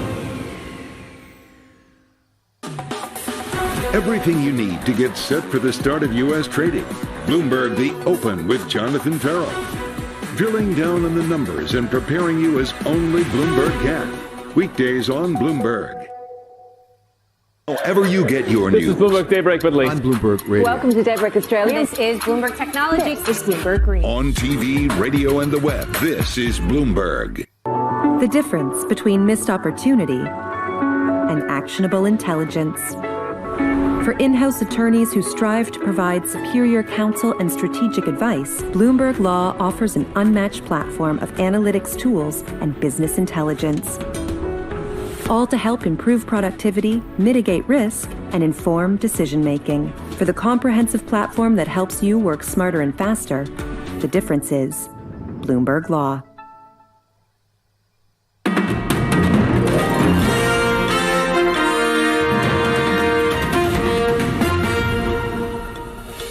This is Bloomberg Daybreak Middle East. Our top stories this morning. Ukrainian forces continue their rapid advance in the Kharkiv region, exploiting the extraordinary collapse of the Russian defenses and raising the question of how far they can go. Meanwhile, German Chancellor Olaf Scholz says Europe is prepared to weather the fallout should Russia decide to halt gas deliveries altogether. The latest reading of the U.S. inflation is due tomorrow, likely to show a second month in August. That probably won't be enough to stop the Fed from delivering another jumbo hike later this month. And Israel's cabinet approves a plan to attract foreign workers for technology companies and to boost the number of Arabs and ultra-Orthodox Jews working in the sector. Let's check back in on these Asian markets. Hi there, Farron. Juliet Sally has flown south. She's in Sydney. Jules. Hey, Manus. Well, a third session of positive gains coming through for Asian equities. That is the best winning streak we've had in about a month. But of course, a lot of the key markets out of action today for the Mid-Autumn Festival. So you've got China, Hong Kong, South Korea closed. A lot of the upside coming through in those semiconductor stocks. You can see that being reflected in that 1.5% gain there in Taiwan. And we're also continuing to watch the reopening stocks in Japan on this news from FNN and the Nikkei that they could be relaxing some of those travel curbs by October. The yen on the back foot today, down about 0.5%. Still, though, with that 142 handle, and we're seeing quite a bit of pressure still coming in the crude market, which is keeping a lid on some of the energy stock moves across the region, Manus. And then, Jules, we've touched on this weaker yen. Whether there's more verbal intervention to come, we will wait and see. But of course, the equity side, it has got an impact on that. What are the calls from the analysts? Yeah, well, absolutely. We know a weak yen is positive for Japanese stocks, but certainly we're looking at this reopening theme in detail too as we continue to get these news headlines coming through from the likes of FNN and Nikkei and CLSA saying, look, this is something that you need to watch in terms of the tourism-related stocks as you do see the entry restrictions being relaxed. But they do put a caveat in it in the terms of, you know, we've still got China's borders closed. So that ban on foreign group tours remains the biggest impediment to Japan's recovery. It accounted for 30% of Japan's overall tourists before COVID. CLSI really liking the likes of ANA. They're saying the airline stocks have barely started to recover. Let's flip the board and have a look at some of the moves that we are seeing in those players. You can see ANA up by about 2.4%. And they're also saying the weak yen here good for a number of the automation, so AI players too. Manus. Jules, thank you very much. Juliet Sally in Sydney. The UAE will extend its $1 billion loan to Serbia at an interest rate of 3%. Simone Foxman has more on the details of the deal from Doha. So what's the context behind this deal for Serbia? You know, Manus, it's not actually the first time that the UAE has lent Serbia money in a pinch. but it does come at a particularly crucial time for the European country. Serbia is suffering from high inflation near 13%, and also high costs of things like energy and food. And so these funds may be used for purchases of natural gas. They're also going to be used for debt servicing costs. The finance minister estimating that this loan, this highly preferential loan, is immediately going to save Serbia some $40 to $45 million in debt servicing costs. From the UAE perspective, the UAE has been trying to build a strategic relationship with Serbia for the past 10 years or so, really starting back with some investments in 2013, including some loans there. And one of the things that the UAE wants to do is it wants to increase arms purchases from Serbia. It's made investments around food security as well.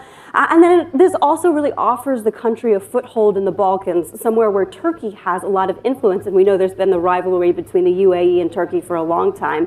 You know, when we talk about the windfall, the oil windfall that these Gulf countries have been able to bring in over the last couple of months, and the responsibility they have towards other countries in order to support their economies, we should also think about the potential geopolitical victory opportunities that the likes of the UAE, Saudi Arabia, Qatar can notch at a critical moment. And let's just have a quick chat about one of our headlines this morning, which is the Israeli cabinet trying to attract foreign workers into the tech ecosystem. What are the details on that? Yeah, foreign workers, some 1,500 people of Jewish heritage abroad that it wants to bring in the country by 2026. Also wants to boost the number of foreigners just working in Israel by 2,000 people. And maybe even more importantly, wanting to boost the number of Arabs working in the space by 4,500 people, and the number of ultra-Orthodox Jews by 2,800 people. Those two areas, those two demographics, typically underrepresented in the high-tech space. And Israel really been suffering from widespread labor shortages for years now, as high-tech sector really brings in folks from elsewhere in the economy. We've seen that despite job layoffs in the high-tech sector, unemployment falling to 3.4% in July. Israeli politicians can't agree on much right now, and we know they have elections coming up later in the year. But one thing they can agree on, it appears, is the need for more workers in the Israeli high-tech sector. Absolutely. To Qatar, to your home ground, we're getting ready for the biggest football game yet. We're counting down to the World Cup. So what's going on? The game, lots of it on Twitter, lots of it on Instagram. It's a heck of a stadium, isn't it? It is, yeah. Lusail Stadium getting its first major test event with the Lusail Super Cup between a Saudi team, Al Hilal, and Egyptian Zamalek on Friday. Al Hilal ultimately came out ahead in penalty kicks after the game really went through normal time, 1-1. But again, this is really the first major test event, because there were 77,000 plus people in Lusail Stadium. And we wanted to see how Qatari authorities were going to just manage these massive numbers of people. Mixed success here for the most part. The Department of Interior able to move folks in and out of the stadium with some success, but they did run out of water, they ran out of food, and of course it was very hot, so people walking around outside, that was something that was quite difficult for people. Overall, I think Qatar not really experienced in holding these massive sporting events, so some room for improvement ahead of November 20, ahead of the start of the FIFA 2022 World Cup. Yep, it was certainly hot when I was there last week. I can tell you that for free, Simone. I was outside for 12 hours. I know a thing or two about the Qatari sun now in the middle of the day. Not today. Simone, thank you very much, Simone. Absolutely. Don't go out in the sun. That's all I can say. Simone, I'm bringing a canopy with me when I see you at the World Cup. Simone, thank you. Simone Foxman there at the Qatar Financial Centre in Doha. Well, the oil market this morning is inching lower as the week kicks in and people try to assess where to go with risk. We've got mounting speculation on the global demand. Perhaps it's weakening. Investors are assessing the details about the bold US-led plan to try and cap the price of Russian crude. Ed Bell is with me to try and make sense of it all, Senior Director for Market Economics at Emirates MBD. The dollar's rolling over and oil's down. That's not supposed to happen. It's a toxic start to Monday. Start me off with the demand construct that you see. People are talking about 2% growth in China. Is that why oil is barreling lower? Excuse the pun. Yeah, I think that's what we've seen over the last couple of months is this real anxiety that as China maintains its very rigid COVID controls, that mobility has effectively stopped in a lot of the key parts of the economy there. And that's really adding a big negative to the demand growth story for oil this year. And really, in a way, for a lot of the rest of the world, it's the one saving grace that because China's demand is down so much, it has helped to bring oil prices down from those kind of 130 plus levels that we saw earlier in the year. And I think that is a bit of a risk going forward if there is any easing in China's COVID protocols, if they go away from the zero COVID policy and demand starts to recover, even if it gets close to pre-pandemic levels, not necessarily converging on them, the world could be very short in terms of available crude out there. But for the rest of the world, I haven't really seen that we're really seeing much demand destruction just yet. Things are slowing down, but we're not necessarily falling off a cliff in terms of people not driving. Gasoline prices have come down a lot, so that's a bit of a relief again for consumers. But the SPR, I mean, look, there's a number of issues that have helped, as it were, stop runaway prices on the upside, not least the SPR from the United States of America has been continuous and it has been faultless. In other words, the releases by the Strategic Petroleum Reserve. That, in theory, runs out later in the autumn. Zero COVID comes off slightly. Japan reopens. So how thin is the ice that we're skating on, to quote Haytham El-Ghaz, Secretary General of OPEC? Yeah, pretty thin, I would say, and that's a nice one for a Canadian to have to be worried about, skating on pretty thin ice. But there's very few buffers out there in the market. As you noted, the strategic reserves have been drawn down since the start, or since the first quarter of this year. There's talks about drawing them down even more. Commercial inventories are lower. Production from outside of the non-OPEC countries has not been the kind of pre-heyday kind of shale growth of 10% plus. No, We've really barely seen any growth from the United States this year in terms of oil production. And then you have the OPEC plus countries where even before we had the cut to production for October announced last week, they were already failing to hit their targeted production levels. So there's very few buffers in the oil market if we have even just a normalization of demand at or around current levels. So things will be quite tight going ahead. Certainly, I don't think it's going to affect the UAE. They have spare capacity. They have, albeit not huge, but they are building up so they can pick up some of that slack. I want to get to the cap, the US oil cap. So the US, along with G7, are talking about this. Is Wally Adeyemo. He's talking about a price cap for Russia. They may bluster. They may say that they won't sell below the cap price. But economics and structure of the oil industry in Russia is such that they're not going to have much choice.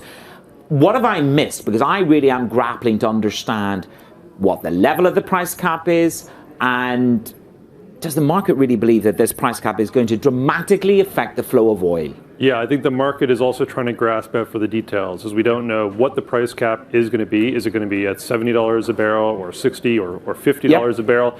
With the intention that this is really a geopolitically motivated cap to reduce the amount of revenue that is flowing to Russia at this time. But then do you agree with Yellen? Yellen says that there's no reason why would Russia not want to play ball with the cap, because it keeps their oil flowing and on the water. I think it's just purely a sort of geopolitical tit-for-tat kind of response. If the U.S. and the EU are implementing these sanctions or these proposals in response to Russia's war in Ukraine, they may very well choose to respond in kind, even if it does some self-harm to the economy. That said, Russia's economy is probably much better positioned to be able to endure oil prices at $60 a barrel. It's not quite as contingent in terms of government revenue as, say, some of the Gulf countries that need very high oil revenue to keep the economy in balance. So Russia could absorb it a little bit better. And then you also have a couple of big consumers like China and India who have shown no interest in participating in the price cap at this point. And their participation in a price cap is what can make it effective, as opposed to just something anemic? Yeah, it's certainly those big consumers where there is the scope for Russian but oil they're not going to participate. I don't even know. We haven't seen any motivation or any movement that they are going to align with the G7 plan at this stage. Let's squeeze the price out of you. What's my risk of $80 sooner than $100 on Brent, and you're right in the middle at 91. So you've got, don't give me a 50-50. No, I think right now it's probably closer to the $80 a barrel, just given where the momentum of the market is. We also have those big central bank meetings coming up, so people are going to worry about a stronger dollar and a slower demand as a response to that. But I think as we go into 2023, the chances are much higher on the top side than they are for the downside in oil, provided we don't get some calamitous global recession, which is not our base forecast by any means. But just as we said before, the buffers in the market are not there. And if China comes roaring back, what do you see? 120 easily attainable? 100 could be very easily attainable. There is a huge amount of demand to recover there, and not a lot of supply that can match it. Now, where do you come down on the dollar? Because everybody's getting, I think, overly excited about a couple of a days drop in the dollar. This is not the top in the dollar. This is a reprieve in an inexorable rise. This is just a natural cadence of markets in FX. That's all that this is. It suits the Fed to have a strong dollar. It helps their inflation narrative. Are you anywhere in the corral of calling a top in the dollar? No, not yet at all. I mean, I think when we go look at the peer economies for the United States, the Eurozone or the UK, the economic fundamentals there are much worse than they are in the United States. You have the Eurozone facing down a potential severe energy crisis and a sharp recession on the back of that. The UK, we have these plans to help moderate inflation, but still you're going to have sluggish growth, and the Bank of England also hiking rates, squeezing consumers even further as well. So we do expect that there is some more downside for euro against the dollar, also for sterling against the dollar. Yes, we've had a couple of days off where the dollar has come a little bit lower, but that doesn't necessarily mean that we are entrenched into a dollar downswing at this point, particularly when we look at it from the kind of tried and trusted policy differentials. They still very much are in the favor of the Fed and supporting the dollar. Okay, Ed, thank you very much. Let's leave it there. Ed Bell with his very latest calls on the oil market and the dollar. Ed Bell, Senior Director for Market Economics at Emirates NBD. Plenty more ahead on this Monday morning edition of Daybreak Middle East. This is Bloomberg. Ed, thank you.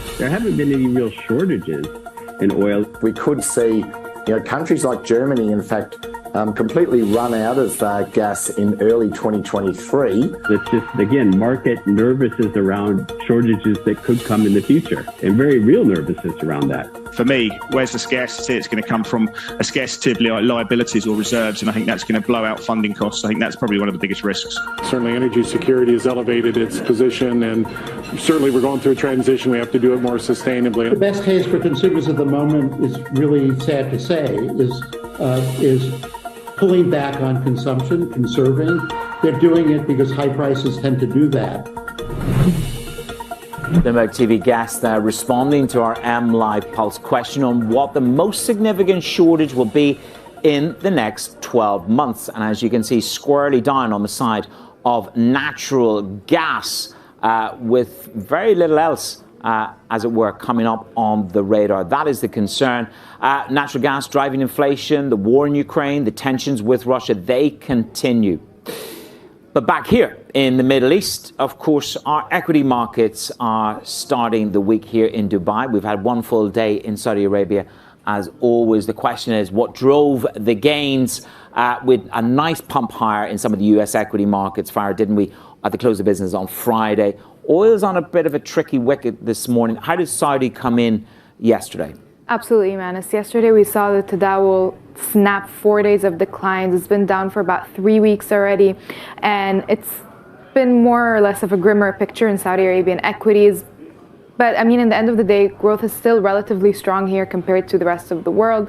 The outlook is, or the fundamentals are rather a bit better than emerging markets generally. And it's a little bit of a dip buying situation. You know, we've seen it happen in US stocks and other developed nations on Friday, as you mentioned. So we've seen that trickle down to the Tadawul. It was already trading at near oversold levels. So Saudi retail traders love their indicators, so they jumped on the Tadawul, and that's why. Are you saying that the Saudi boys and girls are more technical traders than the Emiratis? Oh, they love it there. I'm not going to comment on the Emiratis, I'm not sure, but I know that Saudi ones are for sure fans. You're not going to start a new level of discord. Not right now. You're all right. We've had the Abrahams Accord, so talk to me about the Israeli stocks in terms of volatility there. What's going on? And we've got this other story that Simone's covering about, bringing in more people into the tech sector, etc. We've got an aggressive move by the central bank. So we've got a lot in play, really.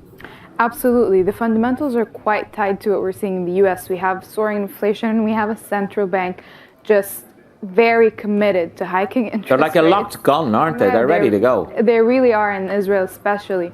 And so we've seen the market sort of fluctuate on these comments. But the key thing here to know is that Israeli stocks are completely, or rather very correlated to the moves on the S&P 500.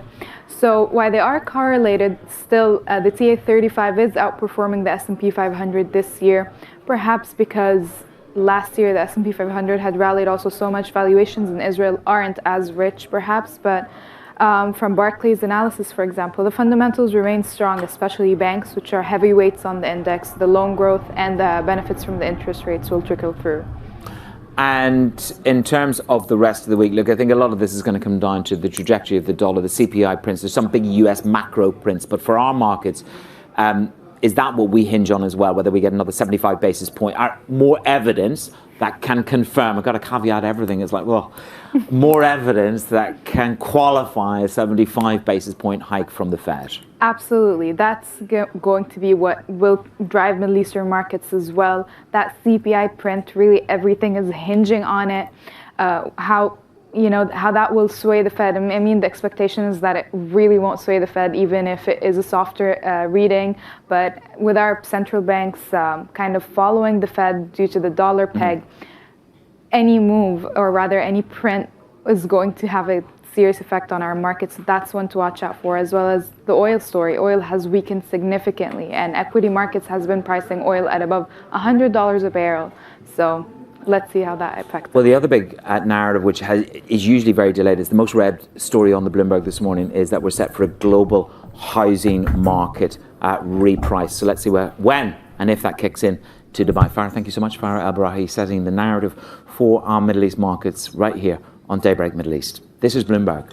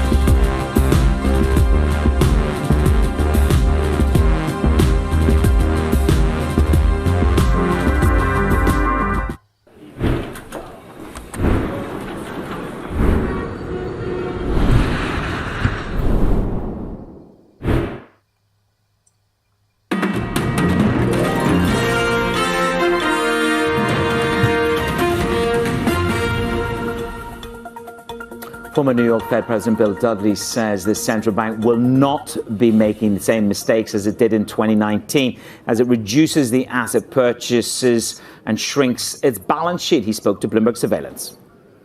The Fed has the experience of last time to go by. Last time they were surprised by the demand of banks for reserves, and so they unexpectedly drove the amount of reserves too low relative to banks' demand. That's why you got the spike in repo rates in September 2019. So they've learned from experience. Second, they put in place a standing repo facility now, which is available just slightly above market rates. So if repo rates were to spike up, banks would turn to the Fed's standing repo facility. So you wouldn't see a big spike. It'd be a little spike this time. Lastly, I think the Fed's going to be tapering the rate of how its balance sheet shrinks as we get deeper into this process. At first, we're running off $60 billion of treasuries, up to $60 billion of treasuries and $35 billion of agency MBS each month. But once the reserves in the system get to a significantly lower level, the Fed's going to slow the rate of asset runoff. And then it's going to stop. It's basically going to stop. It's going to stop before they think we're at that critical point where reserves are too scarce. So they're going to learn from past experience, and I don't think they're going to make the same mistakes this time. Bill Dudley, have we done this before? Has the New York Fed down in the basement, it's underneath one of the pizza parlors down in lower Manhattan, have you done an experiment that says this is going to work, or are you flying blind? Well, I think you did the experiment last time following the great financial crisis. The Fed shrunk its balance sheet, and we had that experience in 2019 where they shrank it a little too much. Right. So they're going to learn from that episode and not do the things that they did last time. Last time, they never slowed the rate of asset runoff. They never stopped the asset runoff prior to the reserves becoming scarce. And I think this time, they didn't have a standing repo facility. So I think this time they have sort of a belt and suspenders, and they didn't have either a belt or suspenders last time. So they've belts and suspenders for a problem that won't necessarily repeat itself. But where are the belt and suspenders for a dollar getting too strong for the rest of the world to really sustain its momentum? Well, this is a problem always, that the Fed follows monetary policy based on what's best for the United States, and the consequences of the rest of the world are the consequences for the rest of the world. And a strong dollar is one of the consequences of the Fed tightening monetary policy now quite aggressively. The Fed actually wants the dollar to be relatively firm because a stronger dollar restrains economic activity, and it reduces inflation because it reduces the cost of imports into the United States. So the Fed is not unhappy with the dollar strength. This is just part and parcel, one aspect of how you tighten financial conditions. Bill Dudley there speaking to the Bloomberg surveillance team. The sun is set to rise over Buckingham Palace, the new working home of King Charles III. The court and the work continues. It already started meeting the members of the Commonwealth over the weekend. The Accession Council met, and King Charles III got down to work.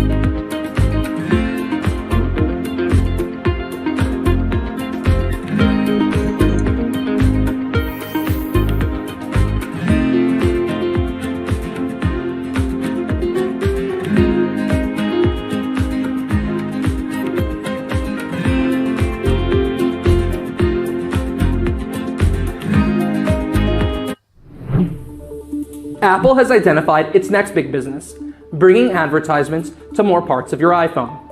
Today, Apple pushes ads in 3 places: the App Store, Apple News, and the Stocks app. In the News and Stocks apps, Apple shows display advertisements.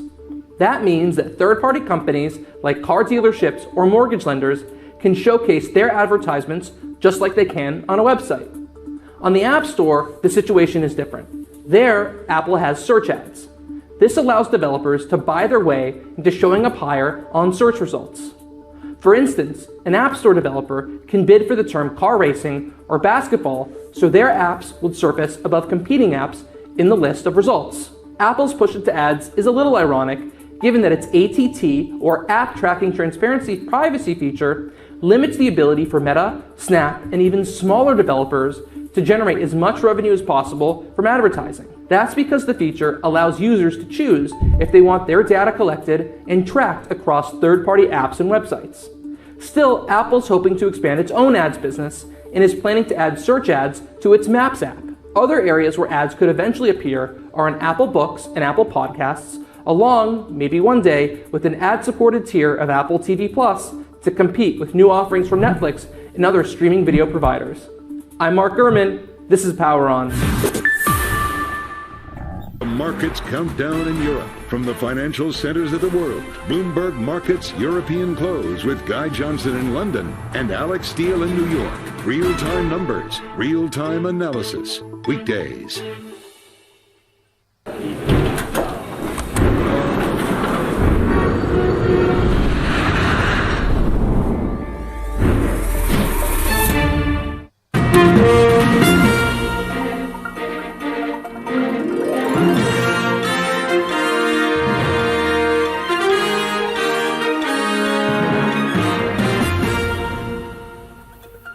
This is Bloomberg Daybreak Europe. I'm Danny Berger in London with Manish Krani in Dubai with the stories that set your agenda.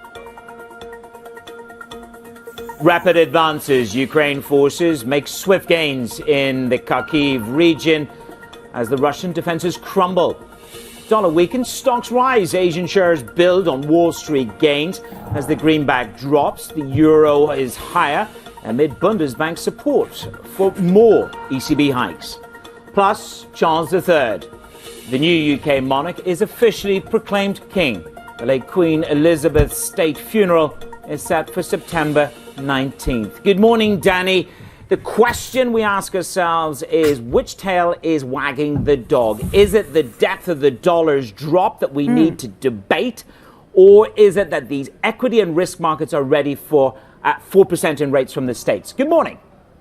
Good morning, Manus. Whatever it is, certainly some forceful buying in the risk market to end the week on Friday. The S&P 500 and global equities able to snap that 3-week losing streak. Let me take you into what markets are doing this morning in the futures market, Manus. We are seeing MSCI Asia Pacific Index, that up 0.4%. Euro Stoxx 50 futures up by another 0.6%. But Manus, you and I were talking about this morning. The sentiment around Europe, very sour. Nearly $3.5 billion pulled for European stock funds in the week through September 7th. That means a total of $83 billion from the past 6 months. So maybe a bit of a correction from that. Now, S&P 500 futures, they have been turning more sour in the past hour after topping its 100-day moving average. It does seem that a lot of these chip stocks are the ones that's dragging us lower. Reuters has the story out that Biden's planning to formalize some of the curbs on the exports to China when it comes to AI and chip-making tools. But in general, Manus, we are seeing the follow through on some of these risk assets, just putting Bitcoin on the board there because that is still above $20,000.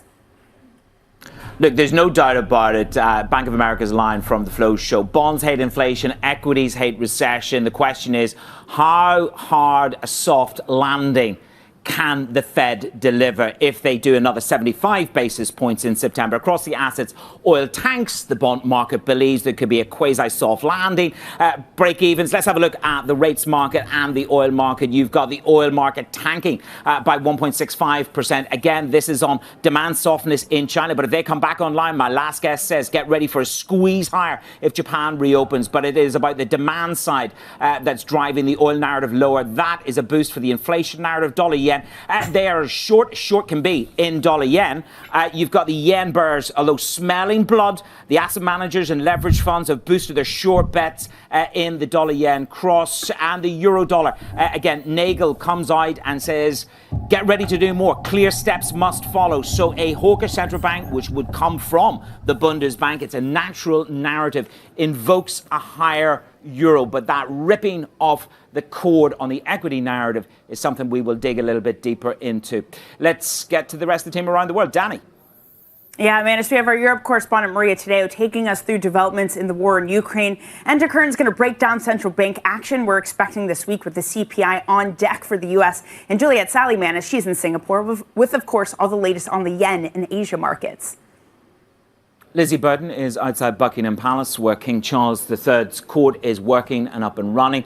To our top story, Ukraine forces, they're continuing a rapid advance in the Kharkiv region, exploiting the extraordinary collapse of the Russian defenses. What does a collapse really mean? Let's get to our Europe reporter, Maria Tadeo. So is this the Russians running away, or is this a Ukrainian strategic advance? Maria, if you can differentiate for us. Good morning.